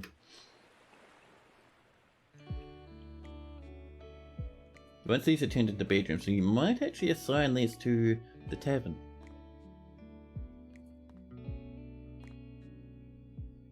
Gallagher finally lost it. One of my favourite things about streaming is people will tell me how their thoughts are going while they're playing them. It's really cool. A new bard coming into the fortress. This stuff is slowly but surely coming together. Piggies and roosters, and a dwarf or two. Meditating on pregnancy. That's a bit spooky, buddy, but alright.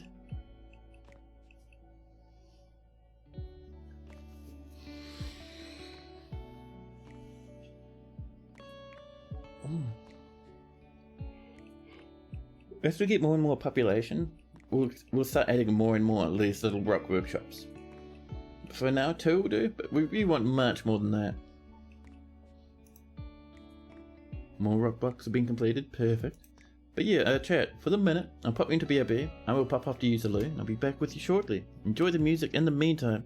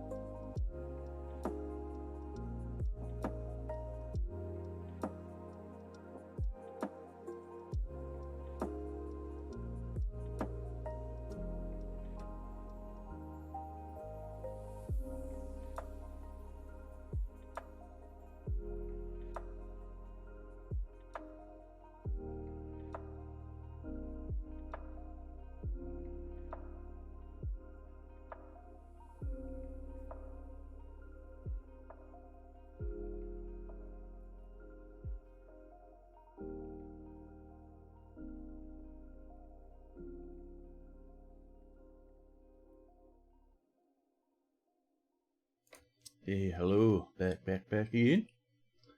And I just noticed we've got a petition. Oh snap, Logan, treaty oiled. Our music stopped. What are you doing, music?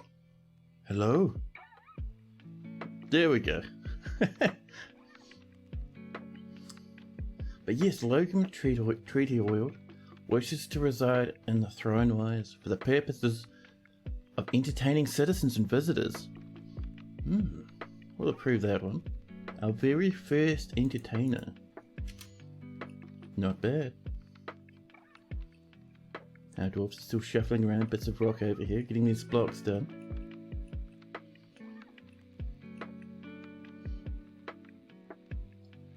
We've done another 10 lavish meals. We have 355 drinks, 178 food. Let's make sure, just real quick, that in our kitchen, you're not cooking drinks. Doesn't look like. Look at all the drinks we have. Whip wine, sour brew, river spirits, prickleberry wine, dwarven wine, and a bit of cranberry wine as well.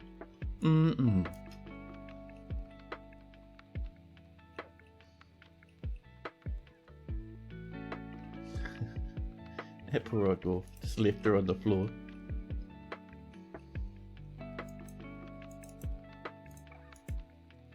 Resume all these that have been suspended. Dwarves are doing their best. I'll get in there. What are you up to? Oh, more goblets, fair enough. There's our copper cages. Let's come up to the surface and pop a few cage traps around, shall we? Let's see if we can't snag an animal here or there. So, B. We're wanting actually traps, and then we can go for cage traps. So pop a few around. We have 3 mechanisms. We should really get a few more of those going. Let's get another stack of rock mechanisms on. There we go.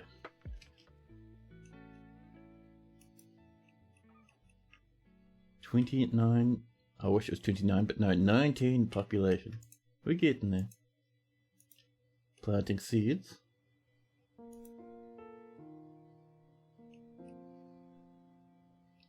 I'm really tempted, actually, to get just over here a nice wee little mill place with a door that leads into this farming area.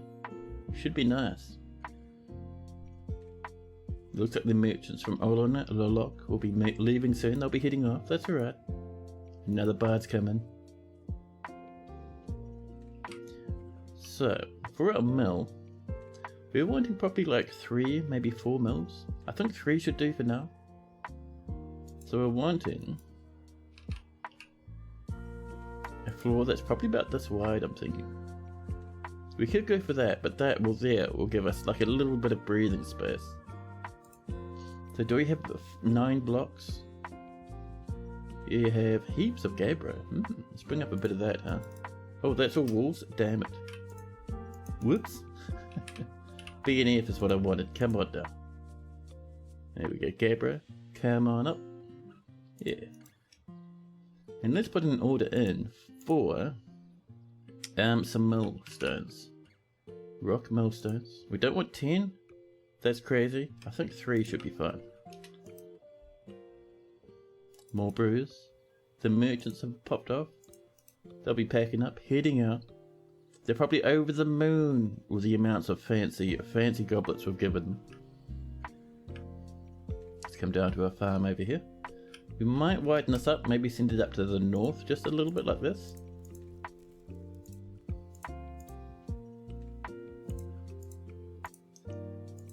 Swoop it up this way. You know, just doing our usual, rounding things out, smoothing them off.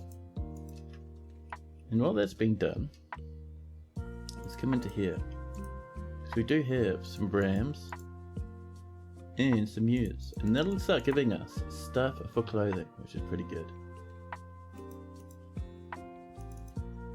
Another 10 rock blocks have been made.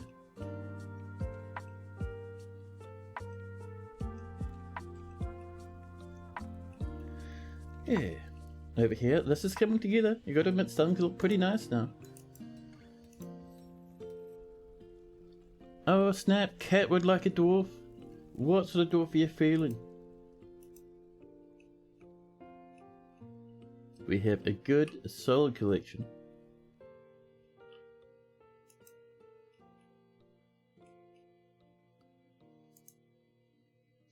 Oldest dwarf in the fortress. Let's see, who looks like they're the oldest? The broker's pretty old, they got grey beard. But these 3 here have white beards. And Lord down here, this woodcrafter. There's Myrol, the medical dwarf, but his is a little bit off-white. I think it'd be one of these three. Actually, those two are more grey than white, so it's either Etur or Law. Let's have a look at Etur. Etur's extremely upset, so let's give you a look at Law then. Law is 115 years old. I think that is pretty good. Legendary woodcrafter. They will die in probably, I think, another 5 years. Ancient old dwarf. That's a strong request.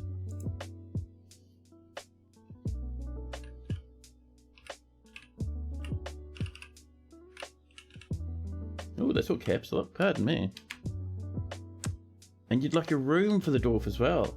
Oh, good call. What would you like?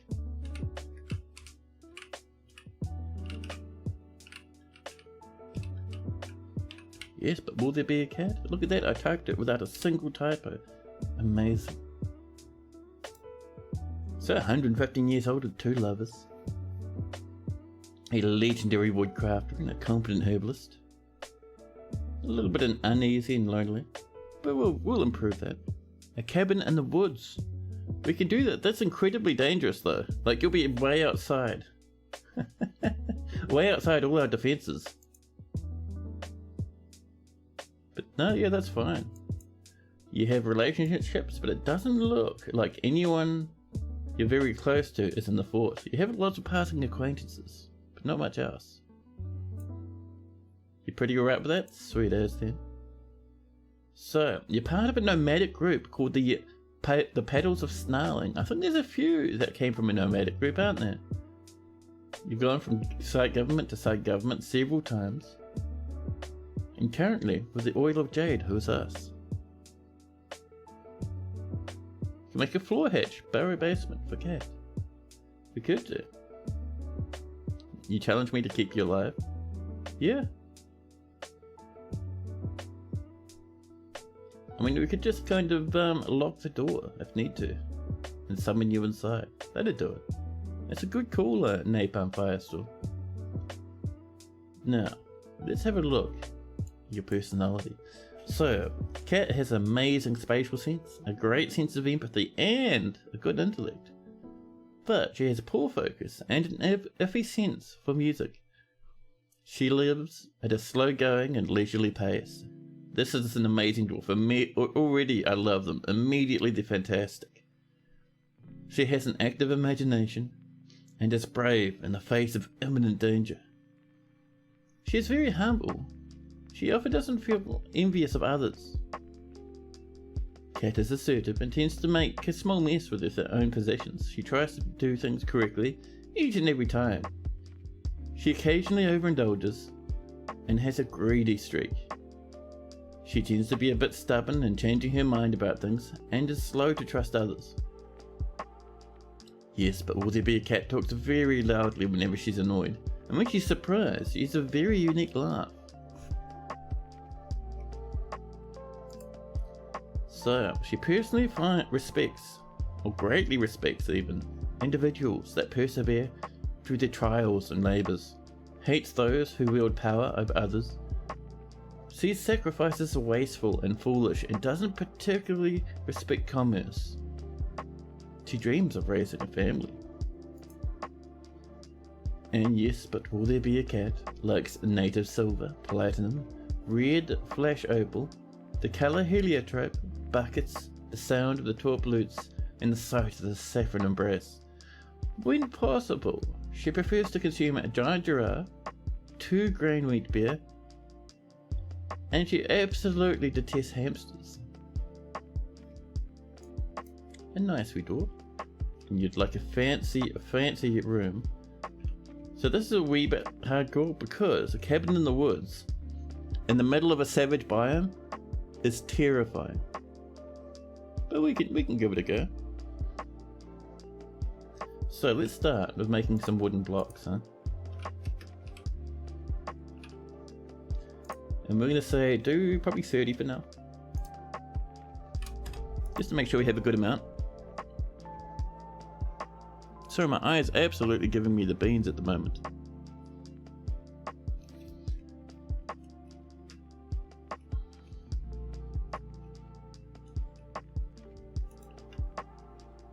Now, in here we're mining this room out. We don't want it anymore. We can destroy this door and use it in other places.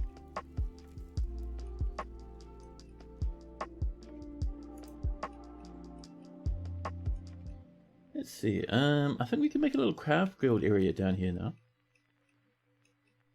This stuff is coming together. Our dwarves are working hard. It's taking them a wee while, but they'll get there. There's only like 19 of them, and some of them are probably children and babies. There's our millstones. So I'm thinking over there, maybe over here, we'll make ourselves a nice wee craft dwarf area.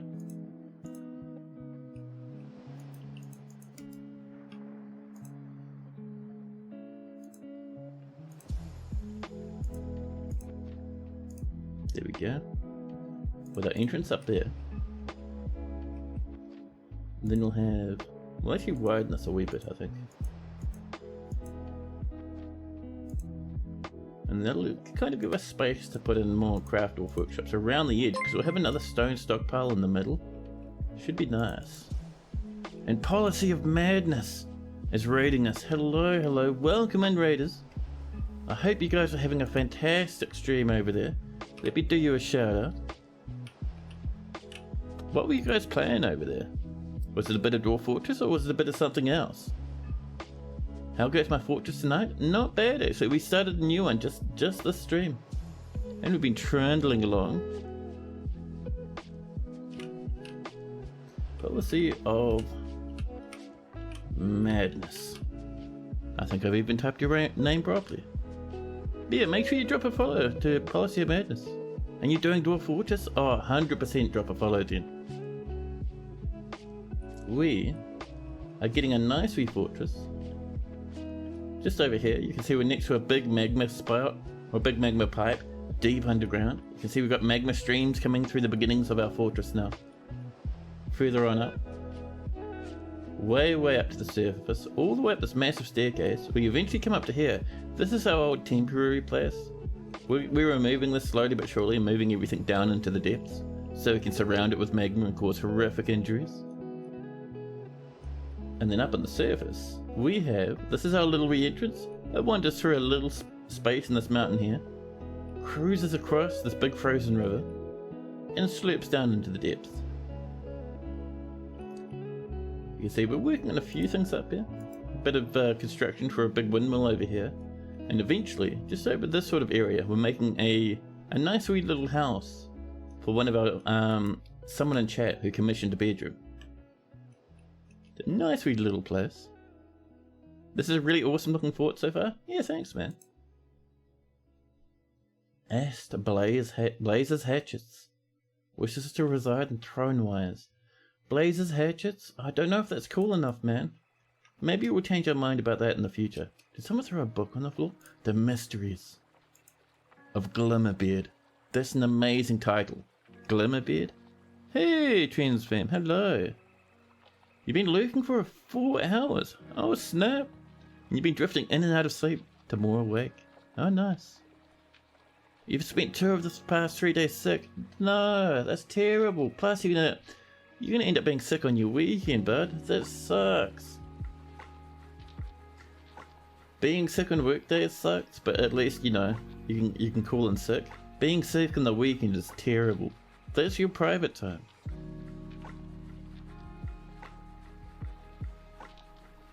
You did that too? Yeah, a lot of people use this. Use my streams for a sleeping aid. I've noticed. You spent the worst vacation of your life one time having kidney stones. Oh, dude, that is rough, man. That sucks. A few symptoms, just really tired. Yeah, that's still rough though. This book though, The Mysteries of Glimmerbeard. I love that name. This is a white jade bound codex. Oh my goodness, that's fancy. The written portion consists of a 128-page guide entitled The Mysteries of Glimmerbeard, authored by Logan Elralzalol. It concerns the forest retreat Glimmerbeard. Oh, it's a forest retreat called Glimmerbeard. The writer's reasonably serious, yet it is somewhat showy. Overall, the prose is not awful. but not very good either.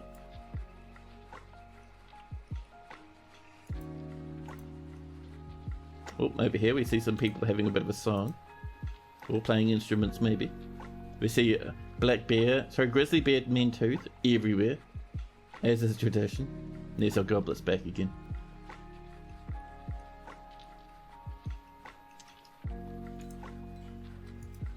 This stuff's coming together. It's taking a wee while though.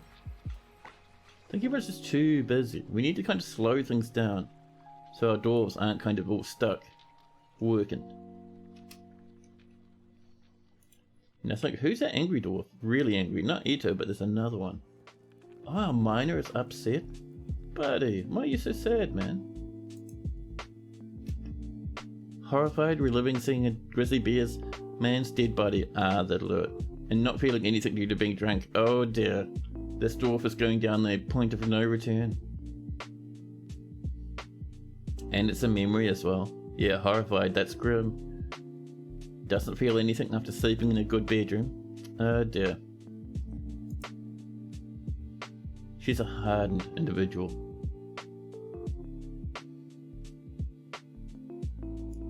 Yeah, that is unfortunate. If it was something like just really missing family and friends, we'd just give her some time off from work.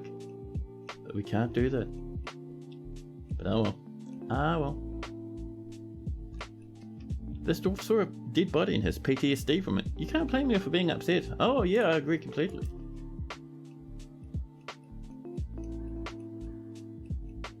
Now, yeah, our dwarves are so busy we don't even have time to grab new blocks. Felt satisfied at work but depressed as heck from seeing dead stuff. Late stage capitalism. Yeah. Well, I'm not even sure if that's late stage capitalism. I think that's just some people just get really absorbed into their job, right? I think it happens to everyone, and they have difficulties separating their personal life from their work life. So when they do good at work, they get the same buzz that you do to get from doing good in your personal life. If that makes any sense. Are you in this fort? This is a brand new fresh fort. Just started the stream. Our last one started dying and then the game crashed and I was like, well, that counts as dying. But yeah, we have Moses the planter, but that's only a bearded lad. If you're right with being Moses, that's all good. Or we can get you someone else. We have miners and bards. We have bookkeepers. No beard. Awesome, awesome. Let's see, we have a bookkeeper over here. We have, let's see, this miner, but they're really upset. Might be better to not have the miner's PTSD. We have, oh, so it looks like it's two miners. Further up, we have our bookkeeper, and that's about it. Librarian. Awesome. Awesome. Awesome. Dobar the bookkeeper. Your new name is Transfin. Ooh, pardon me, little finger. Oh, I need to do, hold on. There we go. For whatever reason, I like doing it exactly the same as what's in what your username is, for some reason. I do that for everyone. There we go. Transform the bookkeeper. Loading a cage trap. A little bit hungry, but you'll go back inside and have a nice snack shortly. Legendary woodcrafter, professional record keeper. It's a great day to fall in love all over again. Oh, nice. Blissful remembering sleeping in a good bedroom. This is a good, happy dwarf. You're hauling a cage, but you don't have anything else fancy going on. Do you have any good relations in the fort? You have a lover who's living somewhere else? A former master? Over here, we have a whole bunch of passing acquaintances, so they're feeling a wee bit lonely because of that.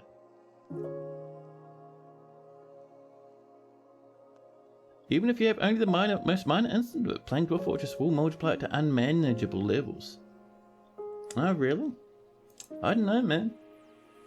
I have a little bit of that myself, and I'm fortunate enough that good old Dwarf Fortress doesn't mess it up too much. Maybe I have a specific different version. But yeah, let's have a look at your personality, shall we?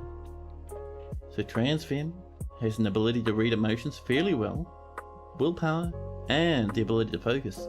But she has little linguistic ability, poor spatial sense, and very bad intuition. Just like me. She's very friendly and always tries to say something nice to everyone around her. I love it. She likes to brawl and easily falls in love or develop positive sentiments. She is not inherently proud of her talents and accomplishments, and she tends to be passive in discussions. She often acts with compassion, and she can handle stress well. This is a good wee dwarf you've ended up with. She tends to consider what others think of her, and she tends to form only tenuous emotional bonds with others. She generally acts with a narrow focus on the current activity, and has a tendency to consider ideas and abstractions over practical applications. She drums her fingers when she's thinking. She tenses up when she's nervous, and holds her breath when she's nervous. Her values. That isn't you. Rough times. So, trans femme personally lacks any respect for family, and sees competition as reasonably important, and dreams of mastering a skill. She likes andesite, zinc, sapphire, giant mole leather, low boots, frill sharks for their frill gill slits. Am I? And the sight of the jewel of walking. When possible, she prefers to consume shortfin mako shark and parsnip white, but she absolutely detests hamsters. A nice wee little dwarf.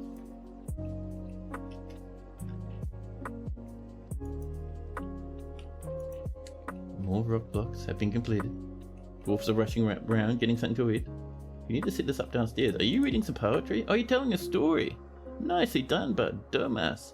The outpost liaison has been here since the last traders came up. It's late autumn now. Maybe they'll leave as winter sets in. I don't know. I've been having a nice time though. But I'm gonna scroll down. One thing you can do is in this unit screen, you see that little there? That tells you information about the job at hand. So stuff like praying. Pray to Emeth. It'll tell you information if there is about it. If there is information to be told about it, rather. There we go. But listen to story. In the early winter of 242, the dwarf cog at Mirror Control preached the order of mining, urging love to be shown to the covert doctrine at Glaze Leagues. Oh, and I just noticed Arnold Plays comes in with a raid. Welcome, raiders. Welcome, welcome. How was your stream, Arnold?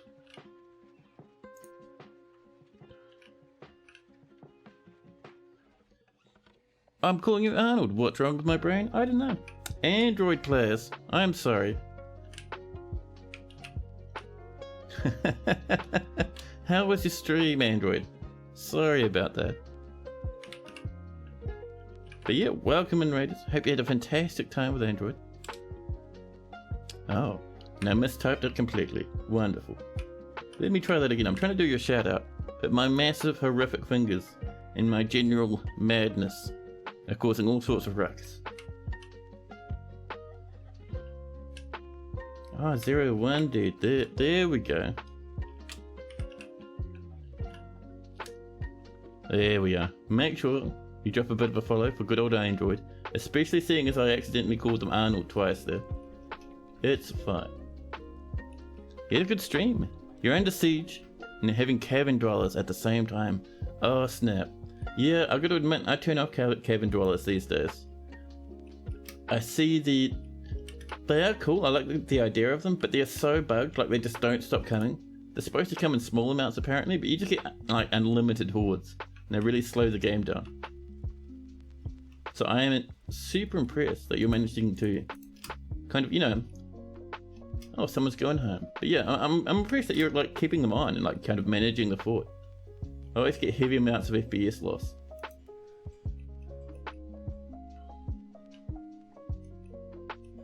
Now, how's that order for those wooden blocks? Has not been started. Why? Are we doing other things here? Oh, we're out of logs. Oh, that'll be why. There's our problem. So how's this done? Oh, we haven't mined it out. Well, that's probably how it's doing then. Come on, Ed.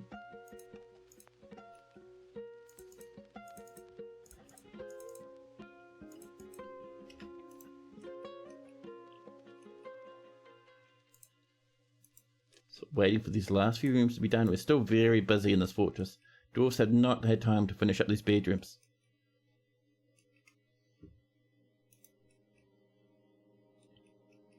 They'll get there, they'll get there.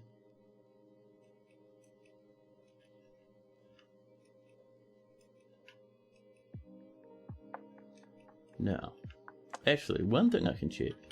How are we doing down here with our bars? Lots of iron, a good amount of gold.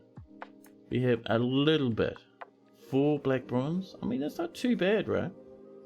Oh no, we have 8 black bronze. No, we have 12 black bronze. Wow. So far, you've only run into huge groups who are residing there. Ah, ones that came in already, right. No more than 10 coming from outside the map. And you've got a decently beefy PC. And you're on a smaller world to help with FPS. Yeah, I've got to admit, with that CPU improvement that Putnam did, and I haven't tried since then, so you might be fine actually.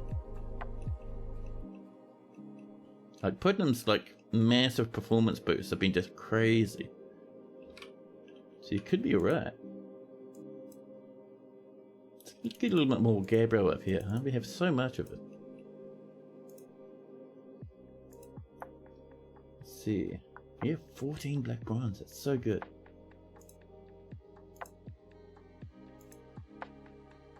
Gabbro, where'd you go? Up that way. There we go. Brew drink from plant has been completed. And any dwarf outside will be feeling upset that we've told them to go outside to chop trees now. Because it's snowing. Oh, let's get rid of this too at some point, thank you. There we are. Over here we have... Let's pop in some strawberry plants, I think. Yeah. It looks like this has been built, which is cool. Once that snow settles down, we'll keep building on this. I just don't want our dwarves running out in the snow. They get big move debuffs from it.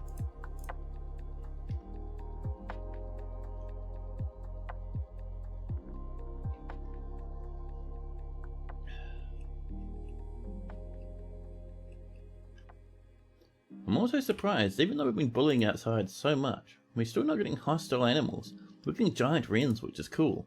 And they're flying around, having a great old time. Look at this lad. 3 years old, the size of a truck. A huge monster in the form of a wren. She is almost never sick, extremely agile and quick to heal, but she is weak. She is weak, skinny and very small. At least small for the size of a giant wren, so maybe she's the size of a small truck. Her feathers are brown, her skin is ecru, her eyes black. The fortress you had last, at the default world size, started lagging when you hit 200, but you're able to fix by turning down game speed. Switch to the smaller world size to hopefully be able to increase pop cap. Oh nice. And one thing you can do, you probably already know, but if you want to try something cool, come into here, and now where is it? It might be in game. Must be in game. If we scroll down, all the way down, where are we? Frames per second. Enable multi-threading, there we go. So this, it's experimental, but I haven't had too many crashes from it.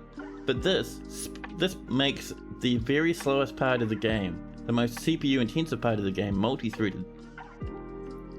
If your computer can handle it, if you've got a bit of a beefy computer, like a multi-threaded CPU sort of beefy computer shenanigan, try popping this on. You will get like maybe a third more frames than you would usually. It's quite good.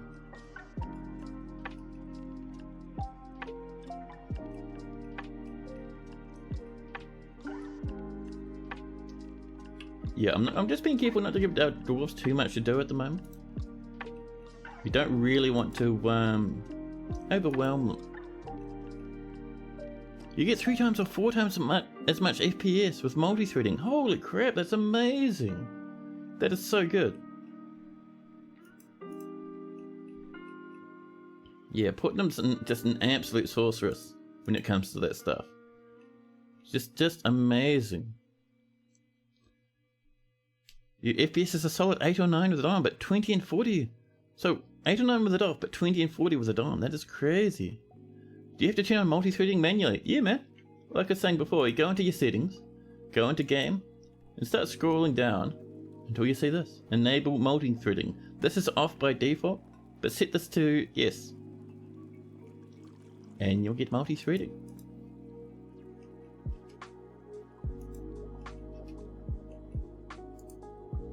Let's resume these couple of suspended ones. There was a bit of drama at one point, but it looks like we're getting back together. And let's pop in some nice doors.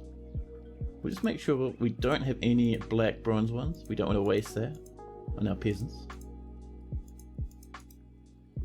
We can cancel you. There we go.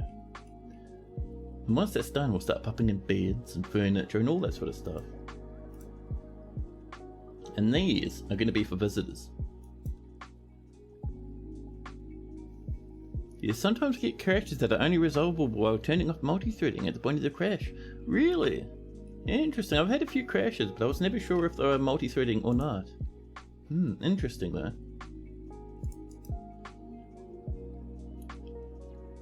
You've run your fort for almost 30 years. If you run it for a shorter amount of time, you might not experience that. Now that is interesting. That's good to know, actually. Thanks for that.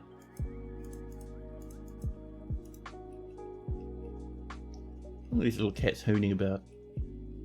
You know, if I was smarter, I would have put gem windows there. But oh well, it would have looked cooler. But hey, what can you do? Actually, you don't. We can put some floor along there, pop in gem windows, and then remove that floor. So, we're going to make just some simple flooring. Oops. Need to specify that it's going to be out of blocks. Just like this. Let's slap in some gabbro. You have so much now, jeez. If it's coming at a specific point in time, like one of yours was happening reliably right when the season changed, in the middle of an autosave. So you turned off autosaving and turned off multi-threading right before the season changed and you plowed through the crash. Hey, that's pretty cool. That is pretty cool. Now, one thing I was thinking about that it might be nice to have. First off, saving the game. I was thinking about it would be nice to have maybe 2 black bronze statues. That'd be good.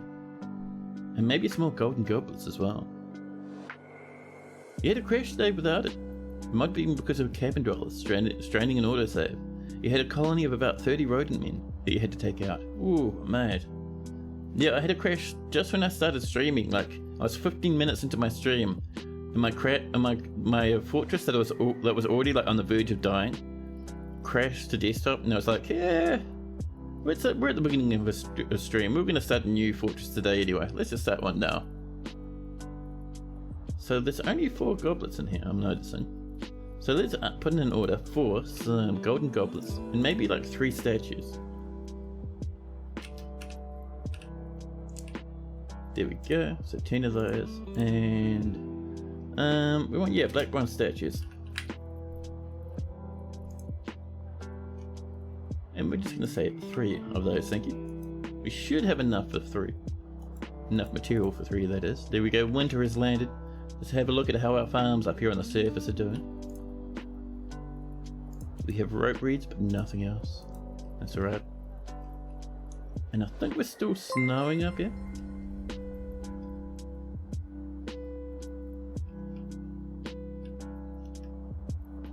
So, we're just going to get these walls set up. We're going to use that gabbro. Where are you? 110? I love it.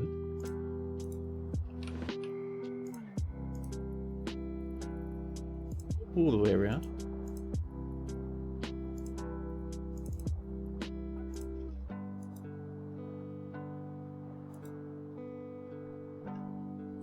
Wait, are we out of logs again? Have we not chopped these trees? We haven't. Why haven't we chopped the trees? Who's our tree chopper? It's Fagoth, buddy. Don't make rock blocks. Go chop some trees, man. Everyone would think it's cool if you did it. Just do some chopping for right now. Uvad, you can help as well if you feel like it. More gems have been completed. You heading off to bed? Yeah, man, thanks again for that raid. Have yourself a good sleep. And the tweaks coming in the multi-threading in the next update. They're aware of some crashes. Ooh. Yeah, the things I'm looking forward to, even more than the tweaks to the multi-threading, which is really cool. Man, I want waves and stuff coming back. It's going to be so nice. They were actually talking about that in the last, I think Blind's last little chat with Toadie, which I think is about from last week or something. You didn't know Koopa was a name humans could have in game? Really? You can have Koopas? That's awesome. Rock parts have been completed. And if we look through here, we have our broker socializing, but that's because they have nothing else to do, which is fine. We have the Axerasp socializing for the same reason.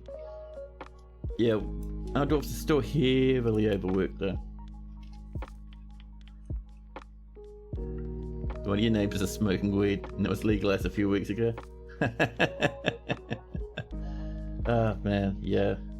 We had a big thing for that up in New Zealand, like a big there's a term for it. There was like just this big like sort of voting sort of thing, and it was pretty close, but it got like voted against by like just the normal New Zealand public.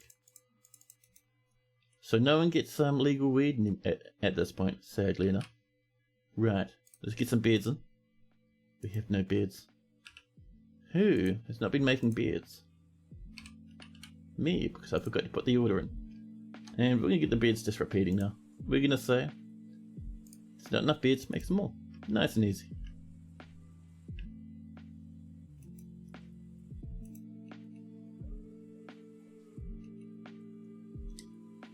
So I wonder if there's corpses frozen in the ice yet, because that is our dumping zone. So I'm not seeing the corpses up here anymore, which is nice.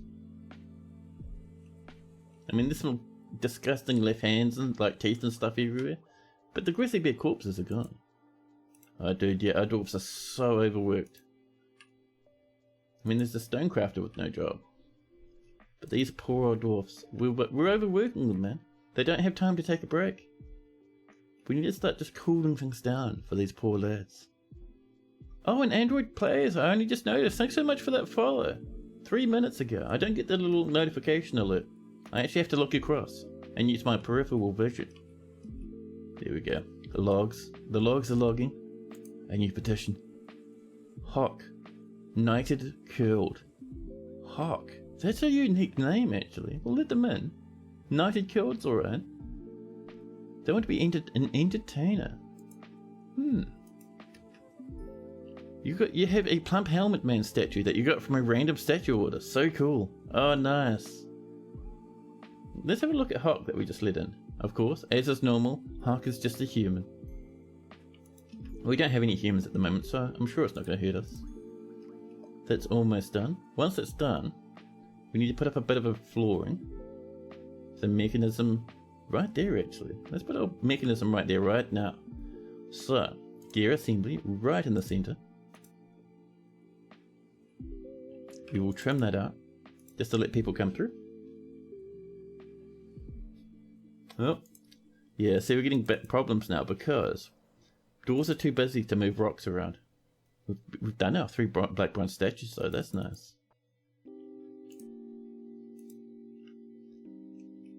Yeah, this is one thing I always bump into early game that you always got to kind of keep in mind. Don't overwork your dwarves, because now they're just too busy to do anything, you know. So we're going to mine that out. And in this place, we're going to put in some gem windows. Ooh, more masterpieces coming in. Fancy pots, huh? A poet is visiting. More rock blocks slipping into our pockets. There we go, that's removed. So we're going to start by smoothing, just like this. And then on top, I'll put in some gemmy windows.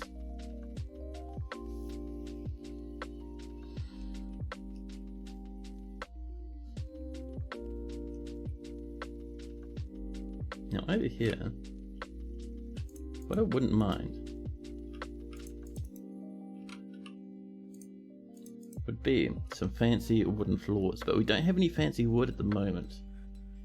We don't have much gold either. We might have to smelt a bit of gold up. We have a lot of copper.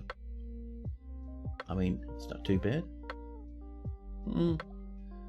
Yeah, let's do copper for now. We can always come back and replace that later. But we're going to put down copper and then we'll put our statues on top of the copper bars. So let's go up, because I'm getting the feeling we might be able to go. Yeah, we are. No more native gold ore, that's fine. Let's climb up until we find our little weird native gold ore vein, which is up here somewhere. I know you're up here, come on now. Ooh, bit of Morians. We'll snag a few jammies, why not? As we come up, we keep an eye out for a little flash of gold. And the odd Morian. I mean, why not, bruh? Oh, some more over there, thank you. Native gold wool, there we go. That's all we need. A new petition. Sealob Beauty Mine. Not quite cool enough name there, Sealob. And already people are smashing through that gold. Perfect. We'll leave them to deal with that. We'll come back down here. And I wonder, do you reckon we have a bed? Or do we have 2 beds? Well, we're getting there.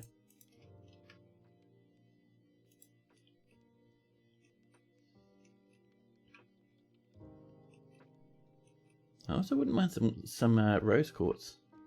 Rose quartz blocks would be nice. They're sitting nice and steady at 30 population.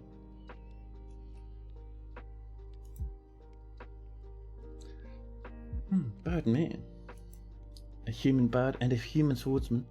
Sorry, a human bowman and a human swordsman have come in to visit.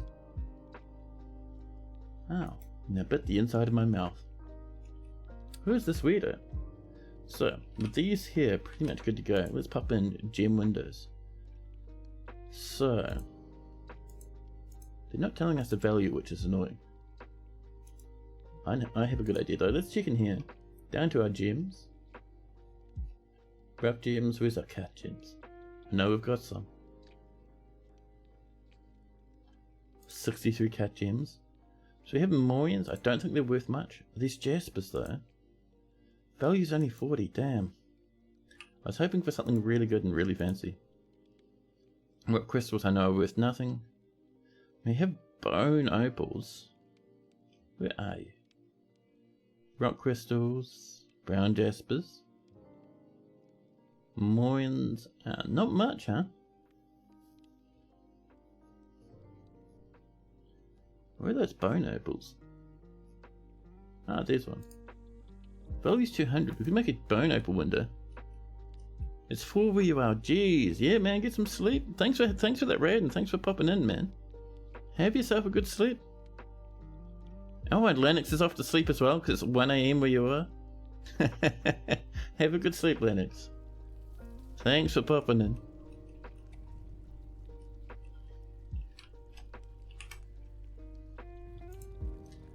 So, how many? But we have enough for 1 window of bone opals. So we'll pop that in, and we'll probably just go Morians there for right now. We might change that later.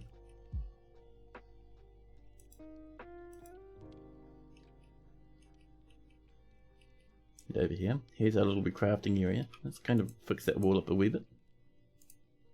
Just like that. Perfect.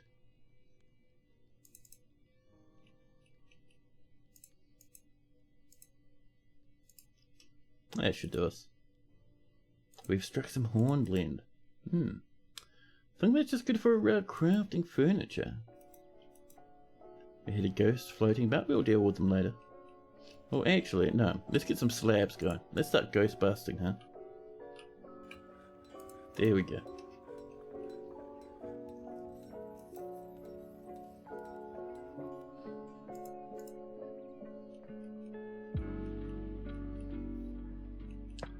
Now, how's our beards looking?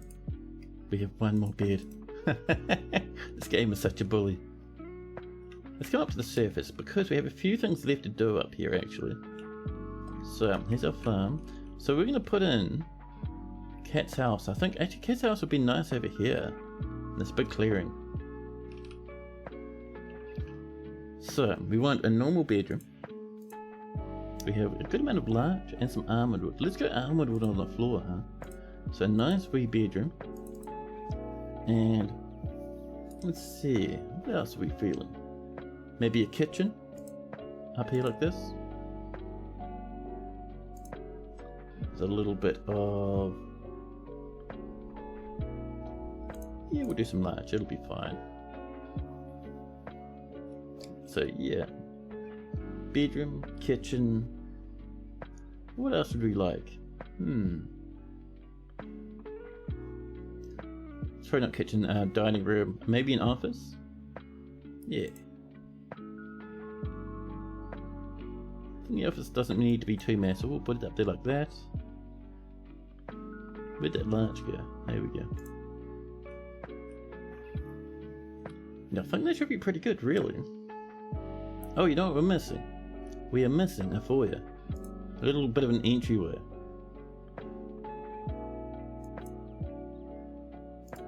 Right up there.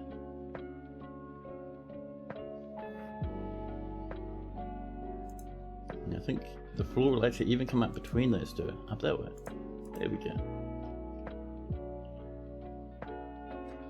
A massage parlour. A massage parlour. Your bedroom doubles as a massage parlour. More gems have been cut. Your printer's finished and it looks good so far. Oh, nice. That's awesome. That'll mean you get to keep your really old stuff, right? So let's unlock this for now. Get a bit of flooring coming in. Using... yeah, we're using large just because we needed to. But I think we're going to go in for some blocks now. We've got that gabbro. And over here, we're actually going to put in a windmill. It's going to be just like this. But I think we need some flooring just around that middle part. So, that flooring is going to be made of, let's see. We have gabbro, but we've been using it everywhere. We might go for a bit of shale, actually, for a bit of colour variation. Yeah, some shale. We can cancel that middle bit. That tree there might need to get chopped, actually. Just keep that out of our way. Swap that for whip vines.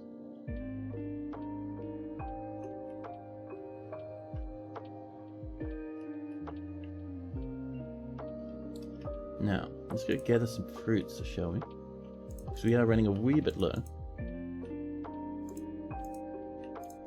That should do us for now. That'll keep the fort bumping along.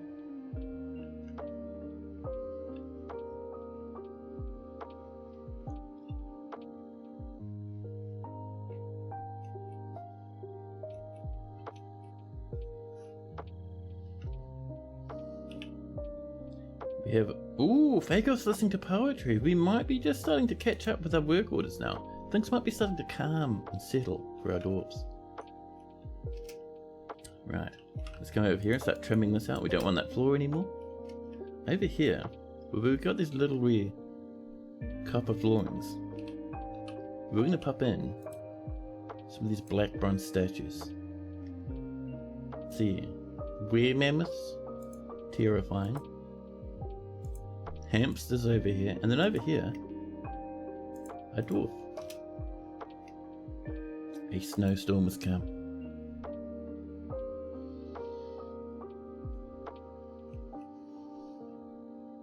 Dwarfs are rushing in, grabbing blocks, heading to the surface. Claiborne's just sleeping in a workshop. You got some beds here? One more. Get some chests in here.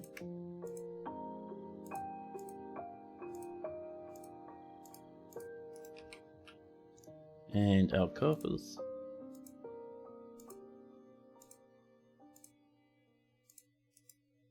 Oops, missed one. There we go.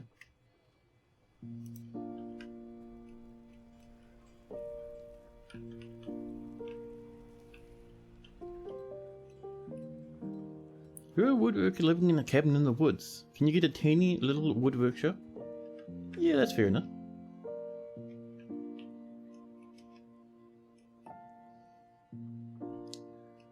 I think a wood shop wood workshop will probably be back here. Maybe it's like a an external shed sort of thing. You don't know how mechanics work in this game. Ah, it'll be fine. Suddenly, an entire moose arrives and sprints into the distance. Coward moose, never to be seen again.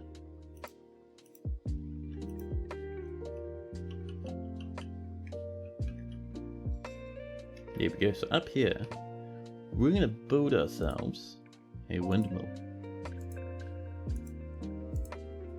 Hold on, I want to kind of choose what we're making our windmill out of. Let's try again. Listen, I'll get it right one of these days, okay? I promise.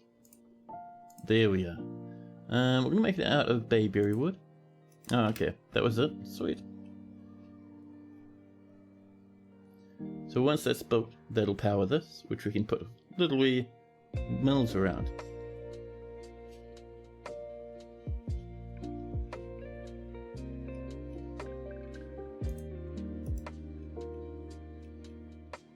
People rushing out to build up cats' workshops, get their little house going. Getting a bit cold and a bit sad out here.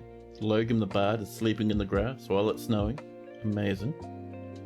Off they pop. Are we still making those blocks? We are. Very good. We have still a little bit of logs around, which is nice.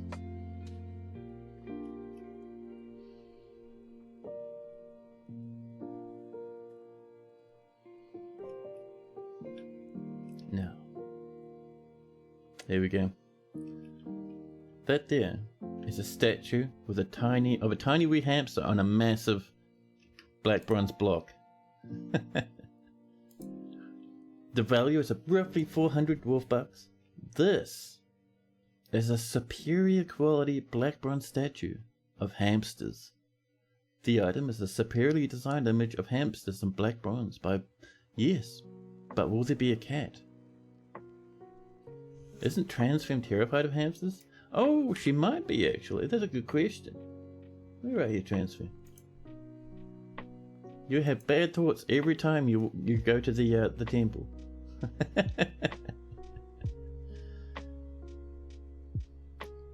Let's have a look. Preferences. Yeah, she detests hamsters. Well, we'll see how that goes. We can always remove that statue and put it somewhere else if need be. Oh, someone else I think is coming to build this other one. Yeah, holding a black bronze statue. Feeling a bit grumpy, but it's okay. Here's another one. Black bronze statue of a were mammoth. There's no real sprite for it apparently in statue form, so we're just getting a block. A bit of a pity, but that's okay. This is a finely crafted black bronze statue of were mammoths. The item is a finely designed image of 2 were mammoths in black bronze by Locum. Oh, we struck some magnetite in our travels.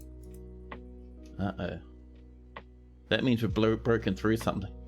Bit of microcline, which is nice. I do like a bit of microcline. But let's come over here. Here's our gold mine. Geez, that's a lot of gold, huh? And if we look, we've broken through on this side. So, to seal it up, we'll pop in a block here. Make it from... Let's see, what have we got? Gabbro. And this one here as well. Gabbro again. And that'll seal us up and keep us safe.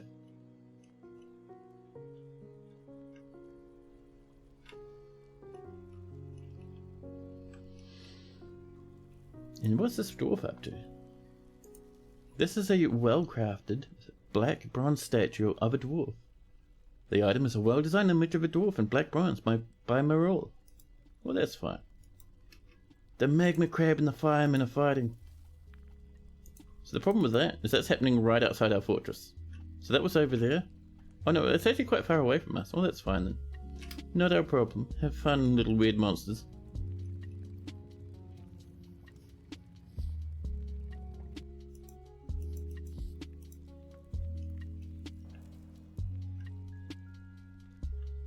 Now, let's have a look over here. How are we doing with this area?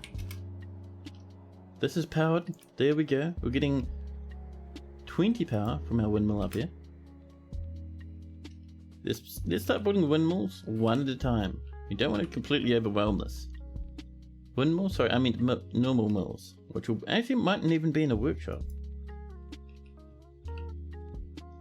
They'll probably be in mechanics, right? Millstone.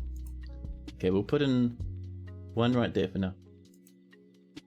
We'll make it out of Gabbra, the cobalt type mechanism.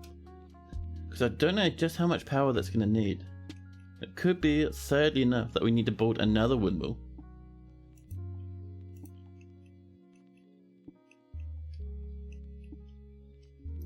Is that a giant raven? Nope, just a normal one. That's fine then. So let's get this up with walls, and then afterwards we can build a shed for Transform's workshop. So we're wanting all sorts of different woods. We have a bit of larch at the moment, so we'll get some of that coming in, huh?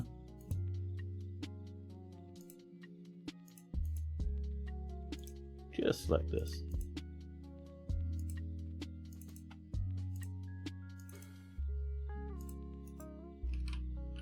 On the floor, we'll probably use some Bayberry right there. And we have to make a wooden door.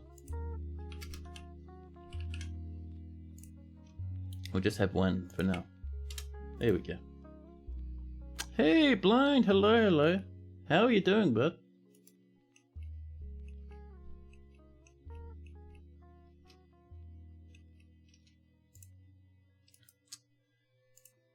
We are so low on seeds. Let's do a bit of grabbing. I'm sure dwarves would love to go out into the snow again. You're doing alright. You're a bit tipsy and you shouldn't be awake. That's the spirit.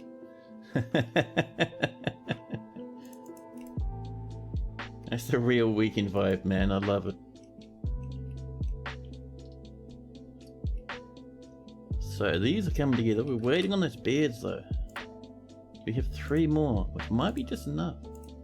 And one down there? Perfect. So these bedrooms, first off we'll create them, but now we'll grab them, and rather than letting dwarves have them, we're going to assign them to the Inky Garlic. And this will let people rent them out when they come to live here long term. And also, if you don't have enough rooms for your normal dwarves, they'll also grab these as well and just kind of live in them temporarily, I think. There we go. So if we come back up the Inky Garlic, which I think is just parked up here, this big mess full of teeth. The neighbour gave you a bottle of cognac. Ooh, nice. That is good, man. And if we look in here, we have 7 rooms, 0 of which are rented.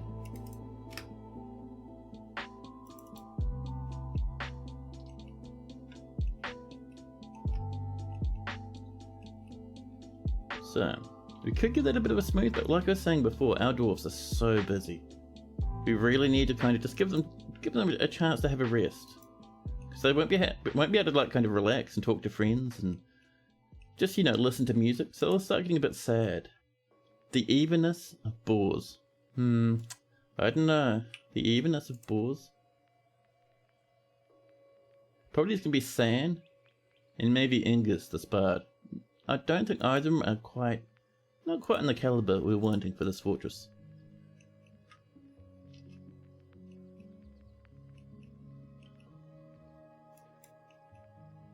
Now, that's what we were up to. That's right, over here. Here we go. So down here, we'll probably come through and floor this later. I would love to floor it now, but we don't have the dwarf power to do that at the moment. So the first thing we're going to do is we're going to come in and make a nice sort of a stockpile here, just like this. Just to raise that part, just to tidy it up a wee bit. It's not looking too bad. Yeah, we'll accept that. And that there is going to be for, just like before, custom, no metal stuff, no clay, economic stuff. We'll just say flat no for now. We can change our mind about that later. But everything else can come here. All those other stones. And then around it, we will put in craft dwarf workshops. And this will let us get a few crafts going. We probably don't need a whole stack of them, but you know, it'll look nice. Now, what do we got? Do we have... Oh snap, are we out of the Oh, well, we'll just make them out of Gapro.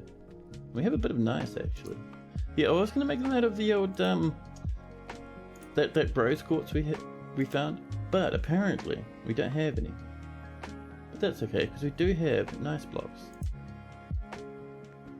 There we go. And we need one more stockpile, just for finished goods. And we'll pop that down here, just like this.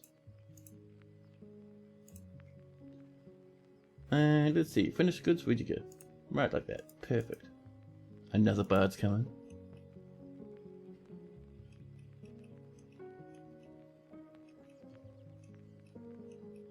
And we will, at some point, get another stream of magma coming down this way.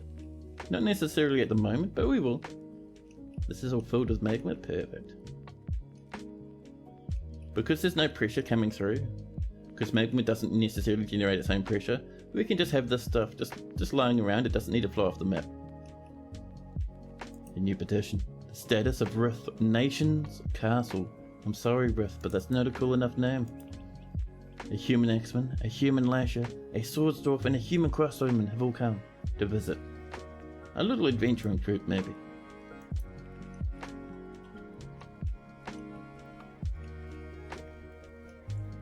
Now this, let's make sure that this has maybe about 4 wheelbarrows should do. And as these are created, we'll tell them to take from the stockpile. Nice and easy. And with that underway, we can also come up here, find our old craft or workshop, which is way over here, destroy it completely. Much to the dismay of this pig and its 6,000 weird creepy crawlies that are following it around.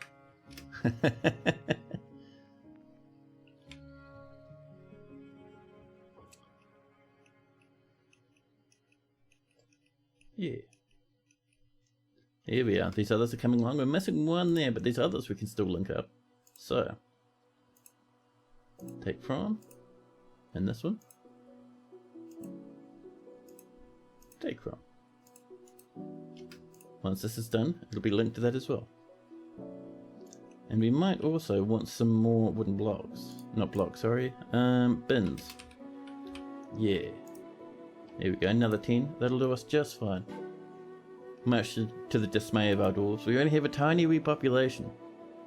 And they're really feeling that workload now.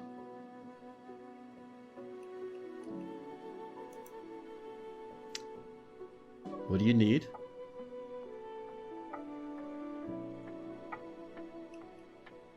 In regards to your casting? I'm not sure, I haven't done casting. Are you still going to make it out of... You're talking about doing it out of sand or something at some point, weren't you?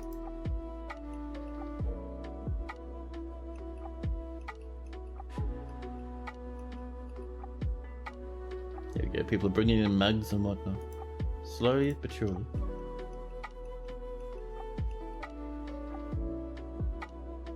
You have what you need to do the casting at home. Oh, nice. It's pretty good. Oh, we're making those slabs, weren't we? Let's get down to here. And just ask these lads to slab us up. For Udiv and the baby. Table. Because they both died together. You just need a toothbrush to clean the prints. Oh man. That's cool, dude. There's our ghost. Udiv, the ghosty farmer, standing on the lava, showing off to everyone how they died in the first place.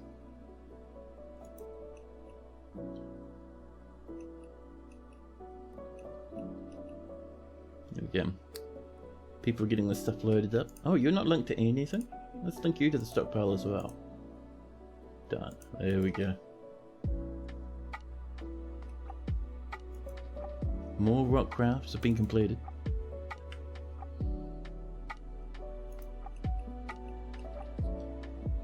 And how's those farms of ours? You know what I'm feeling? I'm feeling that we would do pretty well if we came down here and got ourselves a little bit of an ashery going on.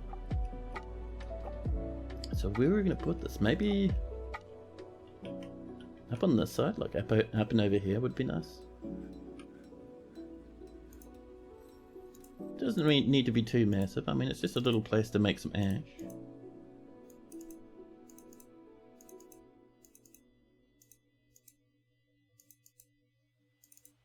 There we go.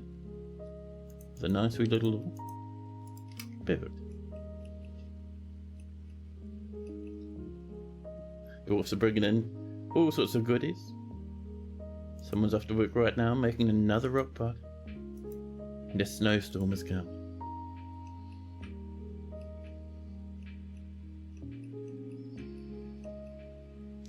How much power is that consuming? So we have 20 power coming in. Our total power needed is 15. So this is only really enough to drive this one. That's alright though, because later on we can just build another little windmill setup, which would be nice. So let's do some milling, huh? Mill plants. Scroll down and we'll say if there's plants to mill, and there's baggies, but there's not, but we'll get that sorted fairly quickly actually. Then mill those plants. But if we had more dwarfs, I would just set up a very basic cloth industry just for bags at the moment. You need some nitrile gloves. Oh jeez. That sounds brutal, man. What's nitrile? The ones you have start disintegrating? That is brutal, man. Gloves designed to protect your hands just start disintegrating. Now, do you think we have a wooden door? We do, we have a large door. There we are.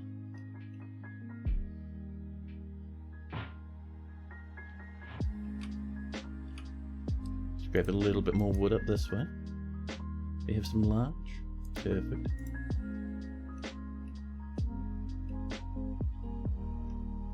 The resin can cause skin irritation, so you're better off wearing sun protection. Oh yeah, man.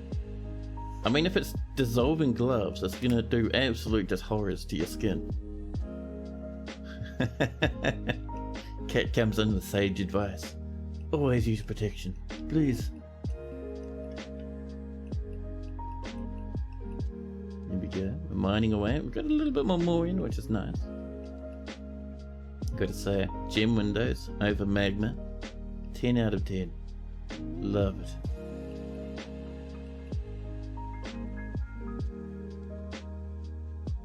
You can't get them here anyway because latex causes allergies.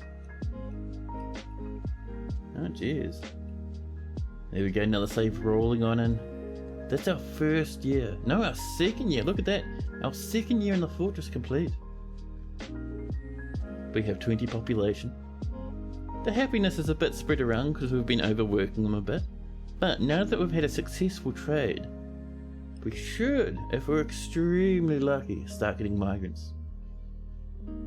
I see happy little dwarfs turn up, and we'll build them some happy little rooms, and things should start getting better and better.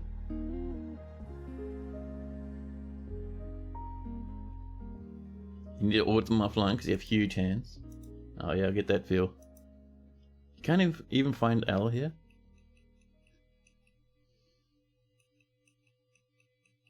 Oh wow, yeah, that's rough, man. You know what they say, Cat? Huge hands means huge gloves.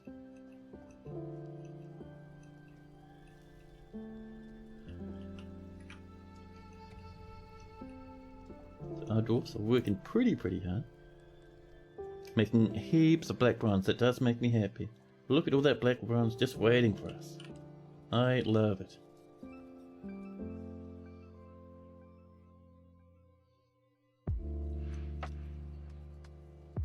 Oh, I see we've missed a spot for our Gabbro right there. Gabbro. There we go.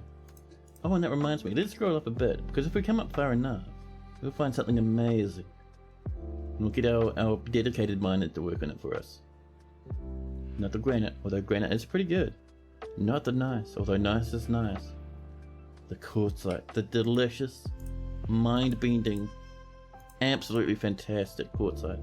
I love it. There we go. Beds and rock blocks coming together. We're low on plants again. 92 seeds, 517 drinks, 106 food. Not bad for 20 population. Oh, Rampage, where did you come from? So over this way, we have the beginning of Cat's house. We'll work a bit more on this. Let's see, we've got some bayberry wood. I like the idea of that.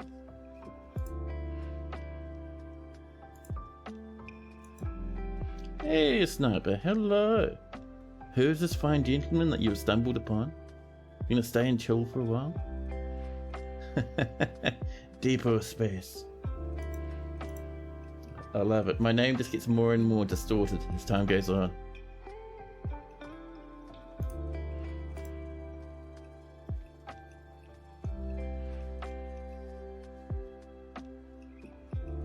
There we go. Slowly but surely this is coming together. Once we've done this and popped on a nice wee roof, we need to make a little shed over here, just so my cat has a little wee workshop.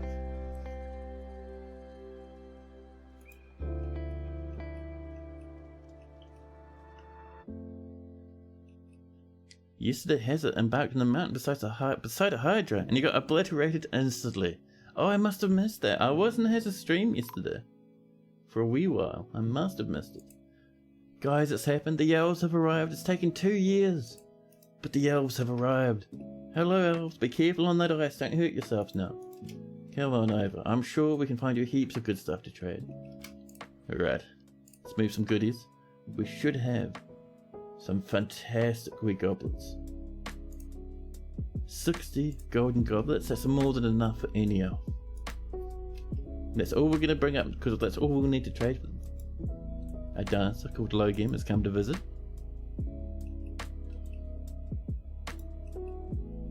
There we go. People having a bit of a dance up here, huh? At least they were for a second. Oh, are they all in the line? No, they're socialising now. We must have caught just the tail end of that dance. Yeah, look at this leg going home already. They've had enough. One falls asleep on the floor. Come on, man. That's not how we dance, alright? Let's actually like manually assign those bedrooms, huh? To those visitors of ours. These different bards that are living here long term actually do need bedrooms. So we'll manually assign them because they won't grab them. They'll only grab them when they come in initially. There's Claiborne. There's an Axerasp. There we go. And now if we come back up to here and we look at our janky wee little tavern, we can see 4 of those rooms are rented now. Cool, right? Merchants have arrived and are unloading their goods. We're probably still bringing up Margie's. Yeah, we're waiting still 20 items. We're going pretty quick though, so it should be fine. Bit of a stretch.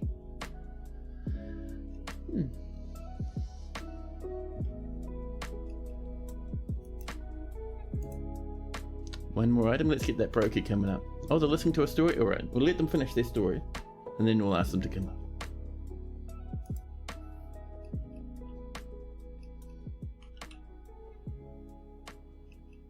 How are we doing up here? Oh, we can swap that for whip vines. Apparently everyone's trying to grow whip vines at the moment. A new petition. The status of Onal, work covered. Sorry bud, not a cool enough name. Them's the rules.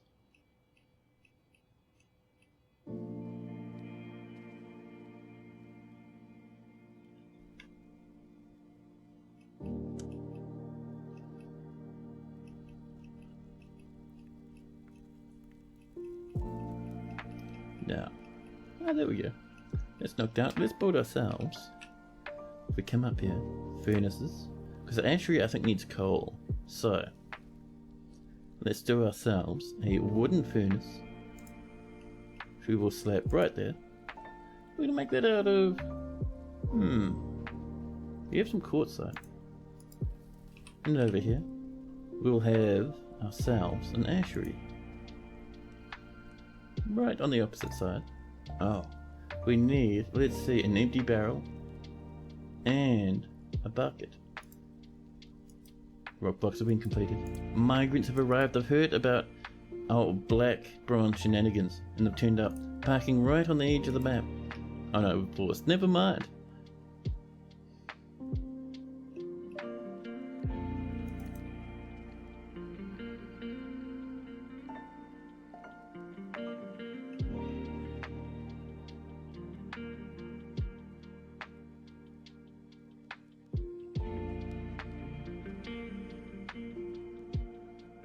There we go.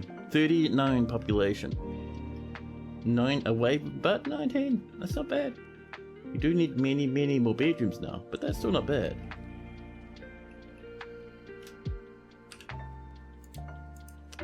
Let's see. So we need buckets and barrels. So, good stack of barrels and a good stack of buckets. Now let's go and visit these elves, shall we? Yeah, this lad's just having a chat. He's had his chat. He's had his story. He's now coming up to trade. Another bard, Rimtar. Rimtar's brought us some heavy trade duties, man.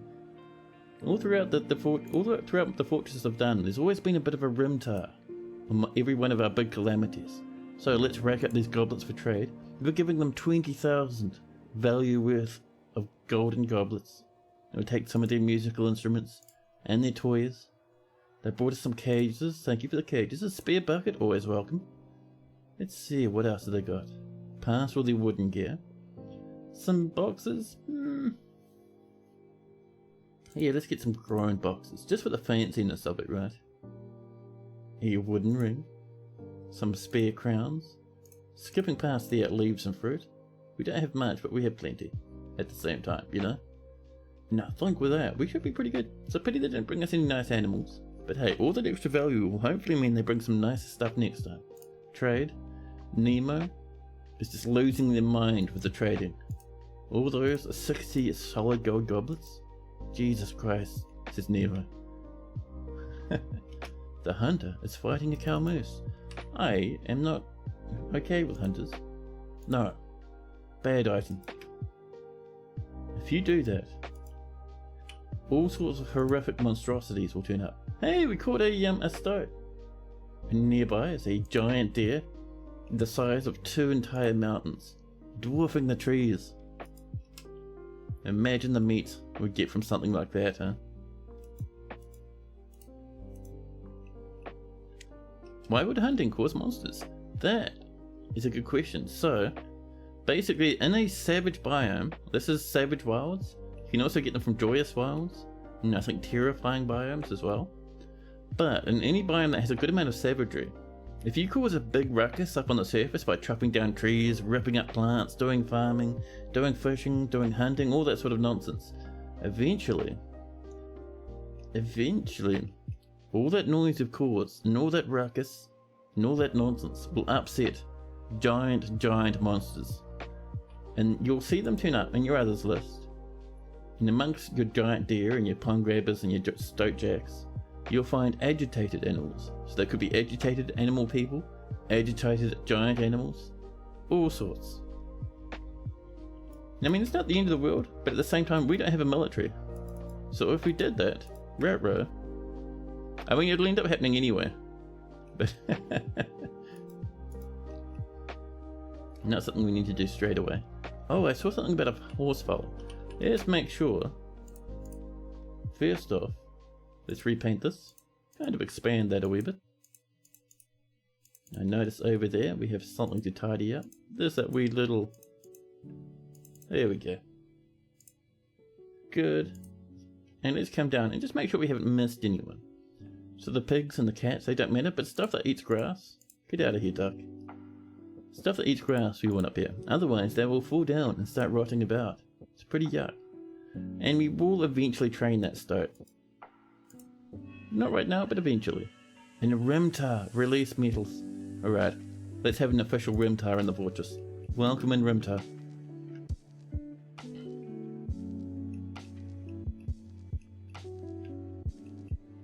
And with that migration wave, we should have a lot more people who are just able to relax now. I mean, they're still sorting out rock stockpiles and stuff, but let's get in there. And Joey would like a dwarf. What sort of dwarf are you feeling? Put a door and a wall in the pasture entrance in case a werebeast comes in. Yeah, right, fair enough. We can do that.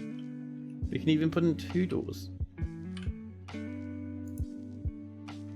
Let's see, maybe some mudstone doors would be nice. There we go. You want a forge dwarf? That's a good question. Do we have some? Oh snap, Vivek has a weaponsmith. That looks like a perfect dwarf for Joey. Any forge works? Perfect. Smelting native ore at the moment. Sorry, native gold ore.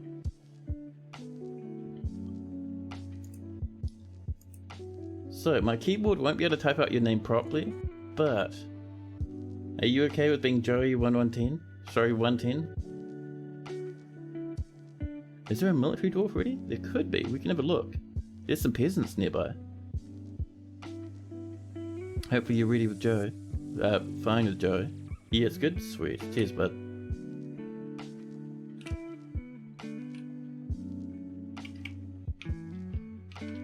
There we go. So here's Joey 110, the weaponsmith, smelting native gold ore. You're 137 years old, with 2 lovers and a spouse. A legendary weaponsmith. Jeez, that is a huge boon to the fortress. So you actually came here with your wife. That's pretty cool. Your lover's in a different fortress though. You have no other family apart from your wife. You have a master and a former apprentice. You have 2 current apprentices, but they're not in the fortress. You're in the sect of Cobalt is your religion. You've been through several different like towns and fortresses before coming here, which is kind of cool. You're not wearing anything super amazing on your person, but let's have a look at your personality. Pop them in the cabin.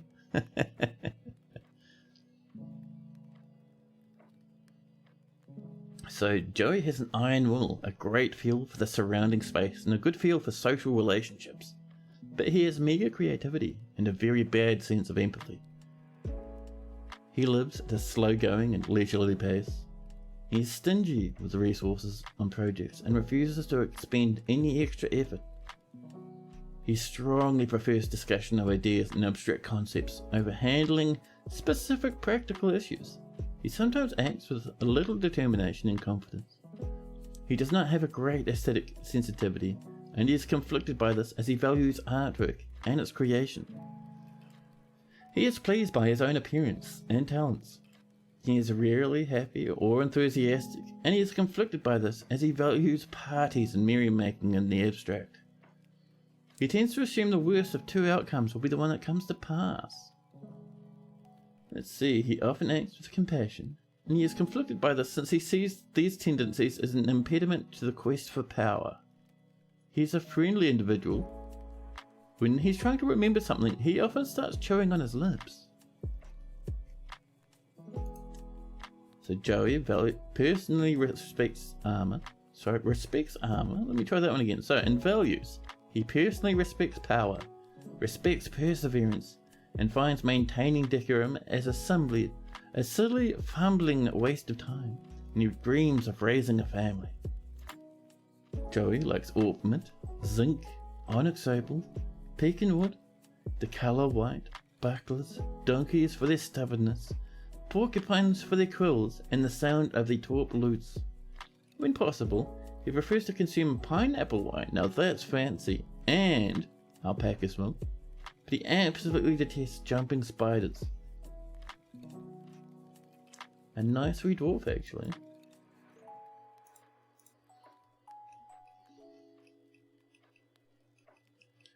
Now, if we're lucky, we might have what we need for the ashery. Let's pop it right there if we can. So, we're going to make it out of some granite, a little bit of peach wood, and a ginkgo wood bucket. Nice and perfect. So I'm thinking we'll do some rooms maybe over here. So we'll just do a nice wee little cluster.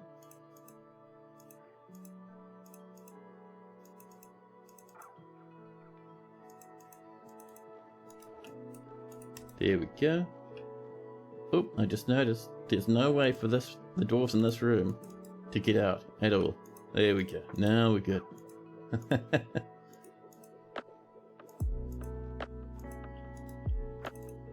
Oops. There we are. We're just mining around the outside. There we go.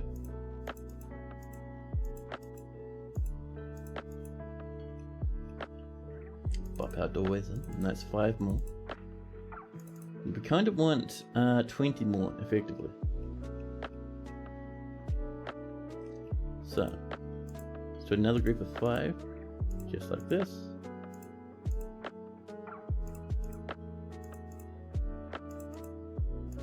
There we are. Super, all the way over, just like before. And then you'll do a nice, one of those little alleyway ones. I'm feeling like an alleyway one, you know.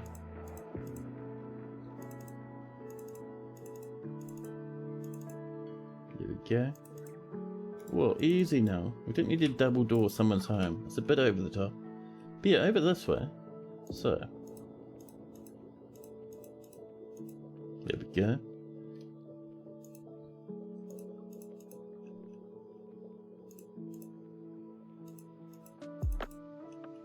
So, here we are. Get ourselves some rooms. Just around the place.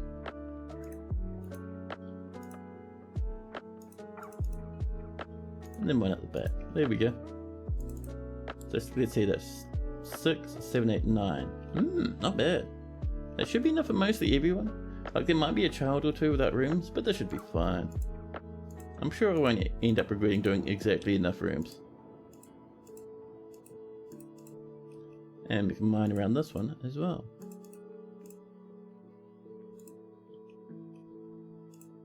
Bring that up and over. Really like kind of grinding the hell out of our miners at the moment.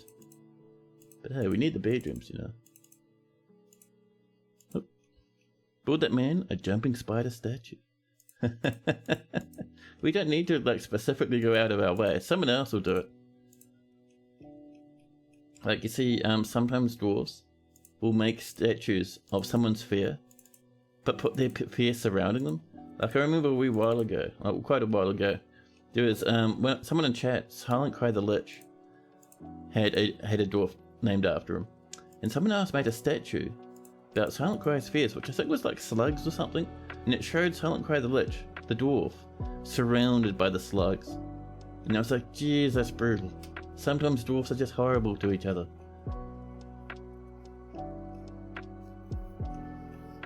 And while that's happening, let's put another order for a little bit of a magma wave that comes down here.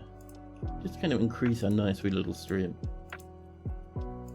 See that I'm not really like kind of joining it up to this at the moment. We just want to like plan it out first and then we'll let the magma through. Oh snap! Good times. Ast, conflict lashes. Wishes to reside in the Thrownwires for the purpose of soldiering. Yes dude, thank you. Soldier visitors are the very best if they ask to join you. So good. Hey, Nymphs, hello, welcome in.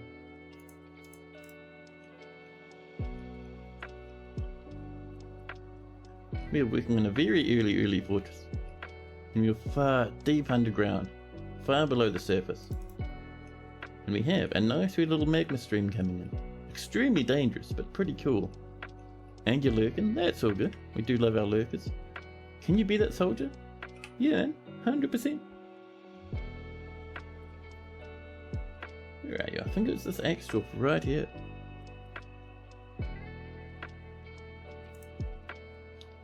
Yeah, there we go, conflict lashes. And you'd like to be that soldier? A lot of interest, being near fancy seats. Delight after watching a performance, bit of fondness after talking with an acquaintance. and satisfied after being granted residency.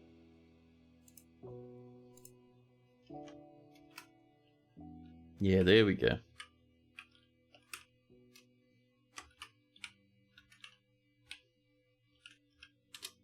Napalm Firestorm. 66 years old. Your spouse is recluse and you have a child called Dorsum. You're having a nice time in the tavern at the moment. No official positions, but you're a competent ex-dwarf. You saw a dwarf recite the honourable petals and prophecies at the Inky Gaelic. It's interesting. You have a silver battle axe, that's pity. A bronze shield, bismuth bronze actually. A pig leather dress, iron chain leggings.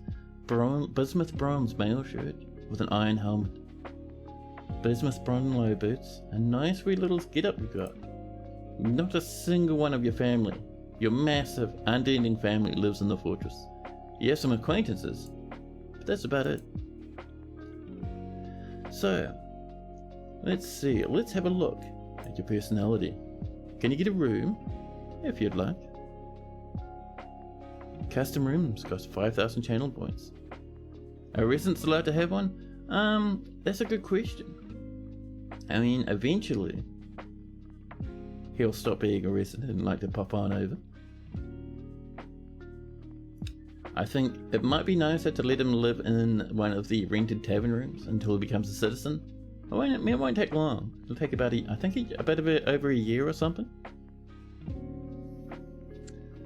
But Napalm Firestorm has a very good sense of empathy and ability to focus, but a very bad intuition and poor memory.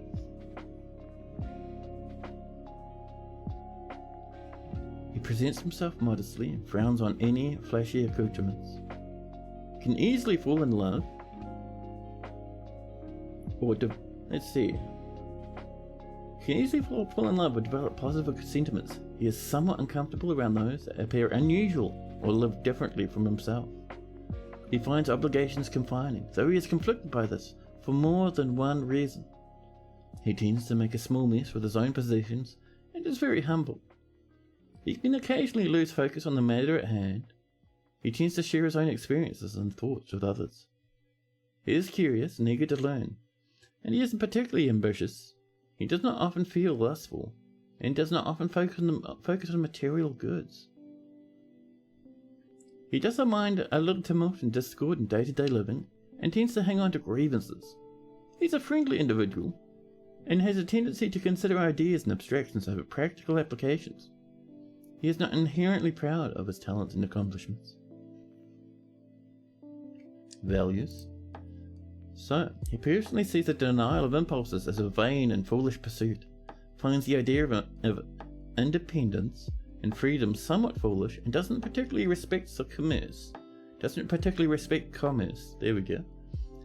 He dreams of crafting a masterwork someday. Preferences. Napalm Firestorm likes jet, silver, moss agate, ginkgo wood, hatch covers, and potato plants for their edible tubers.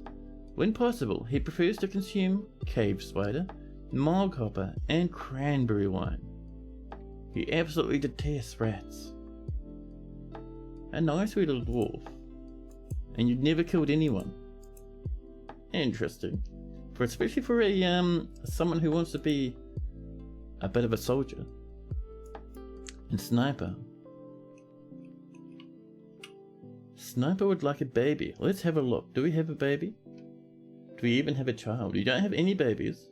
I'm not seeing any children either. Bad news, Sniper. It's not a baby or even a child. If you want, I can refund it. Or you can choose a different dwarf if you'd like. Completely up to you.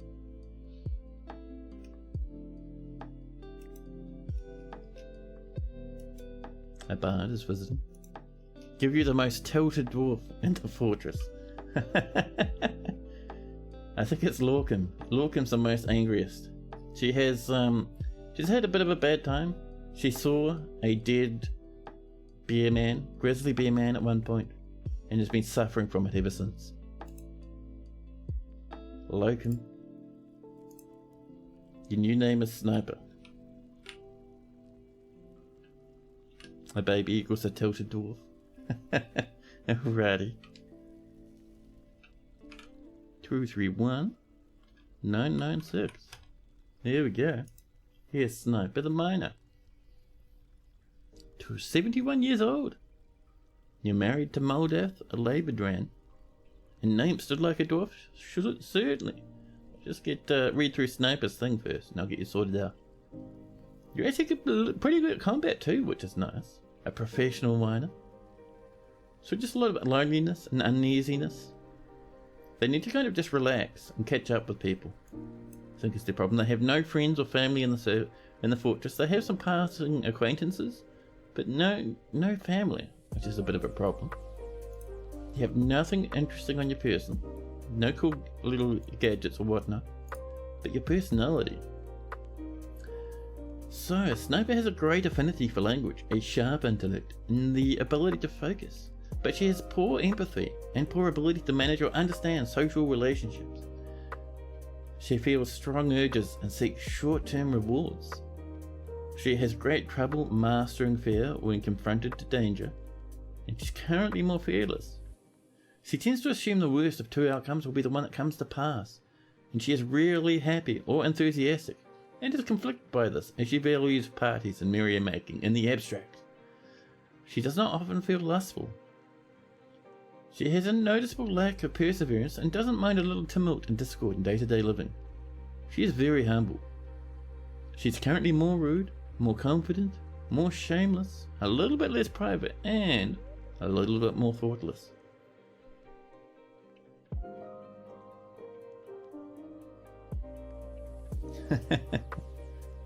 She needs to meditate or pray. Yeah, she needs to do a whole bunch of things. Like, her needs are like, she wants to pray, she wants to hang out with people in general, she wants to create stuff, she wants to acquire stuff. So she, for the most part, she just needs time to herself in the tavern so she can kind of de-stress. We've been working our poor dwarfs too hard. So, Sniper personally sees competition as wasteful and silly, values family, and doesn't care about nature one way or the other, and she dreams of mastering a skill. She likes calcite, bronze, ferrocite, clear glass, dronian bone, rope red fabric, the colour dark violet, buckets, giant rhinoceroses for their horns, the words of the superior yells, and the sound of the vulnerable sheen. When possible, she prefers to consume tomatillo wine. Tasty. And she detests moon snails. Yeah, a nice wee dwarf for Sniper. She'll survive, she's just a bit upset at the moment. And a Nemst. Nemst, what sort of dwarf are you feeling? We have a good collection. Here we go, let's keep our little wee thing running down this way, I think. Just around the outside of this should be pretty good.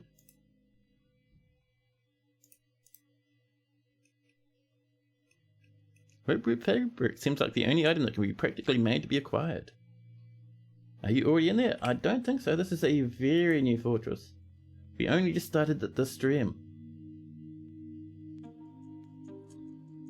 So, up here you can see all the current dwarves. You won't be in this fortress, and you won't be in this world because it's a brand new crispy world. So be your very first dwarf here.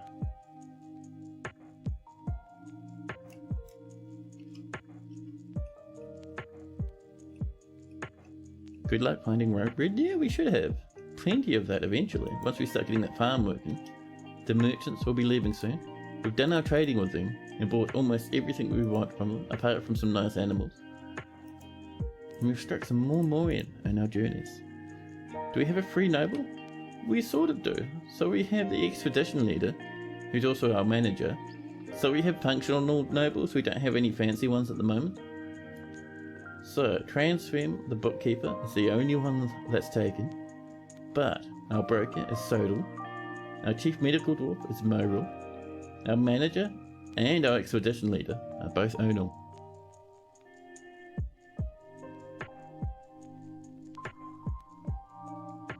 Got a good collection. If you'd like one of those, let me know. You want Onal. Perfect. Alright, let's go find Onal. Onal, where'd you go?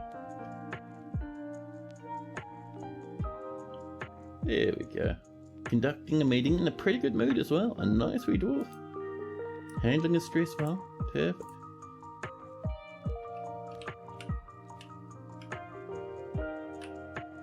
I think I've got that right. I do. Amazing. 67 years old, and your lover is Cal, crude iron. Valuing tranquility. You have developed empathy. You have some unmet needs, but all in all, you're still pretty happy. A skilled warrior is a beautiful sight to behold. Nothing too fancy in the way of items. You do have a nice shell earring popped in your right ear at the moment. Just a bit of fanciness going on. Oh, you want to be Nymphs the 12th? That's fine.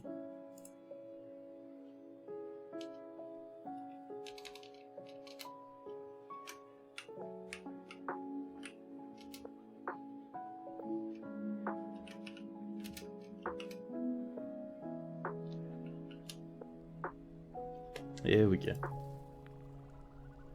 Fancy dwarf. He is. Let's see. So, Cal, the miner, is your lover. You have a deity that you worship all the time called Ungush. You're friends with Claiborne and friends with Lennox. You're a kindred spirit with Law and with Edsel. A kindred spirit with Fagoth. And with Moses. And with Sodal. You're a passing acquaintance with the Wolfus Wolf, the Wolf. And some other randoms. You're in a good spot to become a mayor if you're lucky. A lot of people really like you. So, Nymphs the 12th has a great sense of empathy. You recall Claiborne? Yeah, Claiborne was in here just earlier. He went off to bed a wee while back. A great sense of empathy, a great memory, willpower, and good spatial sense. But he has poor analytical abilities, quite poor focus, and very bad intuition. He does not feel the slightest need to reciprocate favours that others do for him, no matter how major the help or how much he needed it. He is sometimes cruel and tends to make a small mess with his possessions. He is assertive and slow to anger.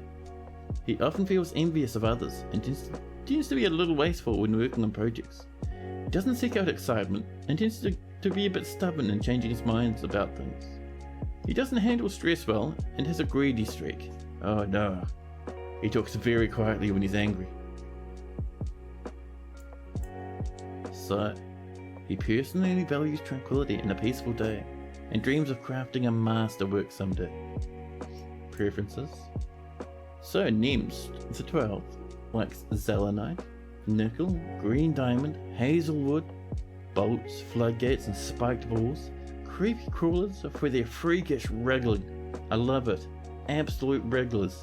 And this guy thinks it's fantastic. Gambara groundnuts plants for their edible nuts and the words of the whisper periwinkles. When possible, he prefers to consume vulture, seahorse, swamp whiskey and dwarven sugar. He absolutely detests large roaches. He likes creepy crawlers for their freakish wriggling. Amazing. Oh, and also, I know it's a pity, but at this point, I'm going to say let's not do any more claiming just for the evening, because we are slowly but surely coming up towards the end of the stream. I know it's a hassle, but that's alright. We're streaming tomorrow. We better claim dwarves then.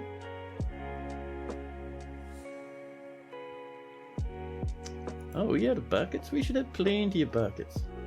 Let's have a look at our list and see if we have some buckets, huh? Bracelets, branches. We have only a few buckets. Wow. Oh, and thanks so much for that follow as well, Nams. That's awesome. And Cat is not quite ready for me to finish just yet. That's right, we'll go for a little bit longer. So let's come down and just ask for a bucket. We'll just go for a nice little sweet wooden bucket. A good stack of 10. Still making our blocks for Cat's little home up here. Oh, and then suddenly, Joey 110, the weaponsmith withdraws from society. Oh my goodness, we cannot let the weaponsmith die from a failed mode. No. We'll have to see what they get up to, huh? Let's keep those wet vines coming in. And they've grabbed themselves a magma forge. And the elven merchants have embarked on their journey. He's begun a mysterious construction. Already? Wow. What are you working with? Some iron and gabbro blocks. Nothing too amazing. But that might be a second legendary profession. That'd be crazy, right? Let's get some more walls coming in. Let's see, we have a good amount of bayberry wood. So let's do a bit of this, huh? All the way over to there. And a little bit more right there. Perfect. And now, we would like, maybe just back here. So let's chop these trees. I think Transfem will run out to chop them down for us. Wait, is Transfem the woodcutter? I think so. Who's our woodworker? Oh, it's Fagoth, that's right. Fagoth will run up to chop these trees down for us.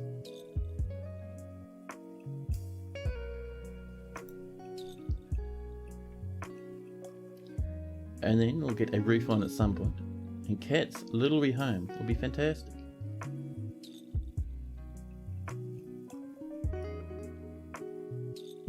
See, we are running low on logs. We're running low on stuff to cook. So a bit more chopping. And do a little bit of, let's see, I'm thinking maybe, you don't want to be too far away, maybe over here should be pretty good. Yeah. So, we need 9 blocks of wood if we have them. We have 0 blocks of wood. Damn it. Well, we have 3. Not quite the 9 I was wanting. Are we still making wooden blocks? We are. Good. We'll wait. It's alright.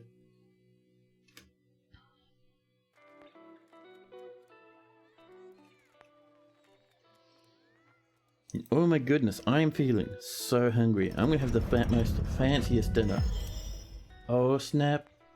Joey has created Fuvignell and Iron Mace. He offers it to the oil of jade. Fantastic.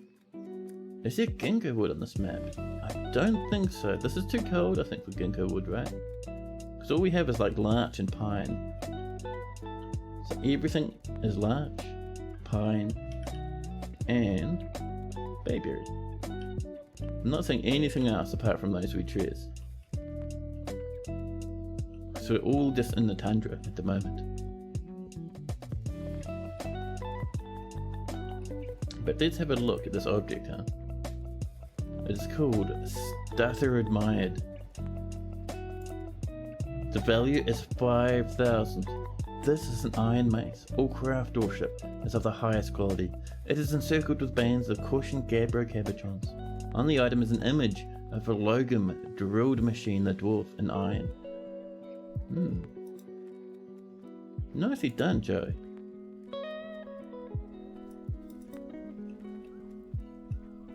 Now, as is tradition, we are going to put in a nice bit of floor up here.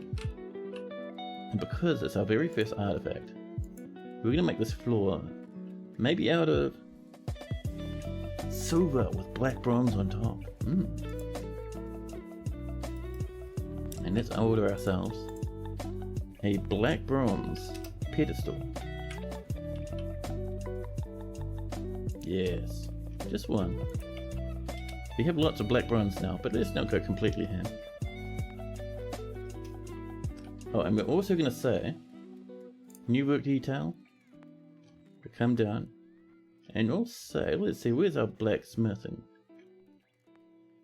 Weaponsmithing done, and we'll call this weaponsmith, and we can get Joey to be our only weaponsmith until he dies, at which point everyone can do it again.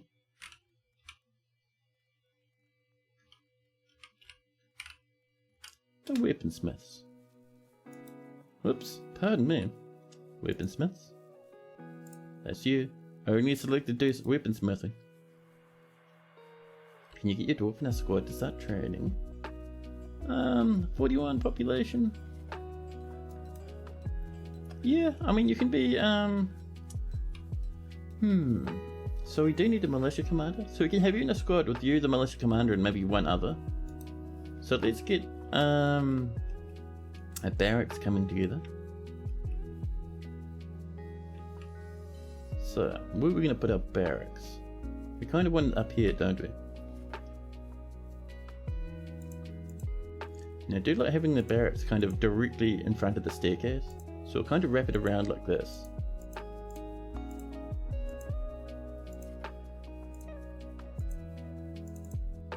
Yeah. Actually, no. There we go. Actually, we can do that and put gem windows in there. That'll look nice. And while that's happening, let's go back and give ourselves a militia commander. So no one has any relevant skills, so it's time for our militia commander to be a peasant. And then we can come into here, create a new squad, metal armor, and let's pop in 2 more dwarfs, one of which will be Napalm Firestorm, and the other, where's another peasant? We have a fisher dwarf who's a proficient fighter. You can join in. There we go. So back to squads, and we'll set your schedule. Clunk. Set that to 2 to train. That should be pretty good. And then constant training. Nice, good, and perfect. And we'll get you up here once this place is ready. Ooh, we hit Pink Jade. There we go. I love it. Pink Jade, a fantastic looking gem. There's our black bronze pedestal. So let's get back down here. This is ready. We're on our silver floor. And where's our display? Right there. Black bronze pedestal. Somewhat high quality.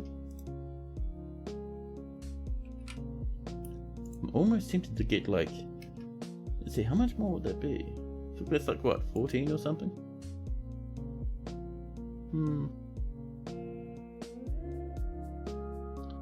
What would go good around it? You could use Gabra. That wouldn't be too bad. Yeah. Here we go, there's our Gabra. And the other thing we need are vertical bars. Now, we could use black bronze, we could use gold. I think black bronze would look good because we have black bronze in the middle as well.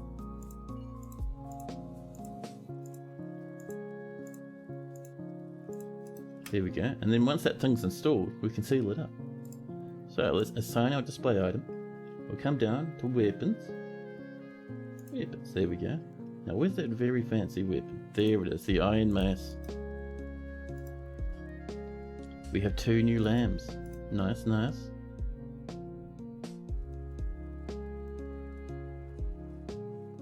What are you up to sitting there in the middle? There we go. People are getting these bars, and that's looking pretty good so far. We might change that flooring there with something else later on, but for now we can just leave it as Gabra. Now, let's get that last of that vertical bar. There we go, black bronze, perfect.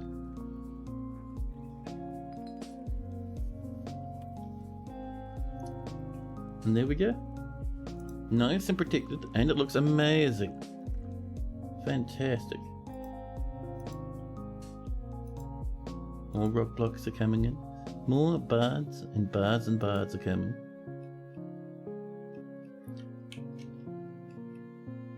The rooms are slowly but surely getting mined out, which is great. How are we doing up this way? Oh, this is all mined out. Nice. It looks nice? Yeah, cheers, man. I do like doing artifacts that way. If they're worth a whole lot, I'll fancy them up like that. Now let's smooth all that.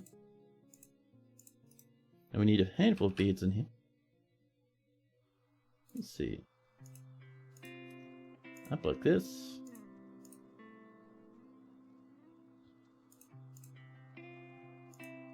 Oh, and that's all the beds we have at the moment. We'll make more later on. Oh, that's right. They're not even sleeping in here, are they? They're sleeping in their own bedrooms, which is much nicer. Yeah. So once that's smooth, gem windows there, door there and there. Nice and easy. The notched galleries, a performance troopers come in. And suddenly, Rowlin wheat polishers. I'm sorry about Rowlin, that's not a cool enough name. Them's the rules. Just waiting for that smoothing. You almost done there, gem cutter? There we go. So let's do some doors first. So one there. Oh, let's try that again. Slip material after placement. And we'll make them out of shell. That should do us, I think. We check something. Ah, suspend manager enabled itself. Let's just turn that off again. I'd love to handle that myself. Let's see, we have 2 pink jades, not enough for any of them. We have brown jaspers, but who wants to look through a brown window? Revolting. Let's make it out of black, huh? The Morians? Awesome black windows. Not worth very much, but hey, still looks fancy. And sometimes that's all that matters. A new petition, the notched galleries. Sorry, but no, it's not a cool enough name. New petition, Oodle, Toolcrafted, and Dacoste, a diamond cloak. So you are no. Diamond cloak, that's a cool name, welcome in. And this needs to become a barracks.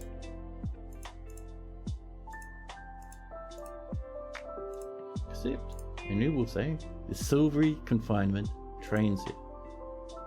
They can also store their crap here, I suppose. They'll sleep somewhere else. A new petition. Vidka! Wardbeard wants to be a soldier. Welcome in, Vidka. We'll pop you directly into the military, just without question. Vidka, where are you? There we go, a competent hammerman. I love it. That is so good. A human merchant has come in to visit now. Our little fortress is popping off, man. This is great.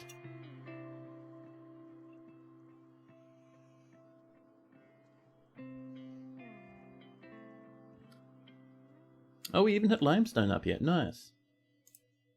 And the recruit's coming up for a bit of a combat drill. Nicely done. New petition.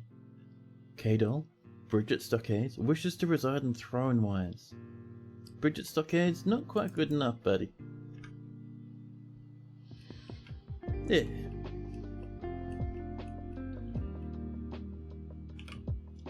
Do a bit more mining up this way.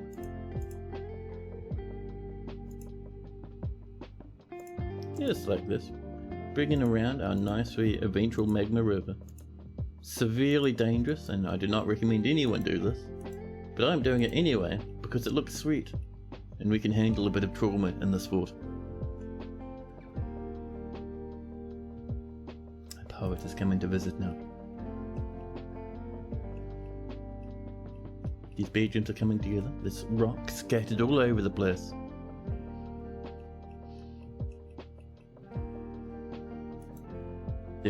Ooh, Magna Crab is fighting an Axerasp. Has someone jumped in the lava yet? What's happening here? The Magna Crab has left. I'm not seeing any bodies or remnants of smoke anywhere, so we're fine. The Magma Crab's coming back. Don't you cause a ruckus now.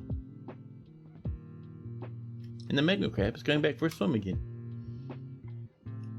See, Magma Crabs are mostly chickens. It's fine. No! Our peacock has died and it's on fire. Damn it. That's going to really hurt our FPS. Dwarves do not like passing through smoke. The wood burner is fighting. Can you stop causing such a ruckus, Magma Crab? Look at all the smoke everywhere. There's dwarf blood all over the place. Did someone fall in the magma now?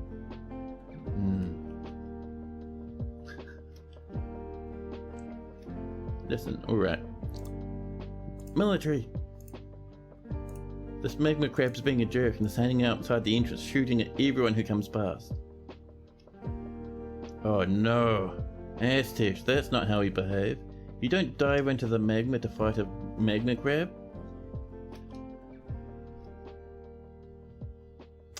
Our militia commander just caught fire. And the magma crab swims away. Well, we can cancel that order then. Ah, poor old dwarf with your copper bore hammer smelting away. Well, they'll still train, so that's fine. Air smell, fate blockades, not cool enough, sorry.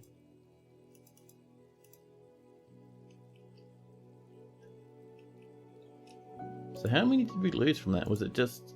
Oh, we lost a couple. Oh no, are you serious? Already?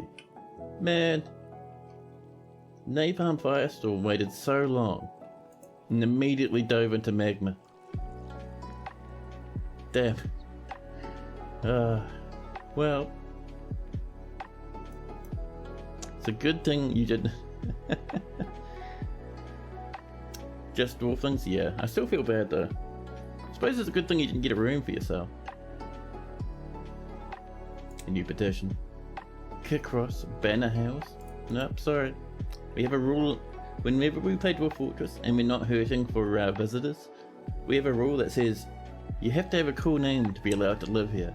Otherwise, the answer is no.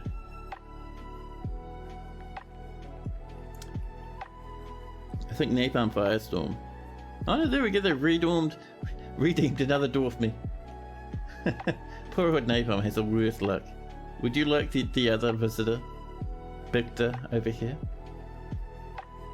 Oh, you want the surviving dwarf lore? Yeah, fair enough.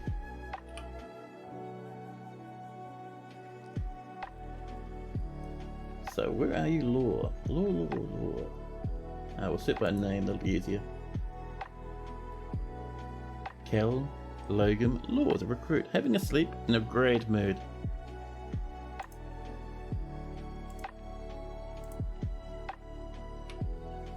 Oops.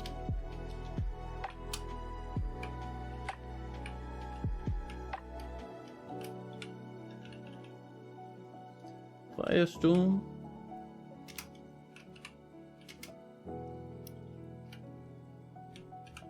The second. Here we go. 78 years old. I did say I wasn't going to do any more dwarfs, but I feel bad for poor old Napalm. They got their dwarf, like how long ago? Half an hour ago and then immediately die. But we'll do this one. Blissful after sleeping in a good bedroom. You don't have any armor yet, because everyone who had armor is currently swimming in magma. So, Napalm II has a great musical sense, a great ability to focus, and good creativity, but poor analytical abilities and a poor ability to manage or understand social relationships. He's absorbed in delusions of self-importance. He is confident under pressure and prefers to present himself modestly. He doesn't focus on material goods and is often cheerful after a new romance in 250.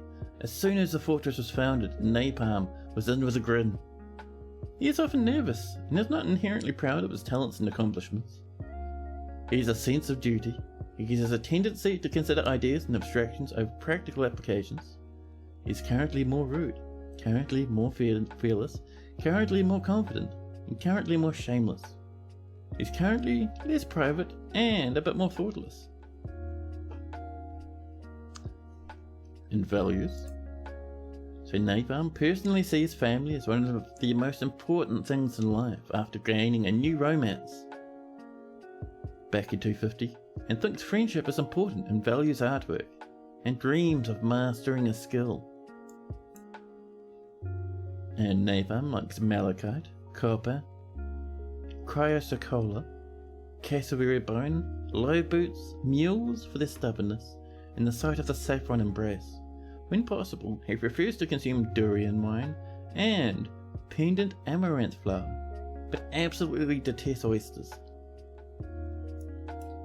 Poor old Napalm II, unaware of what happened to his predecessor, who is currently this wee smear down here, or possibly this smear over here.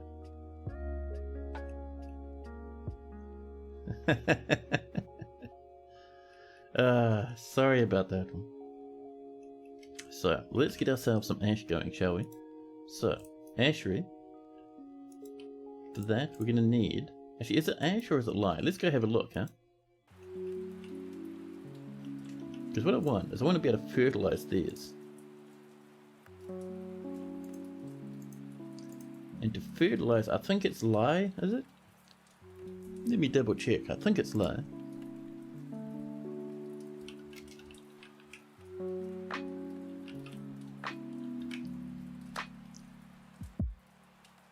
Fertilizer is from... Shows you how often I do it, man. Do.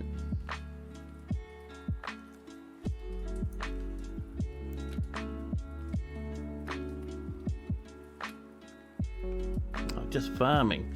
Yield fertilization, thank you.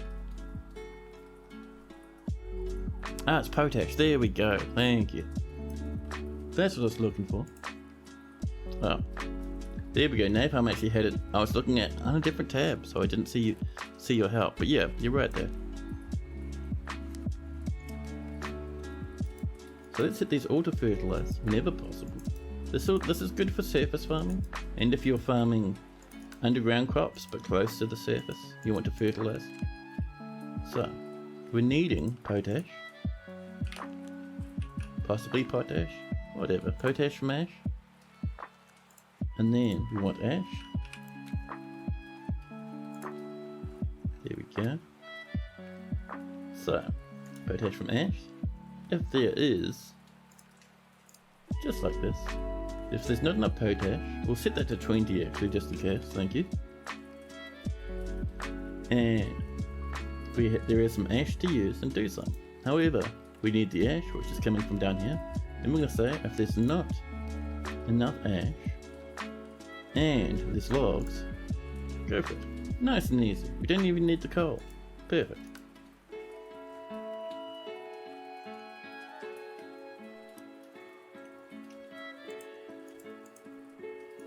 Should be pretty good.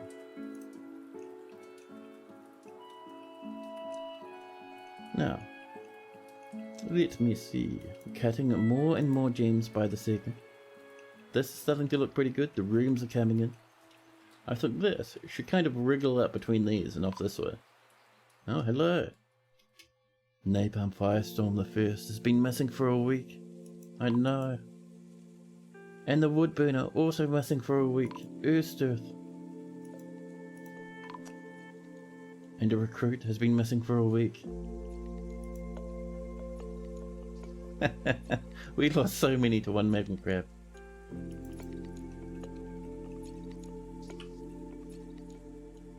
Oh, and we're saving because we're now in early summer.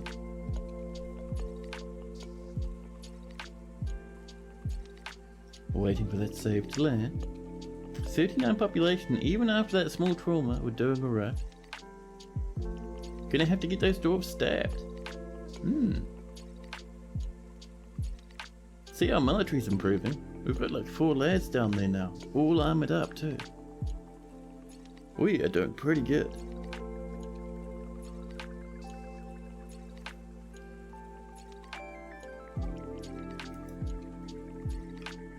Yeah, over we can.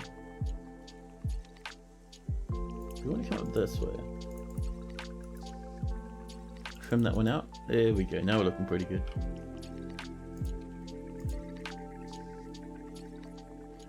Now, do we want it swinging back that way or this way first? I think we'll come up like this.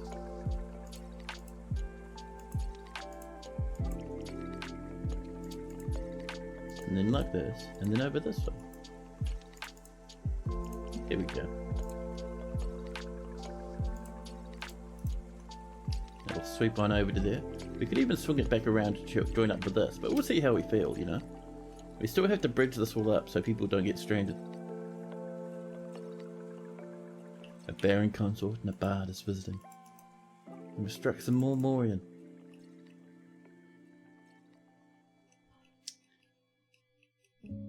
But yeah, I think at this time we have been going for an absolute pretty solid amount of time. 6 hours.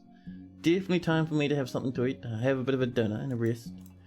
Thanks again to every single person who popped in, and all those follows, and those couple of subs that popped up in there. Thank you very much, and all those raids as well. And Lennox cheering those bits. Man oh man, it's been quite a stream. You guys have been absolute legends. I think for now, we're gonna raid out. Yeah, Joe, it's been awesome having you here, man. So we'll raid out, and tomorrow, same old, you'll see me back again. We'll keep going with Thrownwires, getting this nice wee fort coming in, smearing magma everywhere, causing all sorts of ruckus. It'll be fantastic. And I think for now, let's go and find who's online. Who can we raid at the moment? I'm certain we can find someone, huh? Let's have a nosy. Who's about? Oh snap. We have Haz. Let's go hang out with Haz. We always hang out with Haz. He's a pretty cool guy. I like watching his streams. Yeah, let's go visit this lad. See you guys all the next time. And yeah, I hope to see you again tomorrow. But for now, ta-ta.